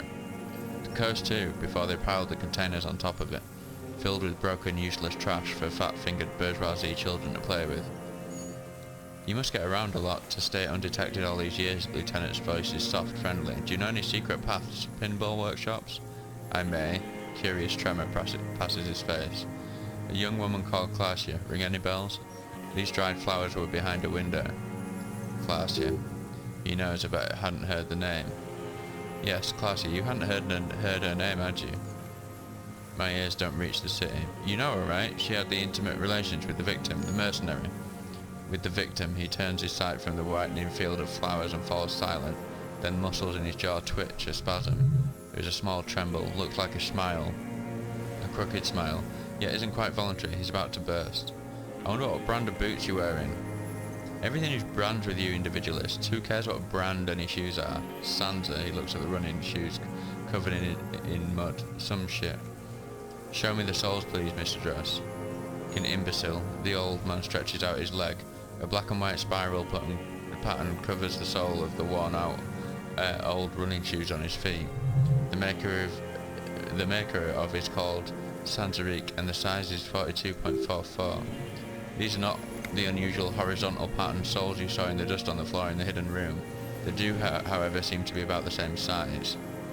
The size fits, but not the sole. The lieutenant comes to the same conclusion. Wait, maybe it's simpler than that. Sire, he doesn't have to be wearing them right now. People change shoes, it doesn't mean you weren't there, near the room the victim died in, sneaking around. Racking those brains, are you? He squints at you, black pearls gleaming with hatred. Desperate to report something back to your masters, they must really have loved that dead book. The lieutenant gives you a quick sideways glance and nods to acknowledge. The prints were his, you can see it in those eyes. He can't keep them from flickering, looking for something. The old man stares at his own prints in the ash around the fire, silent suddenly. Some strange process within him, a gush of wind, seagulls in the distance. We've done the ballistics, the shot came from the island. I saw you poking around there, looking for evidence. You're damn diligent when it comes to dead fasces. A jitter passes him. Did you like the view? You had direct visibility. There are embrasures in the concrete, specifically meant for a top faller to use, and you had a long-range rifle in your possession. The lieutenant softens his voice. You've been here a long time, Mr. Dross. Too long. You clearly need medical aid. I'm ready to die. The man interrupts him, then coughs. I've done my part. He's practically admitting to it. Dead fascist for a fascist. He's done his part. It's the best uninterrupted line of sight into the window in all the matinees. Because it's a sniper's nest, you stupid fuck. Radio Gauss is right. You have worms in your brain. Another sudden twitch, then one more in his right eye. Leave no stone unturned. Get him on what matters most. I don't need your cooperation. I've got this. Huh. Not a lot of guns around that use military-grade ammunition, are there?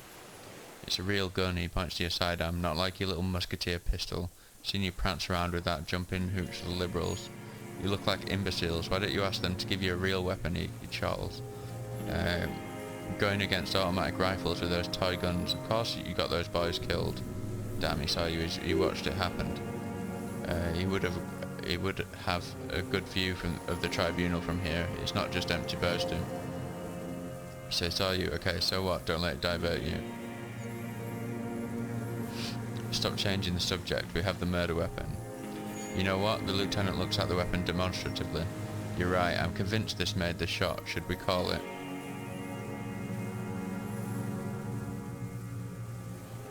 You think we have the murder weapon? 4.46 jacketed ammunition, modified for range, he lists. We have it, this is it. I'm calling it, we have the murder weapon. Good. Lieutenant takes out his notebook and draws a single line. This feels good, doesn't it? Tying things up like this. When you have the murder weapon, you have the killer. Murder, the old man does not say any more. Just glances into the reeds and then twitches once more. He suddenly jerks to life. You know who he was? A coalition-trained murderer, armoured and armed. He wasn't human, the blunt end of a hammer, dripping with blood.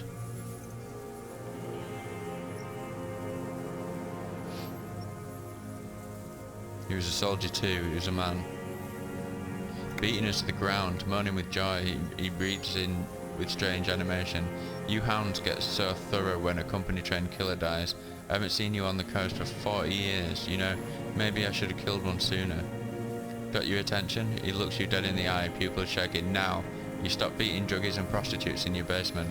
Now you come to investigate. Not when they die by the hundreds. He breathes through flared nostrils. This is it.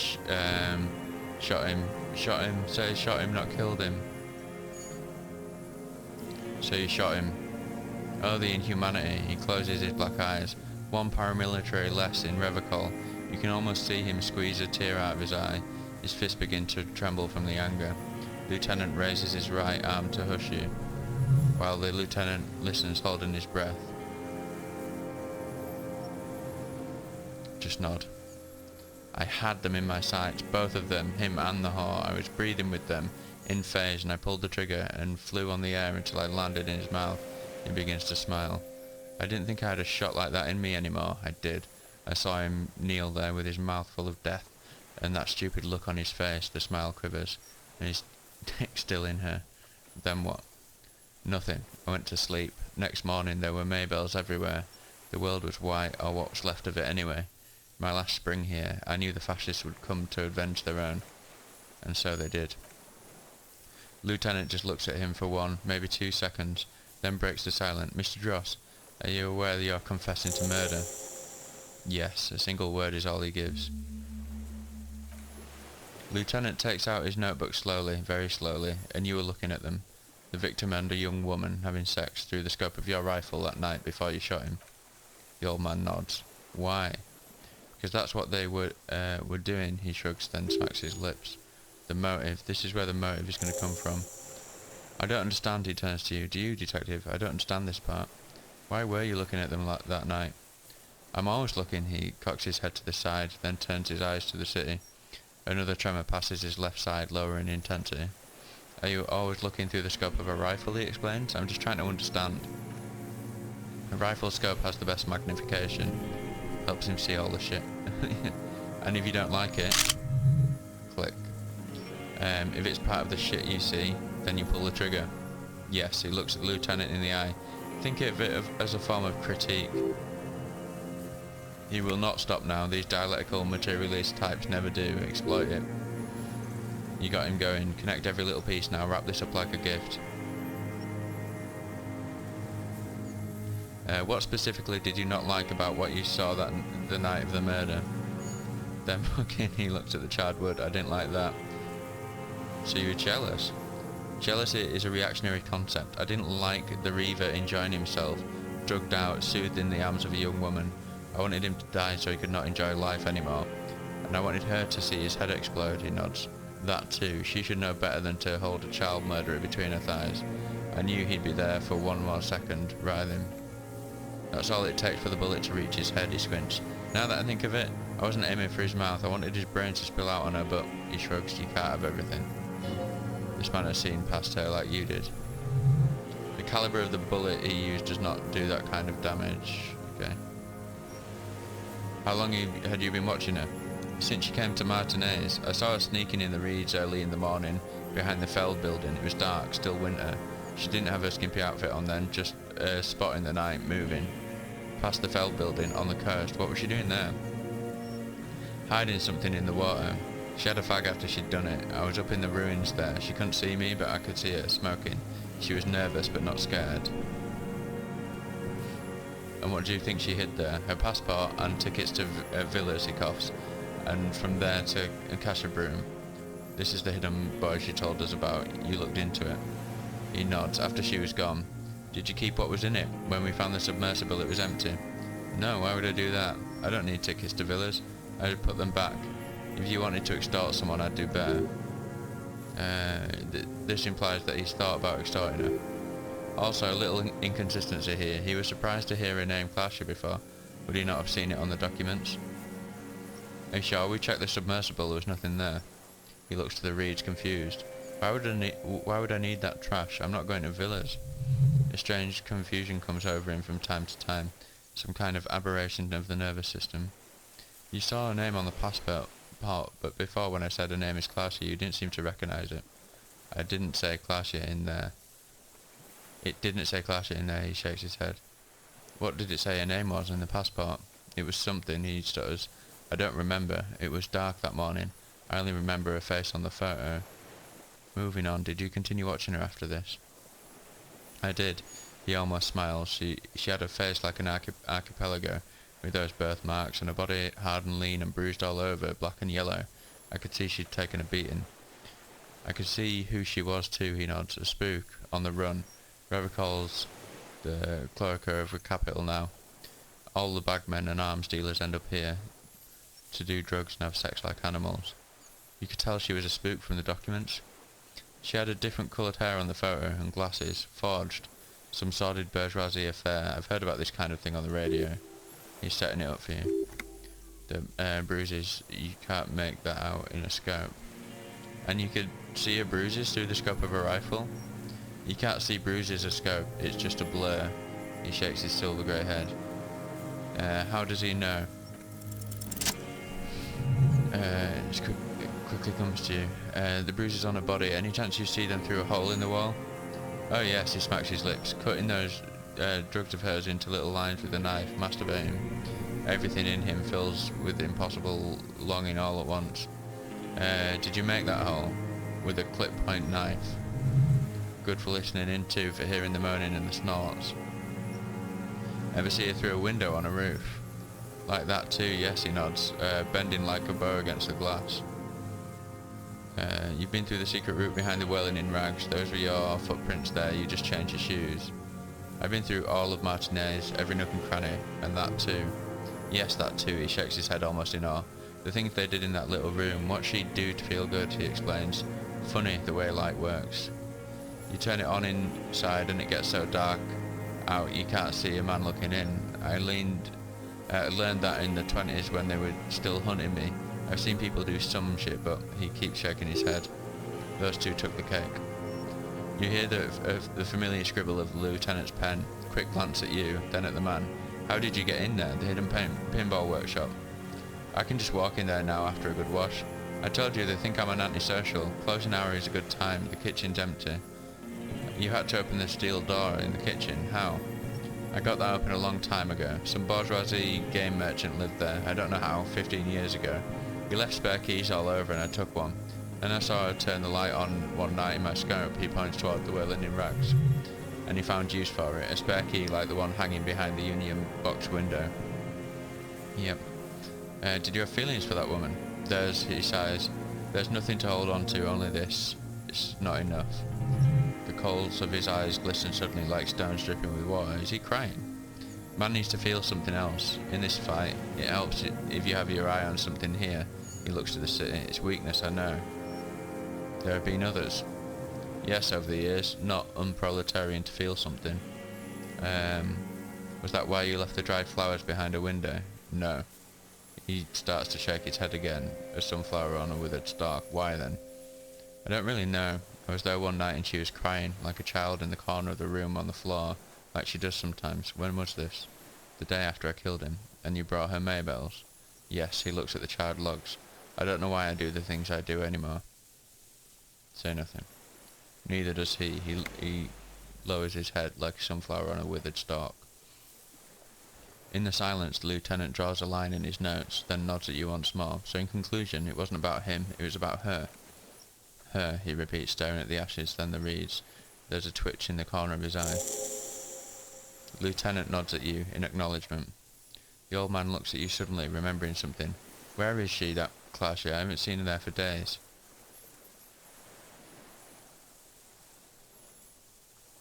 She got away, but she led us here first. She figured someone was watching her from the seafort. Gone. He looks to the city and nods. I knew it. She kept staring into the scope this last week. At the island, like she knew. He sighs. She'd look at night crying or smoking on the roof, staring right in me. He adds, to no one in particular. It doesn't matter. Midtown, across the bay of Revacon. The snow falls on 40-story towers. Above them, Lausanne Central Aerodrome, a cocoon suspended in the snowy sky by a web of suspension wiring, encircled by a hybrid aircraft. Look north.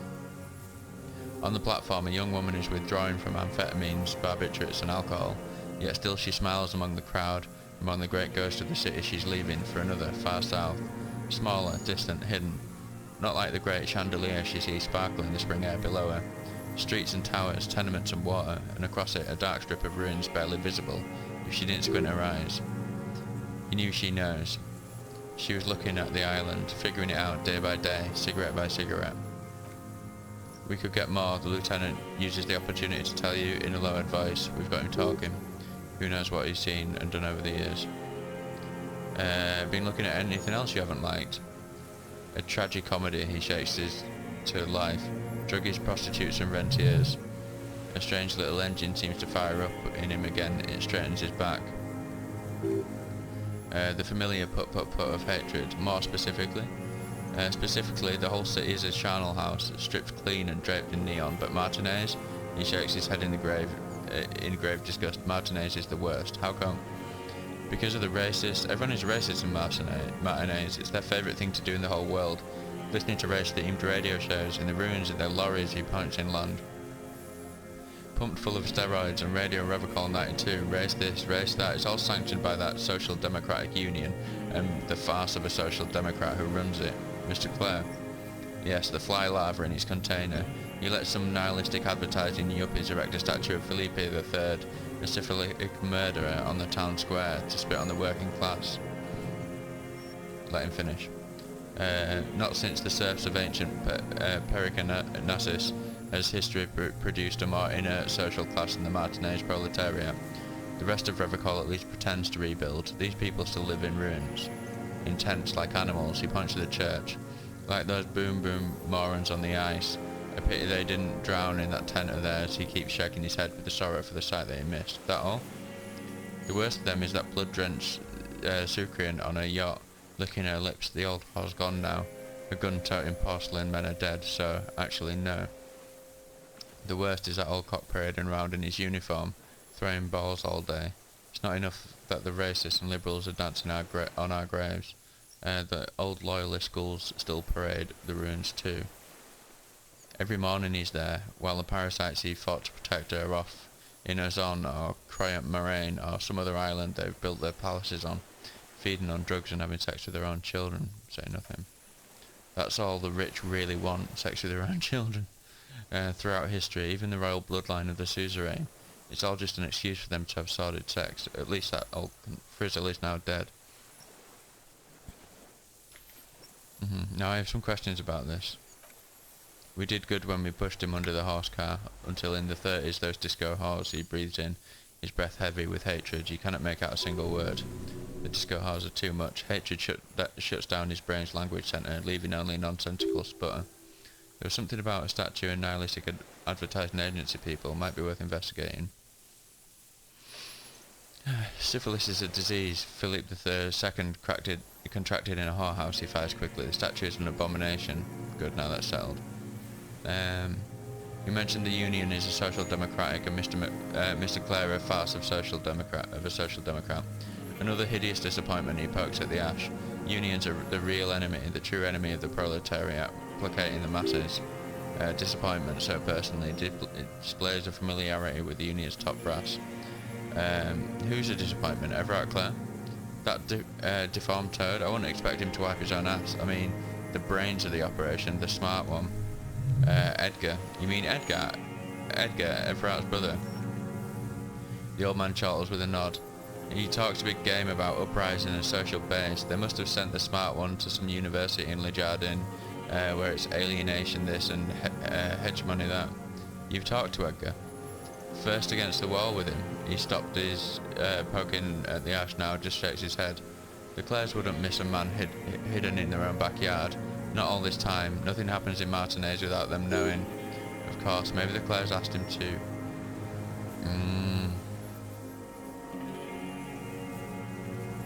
Have you approached them?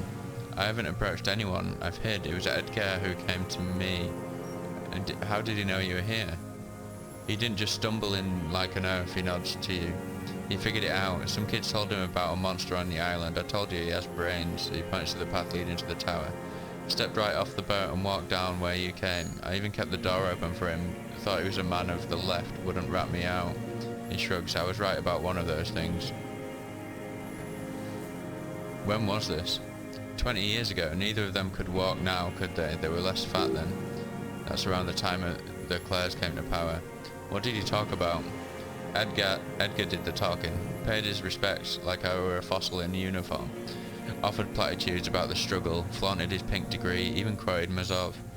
Never trust a social democrat who quotes Mazov. He suddenly remembers. And charity too. They love their charity. Offered me blankets and social housing. I still have the gas cooker he brought. And he let you be here. Let me be here? He looks around. The ZOC is an unlawful successor of the Commune of Revachol. We took this fortification from the Loyalists. Even the Clares understand this. They let him be here. Understanding was a courtesy, but why such a courtesy? Mr. Dross, did you kill the Crenel mercenary for the Clares to incite a riot? You know why I killed that effort, Droy. He shakes his head. As to Edgar, I'm not doing anything for that swine again. Again? What have you done for Edgar before? Tried teaching him some Mazovian socio-economics. They didn't stick. We parted ways, he coughs. Okay, but he didn't do the hangman for them. But he's insinuating something. What was the deal between him and Edgar? Oh man. This is turning into a bit of a long episode. There was a point a while back where I was like, I think just when I got onto this island, I was like, I should probably split this here, but I thought, I'm just too into it now, we need to go. So, the connection comes to you like a splash of cold water, dark cold water. 20 years ago when you met Edgar, the Clares didn't run the Union yet, did they? A sputter from the old man. He acknowledges it. Here we go, a twist behind the dark bend. Who did? That bourgeoisie cow, Tiffany Holly was her name, he narrows his eyes. Licked the rich man's hand every time he came to town. Never seen a Labour leader so hot on mutual cooperation. And money, she liked that too. That Holly was a real bridge builder and a deal maker. His eyes glistened suddenly with hatred. Bordering on sentimentality, it drips out of him, tempered by something familiar to you, a familiar rage. She's also a woman, wasn't she, like that, classy? She was, and she was a real soft on those money men.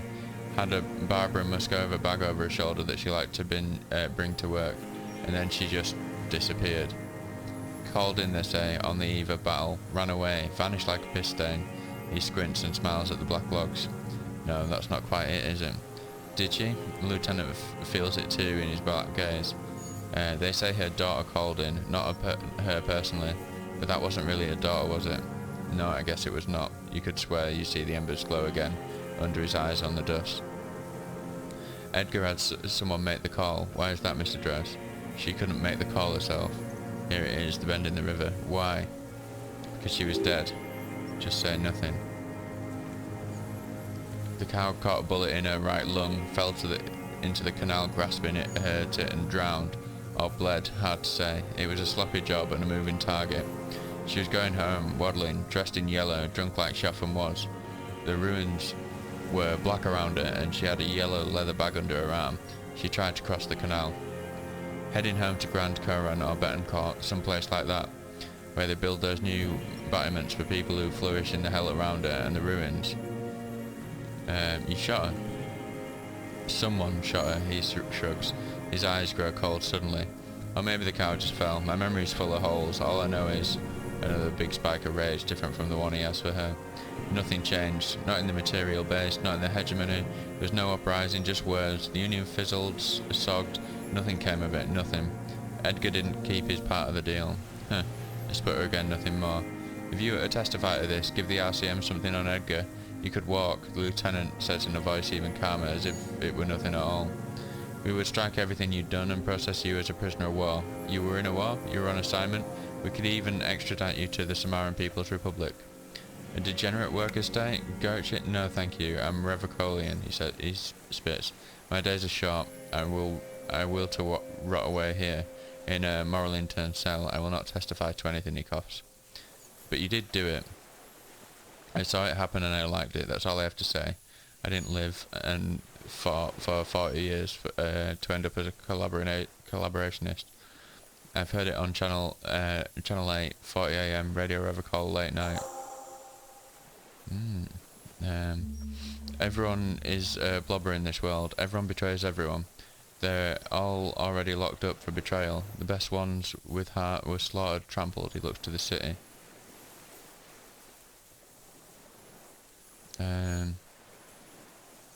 Disco horse? Horse is all he says. Even the word has to be pushed through his teeth with great force. The rage seethes too hard. By the cock parading in the colourful uniform, you mean René. Every morning for 34 years he grinds his teeth in rage, throwing that ball, one ball against the other. I've always loathed that game. That is not a working class game. I don't care what they say on Radio June. Riley schools play it like it was life itself. Click clack. He makes the sound of the balls connecting across the water each day, and that uniform, like a parrot's plumage. I won't even mention that he's a traitor to his race, a petanque maniac race traitor. Just nod. I remember him, he points to his black eye. I remember him from Lanos. Not him personally, his make and model. There were tens of thousands of them. I thought we took them all out before the Liberals came to their rescue. We missed one. With his shaky finger he points to the city, toward the crater near the plaza where a lonely pine tree stands. That one. There doesn't seem to be a single person under the pine today, not even Gaston alone. There's no one there. Fat and plump like a pheasant, he does not hear you, just begging to be popped off. A grin stretches across his face and he says very softly, "Please, Mr. Dross, shoot me." He whispers with such predatory hunger it borders on longing. "You like to kill him?" Smile lingers. "Not yet. I like to look at him strut around, place the crosshair on his medals, right on his face, and just fiddle the trigger, think about it, let the bonbon melt in my mouth." "Save the treat for later," the lieutenant asks cheerfully. He is a juicy bonbon, that one, a real treat for the black day, the blackest. When I put that gun in my own mouth, I think, no, don't waste it. Put this lead in that cock Renee for the boys he killed, and then I look at him and throw those. Then I look at him throw those balls, and I suddenly feel he lets out a wistful sigh. Better.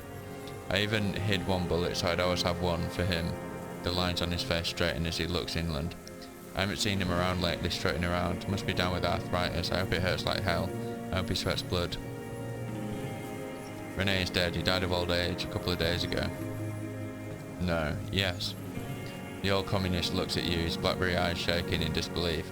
I waited too long, and now he's dead. Sorry, Mr. Dross, the lieutenant says very softly. I understand you knew him for a long time.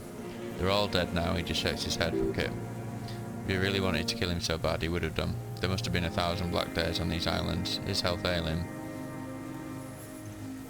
Are you okay, Mr. Dross, to go on? You think I haven't seen people die? It's all I've seen them do, fucking die. All the other plans we had, to love, to colonise the Pale, it's all fucked. He's not okay, this is just another black day in a row of black days. Something strange is keeping him together, making him endure. Glad we talked about this now. In fact, we've got to look. Can we level up composure right now? Yes, we can. And again. Hoo hoo hoo. And again. Whoosh. I'm just again about the people. No, we don't want to do that. ISF Leah. Let's do it. Boosh. What strikes you about this gaunt man is not the stomach pain or the cough or the malnutrition. For a man who spent 44 years in the hidden urban world, he's surprisingly okay. Indeed, he speaks fluidly, his movements are rapid, if erratic. His voice, despite this cough, is there. It is capable of expressing complicated ideas. Above all, he seems animated. Animated by what? It's a mystery. The animation comes at a cost too. Erratic hand gestures, thought processes cut off like threads. As he just stares at the logs or reads, he also suffers mood swings, bubbling to the surface, unconstrained by his nervous system. Dementia? You've seen demented people before. This feels similar yet different. When his thoughts move, they are lucid, keen even, not senile. Is it some kind of substance damage, like he's addicted to something? Not only the painkillers he's clearly on. Mr. Dross, are you on some kind of a psychoactive substance? No, he snaps out of staring through you. I won't be stuffed full of shit like the rest of this city. You said you take painkillers, the lieutenant follows your lead. I take them to cope with the pain. The people of this city use painkillers because they have pain. Untreated illnesses, not enough money for a greedy doctor. He is indeed very lucid at times. It's not a downer, rather an upper, judging by his snaps. Are you on amphetamines? Like some kind of decadent rock star, he doesn't dignify it with more of an answer. Mr. Dross, are you okay? How is your memory? He waves his hand, chasing something that's not there. No, I'm not okay. Shit blood and I'm surrounded by insane people. There it is again, erratic hand motions, bouts of rage, and the stomach thing too, of course. Could it be a symptom of overdosing or something? Something even you have not tried. Keep your eyes peeled. ISF Lillian Abbott Dross, you're under arrest for the murder of Ellis Courtenay. What? The old man's eyes filled with sudden, unexpected terror and words. But you said I would be taken to the... The wind picks up. The silence on the water is broken all around you. Little shivers of waves appear. Lieutenant continues like an incantation. Your wayfarer rights have been suspended. Information provided to the officers on the scene will be used against you by the prosecution. You will be given legal counsel within 1 week, and you must face court in 44 days. Do you understand? Do you understand? But, do you understand, sir? No, I don't want to. I have to stay here. He looks at the reeds, eyes submerged in growing terror. He's sweating. Beads are forming on his forehead. Pupils are dilated too, getting blacker and blacker. Your confirmation is not required, sir. Lieutenant turns to you. Now on the boat. First say, does it have room for 3? Perception, hearing, legendary. Wait. Oh, she could have leveled up perception as well.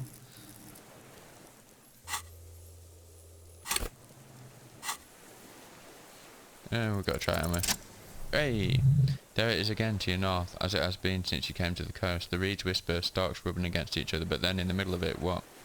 Something completely different. It sounds like a bow, very slowly being drawn against the strings of a violin.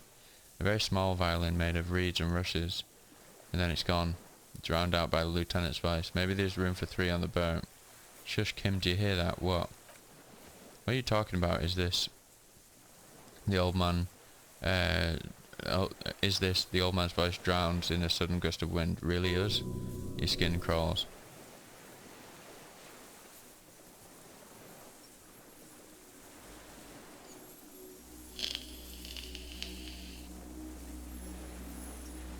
Look at it, yes! Oh my days!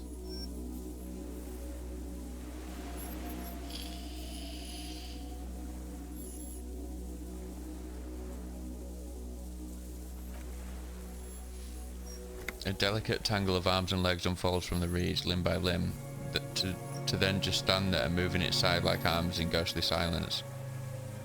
Blink. It's still there, an unfolding mechanism of reed-like chitin hovering in place. What is that? The old man looks at the reeds, then at you. What are you talking about? The giant stick insect. He looks confused. There's nothing there. Stick insect is over 3 meters tall. It looks straight at you with its tiny pinprick eyes and its grotesquely small head. You feel your legs shaking under you and your gun hand rise instinctively. There is, I see it. Tell me what you see, damn it. I can't make out one small thing in the reeds. Kim, can you see it? I can see it. 4 simple words, thank God. If you can see, then you're not insane. But that means it's really there, spinning slowly in absolute silence, its limbs long and slender. Be very careful, the lieutenant whispers, and takes a step forward to the giant arthropod.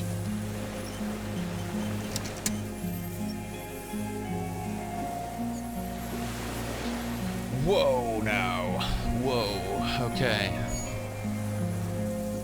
If we go and check this out, do we lose our suspect? Oh, we've got to do it, haven't we? We can't believe in that. Just The creature stands on long, stilt-like legs, antennae hanging from its head like a woman's hair. White and curled at the tips, it's no more than 5 steps away from you. Reed-like tufts stick out of its joints. As the insect moves its forearms, it produces a faint hiss, like a reel-to-reel machine spinning after the tape breaks. This hiss is different from the strings you heard before. It says something else in a lower pitch. Listen carefully. This is the Elysium phasmid. Lieutenant whispers behind you. You hear the familiar ring of its jacket and zipping slowly, painstakingly slow. Sorry. You glance over your shoulder. The man holds a piece of milled aluminium. He begins to pull it open extremely carefully. It's the camera. No, the flash will scare the creature off. Warn him now. Kim, whisper, the flash is loud. It won't like that. No one will believe us. Continues to pull the lens open. From the corner of your eye, you see a sudden cascade of motion ripple through the phasmid's limbs. A series of ultrasonic clicks fills your ear. I am not palatable. Do not eat me. I am afraid.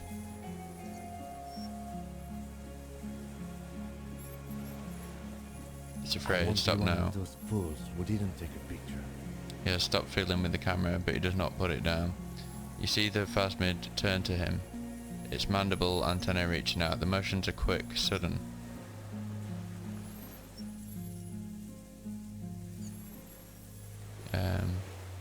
I have the pheromone, I can approach it. Pheromone will do anything. His whisper turns to a skeptical hiss, but he has stopped now.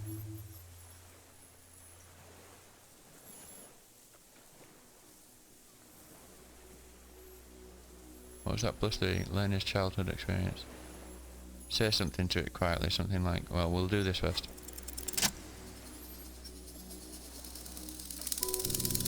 Slowly, with your breath held, you take 2 small steps towards the phasmid. The creature lets out a series of ultrasonic clicks that swarm around your head like swallows. Sweat drips from your brow, soaking your chest. You reek of it, your chemicals. Hissing and clicking, it extends its mandible-like antennae to greet you.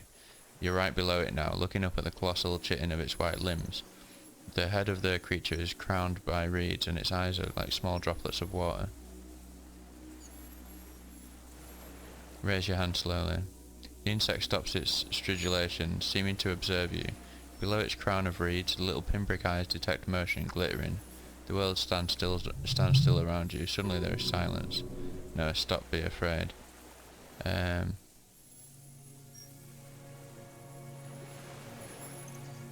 Raise the other hand too. As you do, the invertebrate comes to life, its limbs moving independent of each other, as if each has a mind of its own. They are white like stalks of porcelain knitting above you, praying to you. Put your hands down instead. Sets of complex eyes follow you, droplets of dew on either side of the head. Hello, I'm Harry. I don't really know who I am. No reply. A total ancient silence comes from its mouth, along with what appears to be some kind of foam. The stridulations of limbs continue all around you. Back off. Tell me, what are you doing? Interlinden Phasmid. I exist. I exist too. Tell me what it's like for you.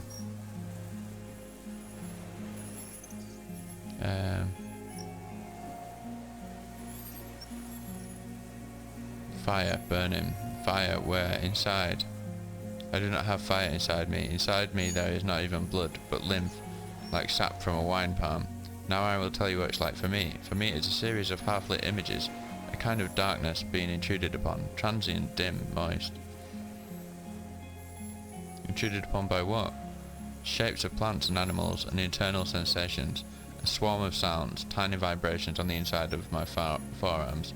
All speak of complexities totally beyond my understanding.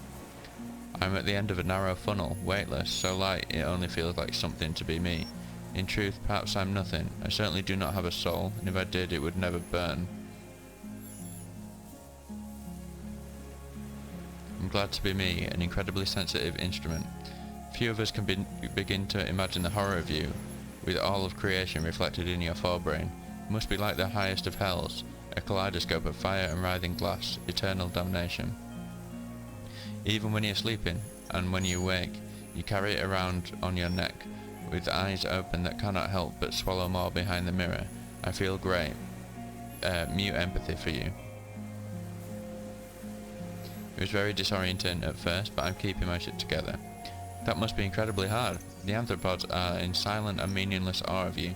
Know that we are watching. When you're tired, when the vision spins out of control, the insects will be looking on, rooting for you. And when you fall, we will come to raise you up, bud from you, banner-like, blossom from you, and carry you apart in a sky funeral, in honour of your passing. But not me, because I'm just a leaf eater. In honour of your shit, Lieutenant, your freighter, which you kept together in the face of total, unrelenting terror, day after day, second by second. I'm a detective. So am I. I was born to detect sucrose rewards and semiochemicals. What were you born to detect? Also that. I can also detect pheromones. The ones on you tell me that you will not eat me, and that I will benefit from your closeness. In short, I love you. Is this a dream? What is happening? No, you are awake. I am real. Light is forming me. This is real. Where does this come from? All of this around us, the world. Not even the birds know that. Not even the water lilies. Then all we can do is beat our fists against it day after day with no answer. We need to know. Perhaps it's sent to us by a god. I think we should eat it. If it's a leaf, you could... you can put it in your mouth, or a reed. Yum yum. Wait, so... too sensitive of math. Yes, of course, the 3 meters tall stick insect would be offended. What exactly are you?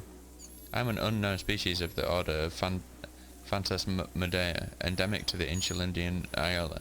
For the last 350 years, I've hidden in plain sight, masquerading as the reeds, moulding, cloning myself, unfolding at night to play with trash bins and boys. It may have unknown dangerous biochemical characteristics that help it maintain its camouflage.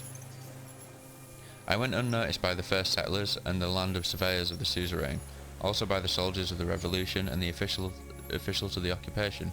Even the Seminese islanders who came here first but did not stay have not seen me. I stayed hidden through 4 forms of government and 2 scientific revolutions, until I was accidentally discovered by a detective at the Citizens Militia in Revacol, district of Martinez, March 51. Are you poisonous? Yes, I do not have a startle display, so I use a neurodegenerative alamane to aid in camouflage. Do not worry, it's only destructive over long periods of time. The deserter, he's been here for a long time. I have to say goodbye now. I have no more thoughts, that was all. No, there is one more.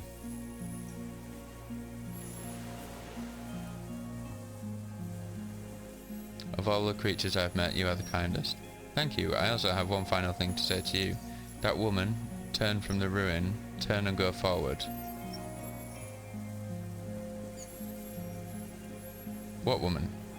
You cannot lie to me. Behind you it smells of fires. So awfully far you were prepared to go in her presence. End it. I will try. She was hell on earth. It doesn't take a 3-meter stick insect to tell you that. Okay, Kim, take the picture. Okay, with a slow ring of metal, Lieutenant slides the lens open and raises it to eye level. There is no change in the insect's motion while it is being aimed by the camera. It remains fixated on you. In 3, the man whispers, his voice is tense. If it moves, you jump back. I'll shoot. Here we go. 3, 2, 1. Awesome. The shrill flash of the camera cuts the air like the blade of a sword. The phasmid freezes in bright light, head turned towards the lieutenant. Hypnotized by the flash, it stands frozen before you. The sweat on your arms feels cold as ice, as if you're frozen as well, in the shadow of this giant statue of chitinous marble. I got it, you hear the lieutenant whisper, as the creature's shape develops onto the photo paper in his hand, a polychrome ghost of white streaks against the reeds and the sky, and you, as a shadow before it.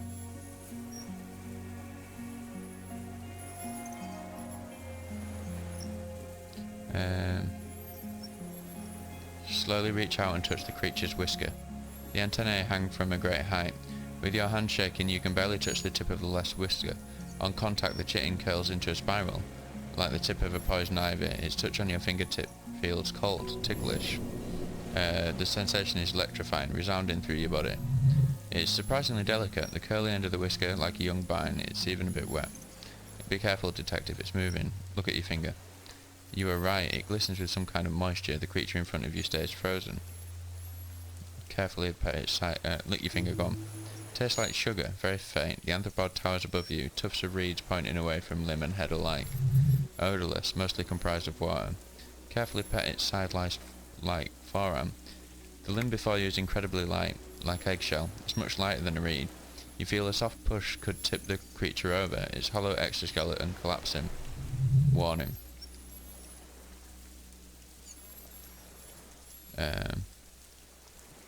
Pull your hand away. Okay. A sudden shiver passes the limb. It looks like the creature is awakening, wave by wave, from its stupor.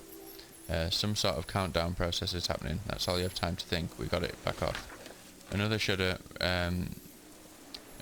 pulses through the creature's limbs. It jolts back to life, like a record continuing where it left off, in a swaying, praying motion. Is he still there? Or is he gone? Even the small black pearls of its eyes do not stray from you. Disengage slowly. As you're turning away, the phasmid mirrors your movements, stepping on the water. The long limbs carry its feather weight without breaking its surface. Oh, he's still there, good. Yeah, phasmid! See you later, bro.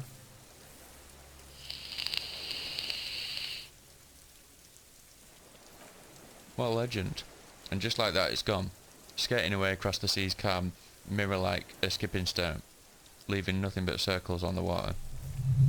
And something under it. In the place that it stood, bobbing there among the reeds, a collection of items. It's gone. Lieutenant looks north with hand raised to its brow. You can walk on water? Apparently yes, like a water strider, only he shakes his head with amazement. I've never seen anything like that in my life. What's that in the reeds? He squints. Looks like a nest of some sort. We should have a look. What now? The old man behind you repeats suddenly. He's put his hand into the ash. It's dirty and black. I suspect he's not looking so good. We need to check on him.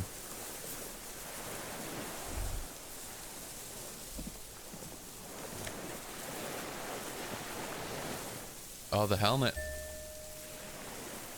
And a rifle scope. And class's passport. Nice.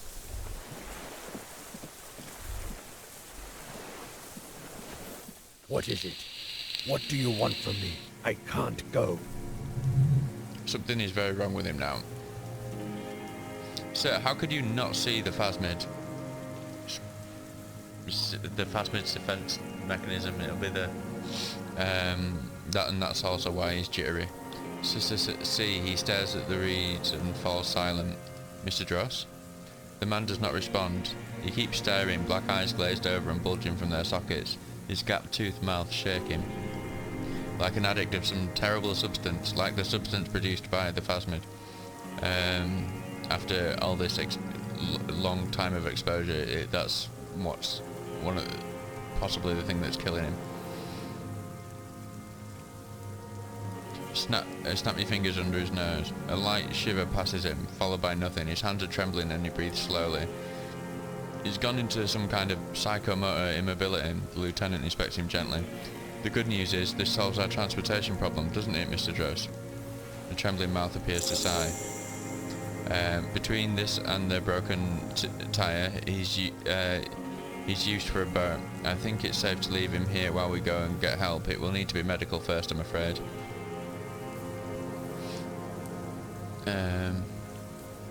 What has happened to this man? Old age and shock. He looks at him, then at you. I think it's the phasmid. Yes, the arrest and the appearance of the phasmid. Combined stress. He looks at you. But you think it's something more than that, don't you? Quite a few things about that health check you did on him make sense now. You couldn't see it, Kim. It's just the reeds for him. That could be part of the shock, but you're right. Something's off here, Mr. Dross. He touches the man's shoulder. No response. Maybe this is how the phasmid has stayed hidden all these years. Then how did we see it? He thinks. Oh, you mean whatever does this, does it over time? Teenagers, kids, drunks, sightings and brief, and hence not credible. But anyone who spends a long time with it, yes, you forget it's there. The lieutenant inspects the map. Mr. Dross, have you ever seen a stick insect pretending to be the reeds? The old man stutters. The doctors will have to look at this. I hope your station has a better medical personnel than 57. This is a little advanced for a nurse.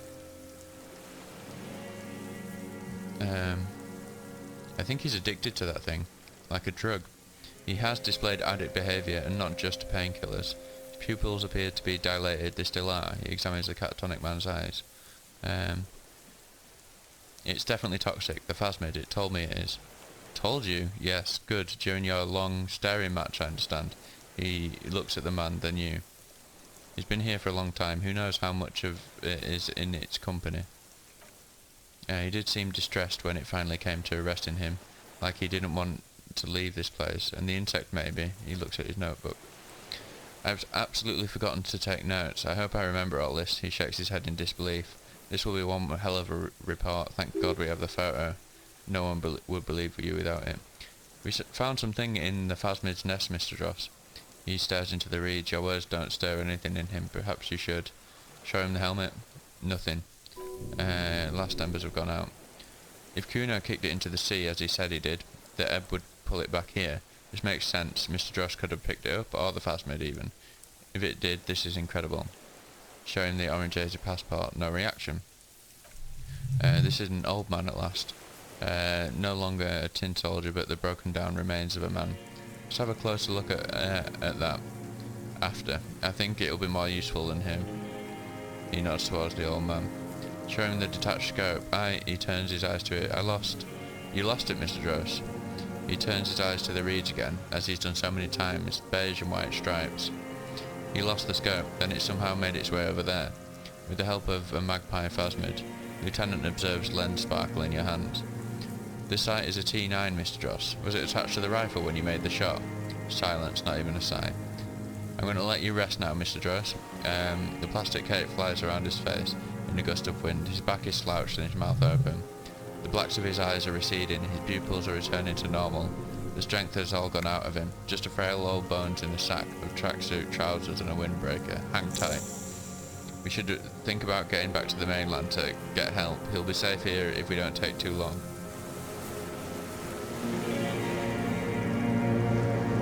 Wow. Okay. That was amazing.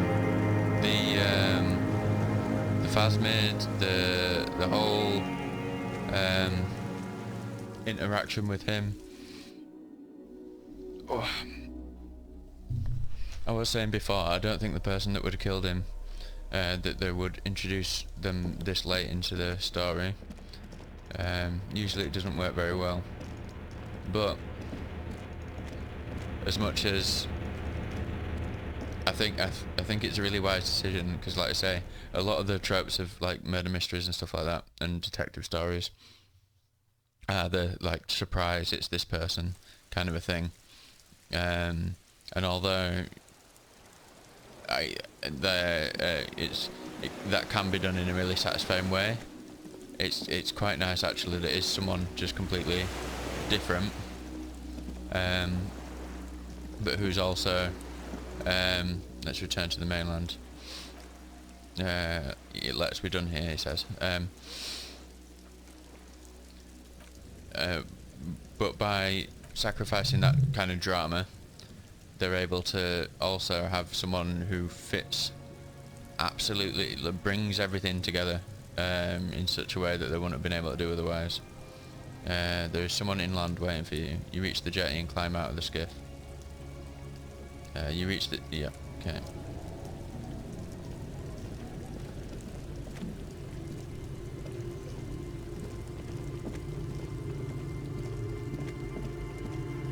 Look what the tide brought in. Says the man without sunglasses. Suddenly his expression changes and he tilts his head. You look like a fucking clown, Harry. Not like a funny police officer, but like a real-life, full-time, pie-in-the-face, unicycle-riding circus employee. Whatever this is, it's completely unimportant compared to what you've just seen. This is the man with the sunglasses from the Whirling in Rags, but where are his sunglasses? Is this our boss? 3 people, a woman, 2 men. These are the people we arrived with, according to Ruby. So is one of them our boss? Or is okay. Is this got something to do? Oh, interesting. Anyway, who are you people? Hello, I'm Trent Heidelstein. I believe we've met on several occasions. Yeah, I remember you. I'm your goddamn partner, Jean-Vic Mar, and this is your special task force, or what's left of it. If he's our partner, who's Kim? Special Consultant Trent Heidelstein, Patrol Officer Judith Minot. Hi. Oh, really? We have come to scrape what's left of you off the pavement. Lieutenant Kim Kisuragi, Precinct 57. We've just come from the island, where our investigation led us. Seeing is making him feel as though he has to justify your actions. We might need your help with something later. He adds, suddenly regaining his confidence. But this is clearly a departmental matter, so I'm going to leave you to discuss it among yourselves. Thank you, Lieutenant. It's good to meet you, Lieutenant Kitsuragi. Letting the Lieutenant know he shouldn't feel embarrassed over the shitstorm that's about to befall you. What's this about? Ari, we want to help you. Trent, I believe this is where you come in. I don't quite know what I'm doing here. I was asked to participate as an expert. I think I need to manage your expectations a little. I'm at best an enthusiast in cognitive science. My background is in something else entirely. I engage in neurology on a merely theoretical level. In fact, I should probably get going. No, Trent, it's too late. You're part of this shit now. What have you got to say for yourself, shit kid? Right.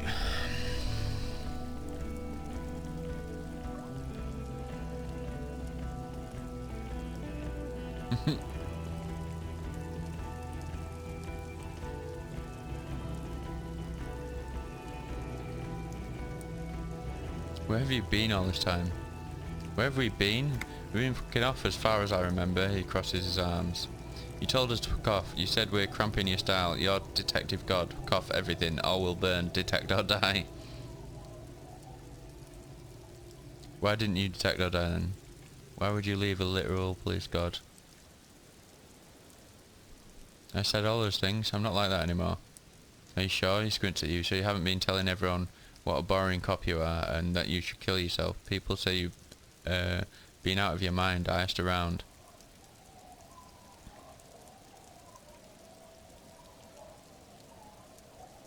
You mentioned a task force? Yeah, Major Crimes Unit under Lieutenant Dubois and Vicomé. Ring any bells? Refresh my memory. Who else is in this? Refresh your memory. It's a goddamn Major Crimes Unit. That's you, me, Jude, Trantkin Heidelstamm and Guilherme Bevy. He stares at you. I'm technically just a civilian advisor. Q, you're part of this shit now. Yeah, first who's Guilherme Bevy? Oh, that's an interesting story actually. He's not smiling. Guilherme Bevy is a police reporter who joined our team. He was really good, then he left because he lost faith in your ability to lead the unit. Other people have left too, good smart people we won't get back. Only me and this really patient patrol officer are still here, and Trant because I'm forcing him to stay. Is this Guilherme Bevy blonde and partial to sunglasses? Is this Guilherme Bevy blonde with sunglasses like you were? See? There, he wags his finger at you. He's getting it. I was impersonating him. Look at me, I'm G. Bevy. It was going to be funny, but then you really did have brain damage, so not much anymore. Okay, so what does the unit do? It's a Major Crimes Unit. We clear the desk of cases so Precinct 41 doesn't look like the worst station in town. We're shit tier now, Harry, because of you. 41st isn't, he trails off, not wishing to finish the sentence.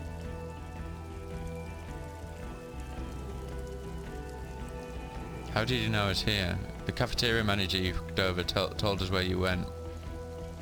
I saved his establishment and he betrays me.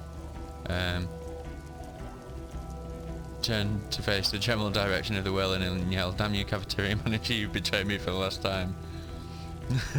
I've got to say it. Speaking of which, the giant aero graffito in front of the building, that one's the one that's burning, did you do that? Yeah, I lit it on fire. It was a poetic gesture. I knew it. Didn't I tell you, Trant? I told you it was our shit, kid.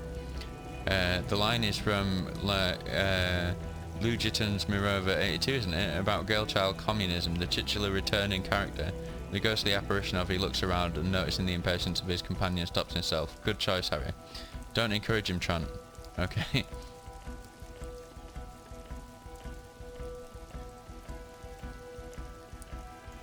So, Trant Heidelstamm turns out to be special consultant Trant Heidelstamm.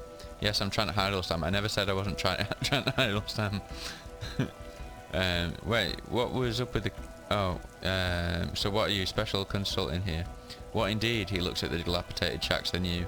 I was asked to share my take on some of the more obscure theories developed in Königsstein in the 30s, like partial psychotromic amnesia, group personality theory. He's here to see if you're insane. He's smart. Let's move on. You aren't the man with the sunglasses at all. You're not even blonde.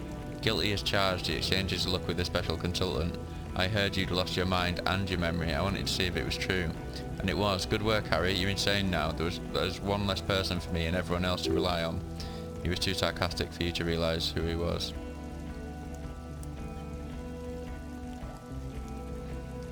Okay, I had that coming.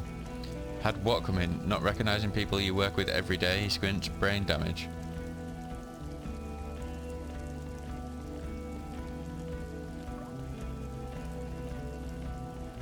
Duped again, no one's who they say they are. Duped? Hey, here's a brilliant idea. Don't be a morbid drunk and you won't be duped so easily. Gardener Scab leader this, I turned to the lieutenant. Tell me, at least, you are who you said you were. Yes, I'm still Kim Kitsuragi, still a lieutenant from Precinct 57. None of this is ringing any bells. The bells aren't ringing because you have brain damage. Trant, he turns to the blonde. This is where you come in. How bad is it? Well, he doesn't have visible tremors. He talks without slurring. He can drive a boat. He's standing, reasoning, all good signs, but complete retrograde amnesia, episodic and semantic. Meaning you forgot both who you are and the definitions of money, Iola, pale, and so on. As displayed in the station call, our interactions with him, and I don't want to be a snitch, he makes air quotes, but also mine with him before when Harry did not seem to know who I was. It's all very interesting. Interesting? Yes, interesting. I have my theories, but I would like to hear Harry's thoughts first. Harry, he turns to you. What do you think happened to you, neurologically, psychologically, and why not socio-economically? Wait, socio-economically, you think I'm so poor I lost my memory?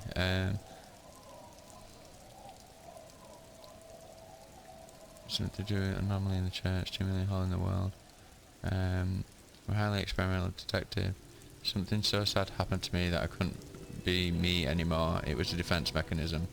Psychotraumatic amnesia, Trant? He turns to the special consultant. I can go for that. Shit kid is a broken man, always has been. Who isn't? I know I am, but you know what? He turns back to you. I keep my shit together. Also, I know a person can't wipe their own mind, however traumatic it gets. That doesn't happen. You're lying or insane or both.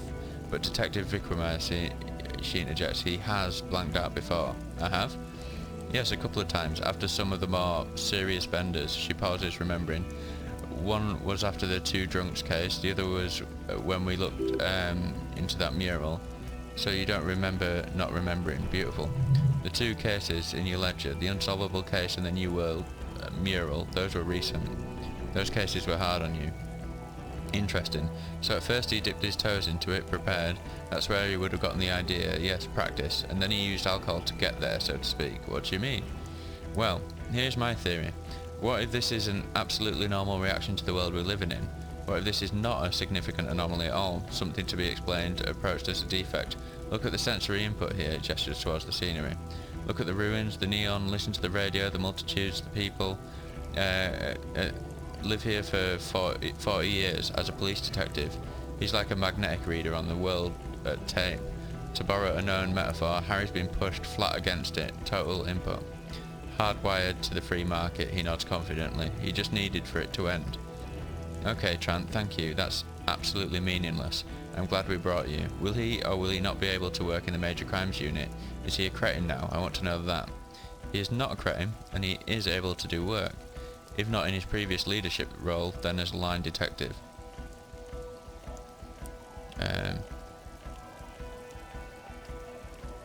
Line detective is good for now.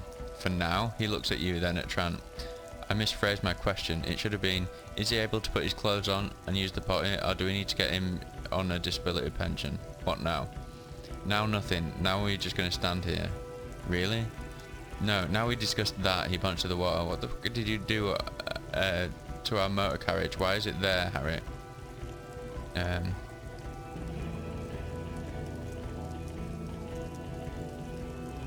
Tequila sunset. I also jumped the canal, by the way. Ha ha ha ha ha ha. He grabs his stomach in humorless laughter.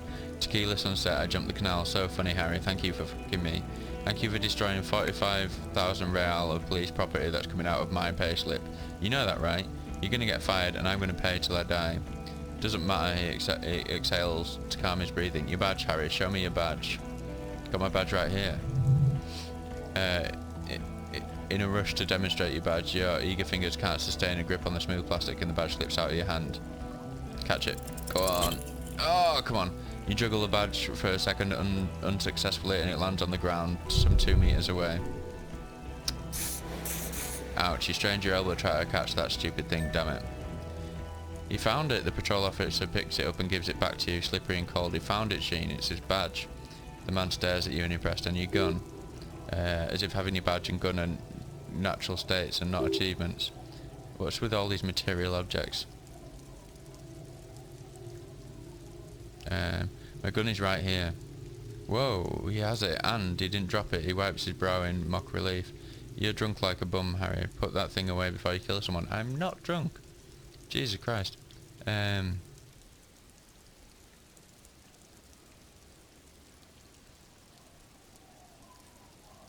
What to call it? I didn't lose my gun, I have my gun. We're not talking about the fucking gun anymore, we're talking about the vaporized cloud of ethanol coming from your mouth. This is so unfair. He knows you have the gun and still he's punishing you.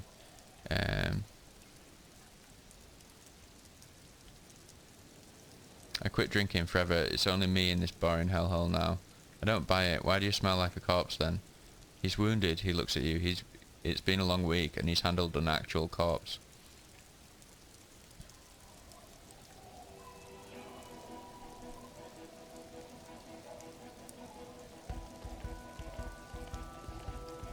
Yeah, it's been a bit of a week. I'm sorry I smell bad. A bit of a week, he squints. You're drunk and you let a suspect escape a certain class here because you were too drunk to assess her flight risk. We've read the reports, Harry. Lieutenant Kitsuragi's, we know. But, I haven't chosen to drink anything in this game, but whatever.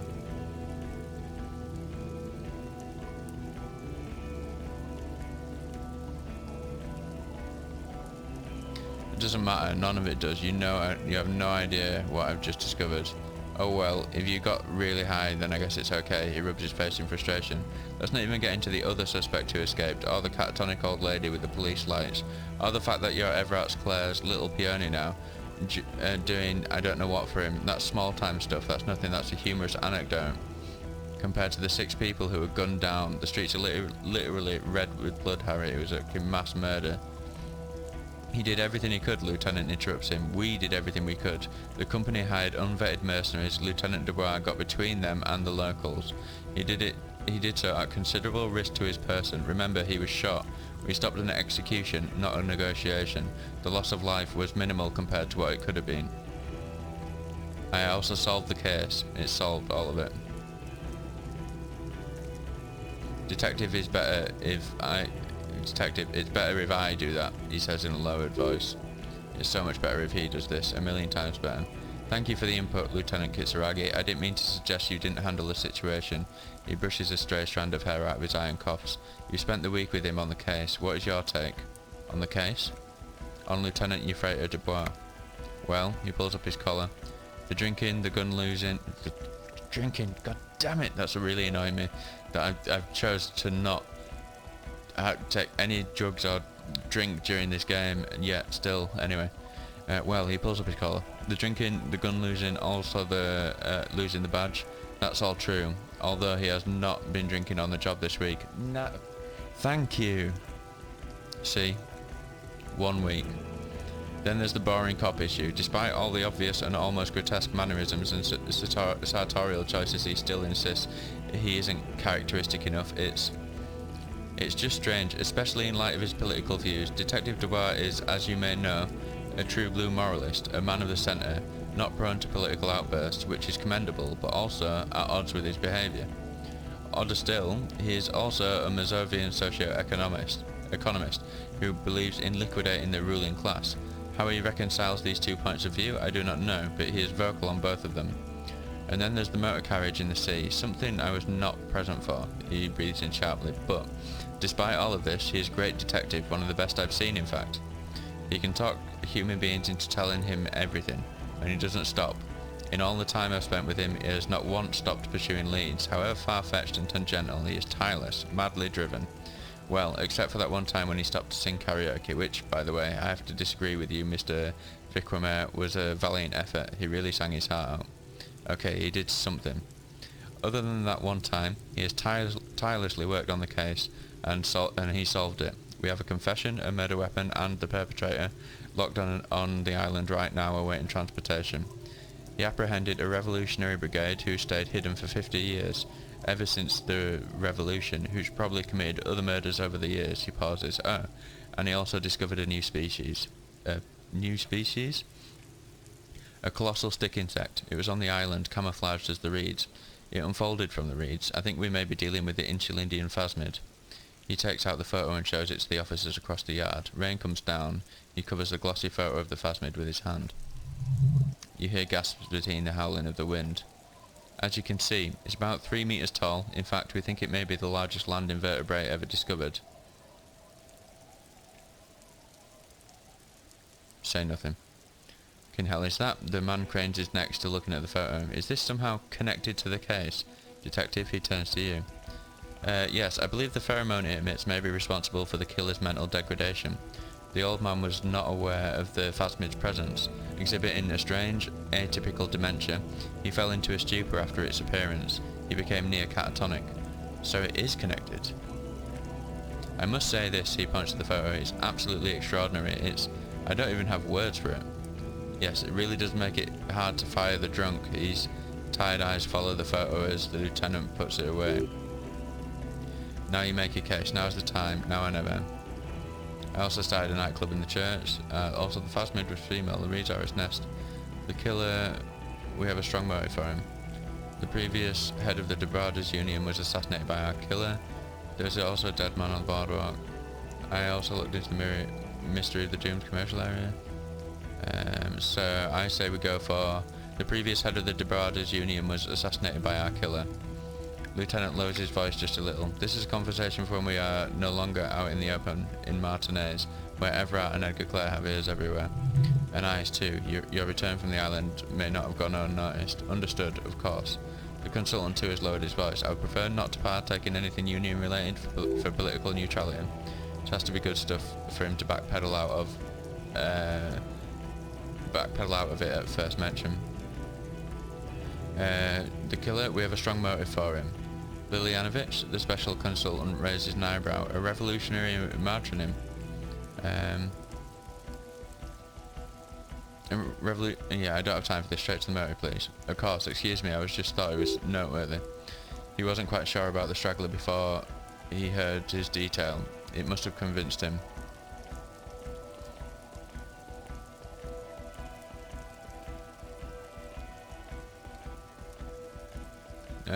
He killed the mercenary out in an act of jealousy. He killed the mercenary hoping to start a war between the company and the union.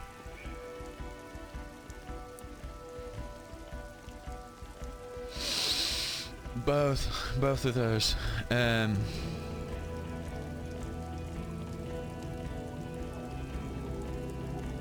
Yeah, he killed the mercenary in an act of jealousy. Jealousy? I thought this Lilyanovich was an old man to have been hiding for 50 years, 70 something. A strange psychosexual fixation, aggravated possibly by proximity to the phasmid and its chemicals. He himself gave a political reason, said he had killed an enemy combatant. Also, we have a sniper's nest with full view of the room in which the mercenary died, right on the island, and 2 officers on the scene that Mr. Drost confessed to. It's a clean win. Oh, it's way more than that.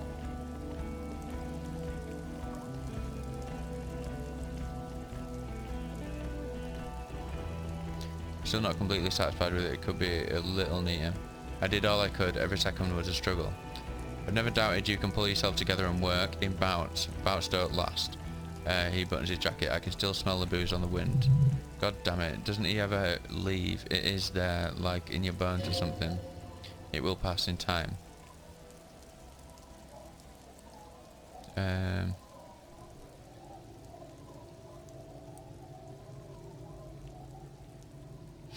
Also, the phasmid was female, the reeds are its nest. Female? What makes you think so? You had to see it. It had the subdued colours of a female and the nesting behaviour too, I think. Incredible. Were there eggs in the nest? Not as far as I could see. There were other things there, though. He turns to you. Yeah, it had gathered items in its nest. A helmet, a scope, a passport. Actually, you know, this would indicate it was a male. This is far from anything in my field, but I think such nests are called boas. They're for attracting mates. Could have been male, actually.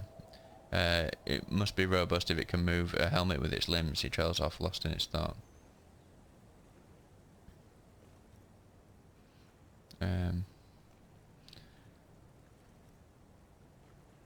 I think it reproduces by pathogenetically, as in cloning itself. Just a hunch. Well, then it wouldn't matter if it's male or female. The boa would just be rudimentary behaviour from before the pathogenic mutation. That makes some sense. Very interesting. He looks around, quickly assessing the coast.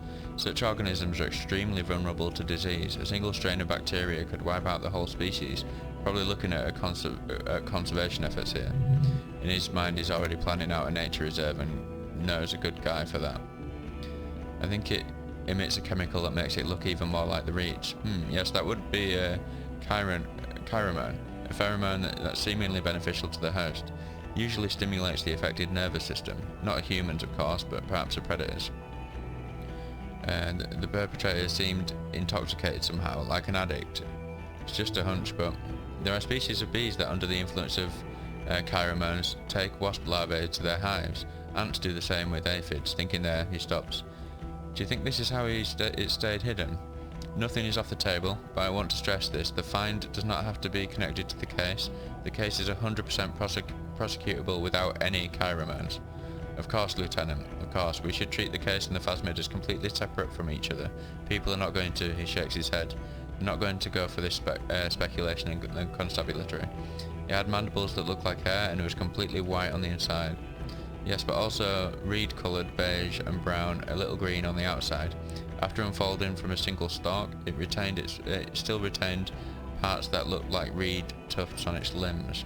Incredible, he repeats, turning to Vikramaya. The PR value of this is exceptional. Cop discovers new species, maybe even discovers the Insulindian phasmid. No, that's too much. This would really help with some of the problems we've been having. Absolutely, this is great. This does not say vigilante murderers to me at all. This says science, news, human interest, he smiles. You know, it's a really good thing you have that photo. Without it, he shakes his head. You're doing good here, perhaps only for a moment, but still. We're not going to tell him about the nightclub. There's also a dead man on the boardwalk, missing person not found. Yes, fallen through a gap in the boardwalk, drunk. How did you know I found him?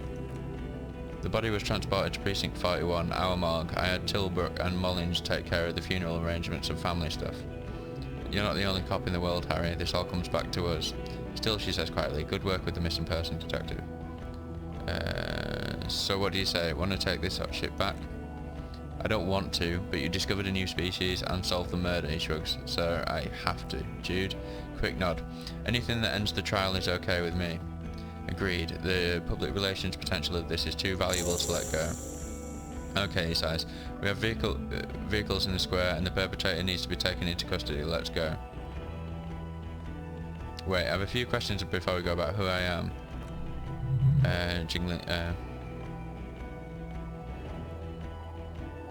Okay, am I a dirty cop working for La Puta Madre? No. Okay then. Talks concluded. The phasmid, I need to tell Lena about this ASAP.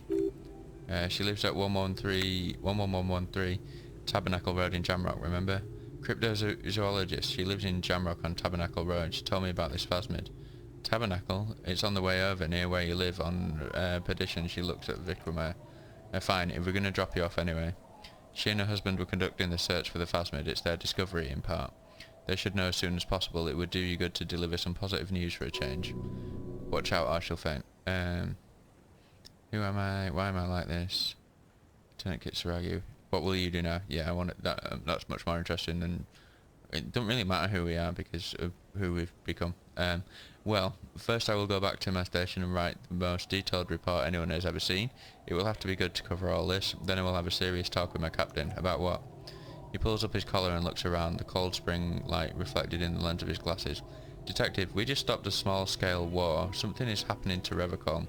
I don't know what yet, but it's going to be a hard spring for the RCM. We need to get ready, infiltrate, investigate. Distant traffic, a scrap of newspaper drifts by, carried by the wind. Le Retour. Wait, you mean the return? Perhaps. He watches the scrap of newspaper hit the ground. There are people who say the zone of control will not hold up for long. They're not on the radio yet, but there are parties out there. Yes, his face darkens. I hear worries from systems analysts in Vesper and Messina, international risk departments in banks, people like that. We've been hearing whispers in Jamrock too, ever since fall. I agree that something is happening. People are tense. I hear a fan spinning fast. Something is about to hit it.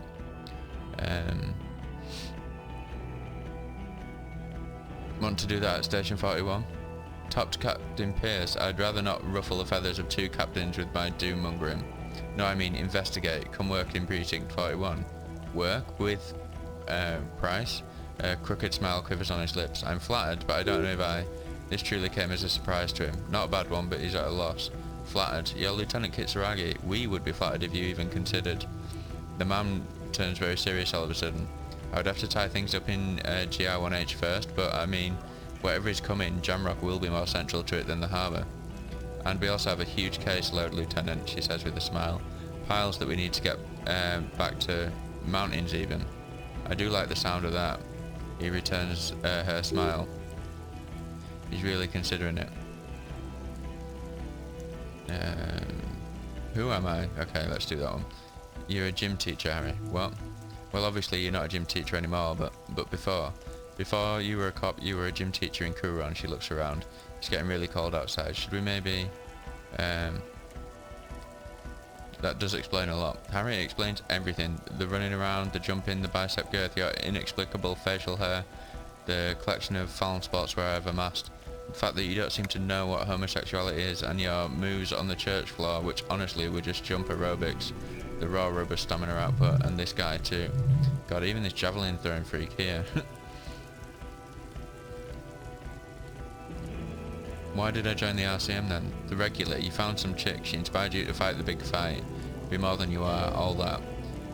You, every morning, walking from the Voyager Road to the gym. She, leaving for the academy with a spring coat on. The air filled with the smell of smoke and raspberries and incredible hope. An ocean full of hope. Okay, cool. I knew it. I knew no normal human being could run like that. He's an honest god gym teacher. Boom. Yeah, I'm ready. Good. She looks at you, then Vikram. Okay, let's go. The man points down the street. Trant brought his motor carriage. It's a 20-minute drive to Jamrock. The great district hums in the falling rain. Chessboard of wooden houses. 80,000 living souls. Fire traps as far as the eye can see. From Main Street to Grand Kuron. From Precinct 41 to Boogie Street. Forking into the rain-swept horizon. You close your eyes and hear the dogs bark. A lone woman sits by a factory window dreaming of meteorite strikes. En route to St. Jerome, a square bullet slides into a square-shaped chamber. In Old South, a man without eyelids smiles. Spring has come. It's time. Torsen? Yes. McLean? Yes. Idlestam? No. Vikram? Yes. Dubois? Yes. Really? Nick Gottlieb looks up from the list. I hear he's quite unstable. You say that like it's a bad thing, Captain. Paternally, Price points at his pen at the doctor. It's dim in his office and the curtains are drawn. Harry's our man. He'll pull through, and when he does, he'll side with Revocol. Understood. Gottlieb returns to the list. Minute? Of course. Wonderful. The woman looks north. And can we please just go back to Jamrock now?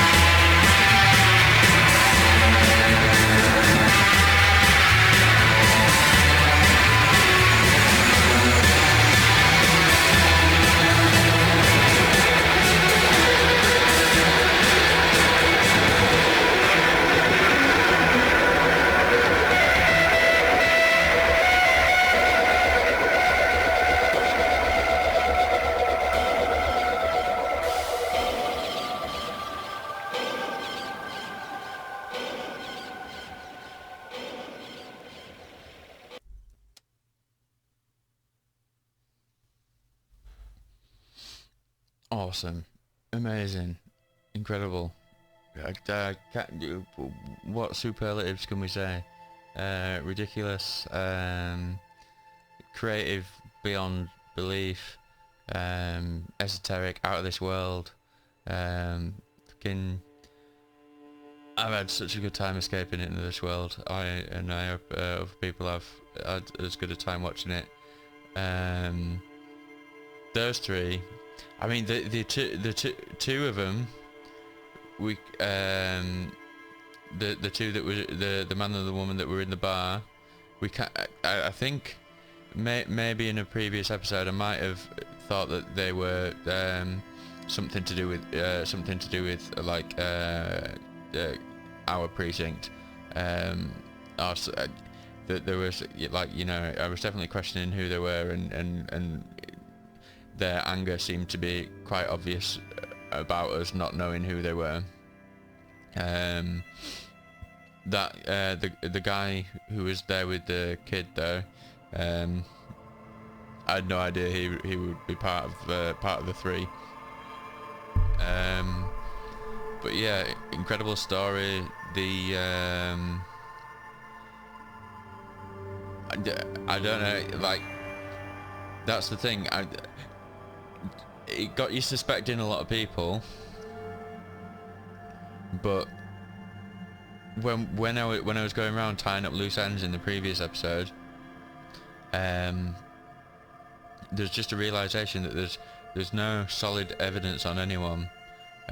So they've done it in such a way that the writing and the characterization was so good that even though there were so many motives for people, and they were really careful for there not to be any actual solid evidence, because it was that guy. The only thing that that I got seriously wrong was I thought that there was two people, and that was really based on the fact that it smelled of smoke outside but not inside. But yeah, they got that bang on. The Phasmid was a really cool last weird out of this world kind of thing, and someone on Reddit was saying as well, if you spec a different character, you can have a really different experience. Like, so if we went for what is it? If I start a new game there, it'll tell me. Yeah, so if we did a really like a sensitive rather than a thinker, or a physical even, then we could have a really different experience playing it, which we kind of saw actually, because we leveled up some of the sensitive stuff, and we got a little bit of a taste of that, I think, with where it was asking you know, what's north, what's south and west and all that kind of stuff, and we were seeing things that we couldn't have possibly seen and sensing things that we couldn't have possibly sensed, whereas Thinker, that was just getting the information and the backstory and the lore of the world and stuff like that. But on a second playthrough it works really well actually, because on the second playthrough you know that stuff, so you don't like, that's kind of like it's almost like they're saying, right, do this one first and then do whatever you want after that. So yeah, I'm definitely feeling there will be another playthrough at some point, but I'm going to let this sit for quite a while because I really enjoyed that experience. Shout out to producers of this game, and you know, everyone involved with making it. The fact that there's a couple of really cool metal musicians that do voices for the characters, I don't know, really kind of makes me feel like this game was like made for people like me, like you know,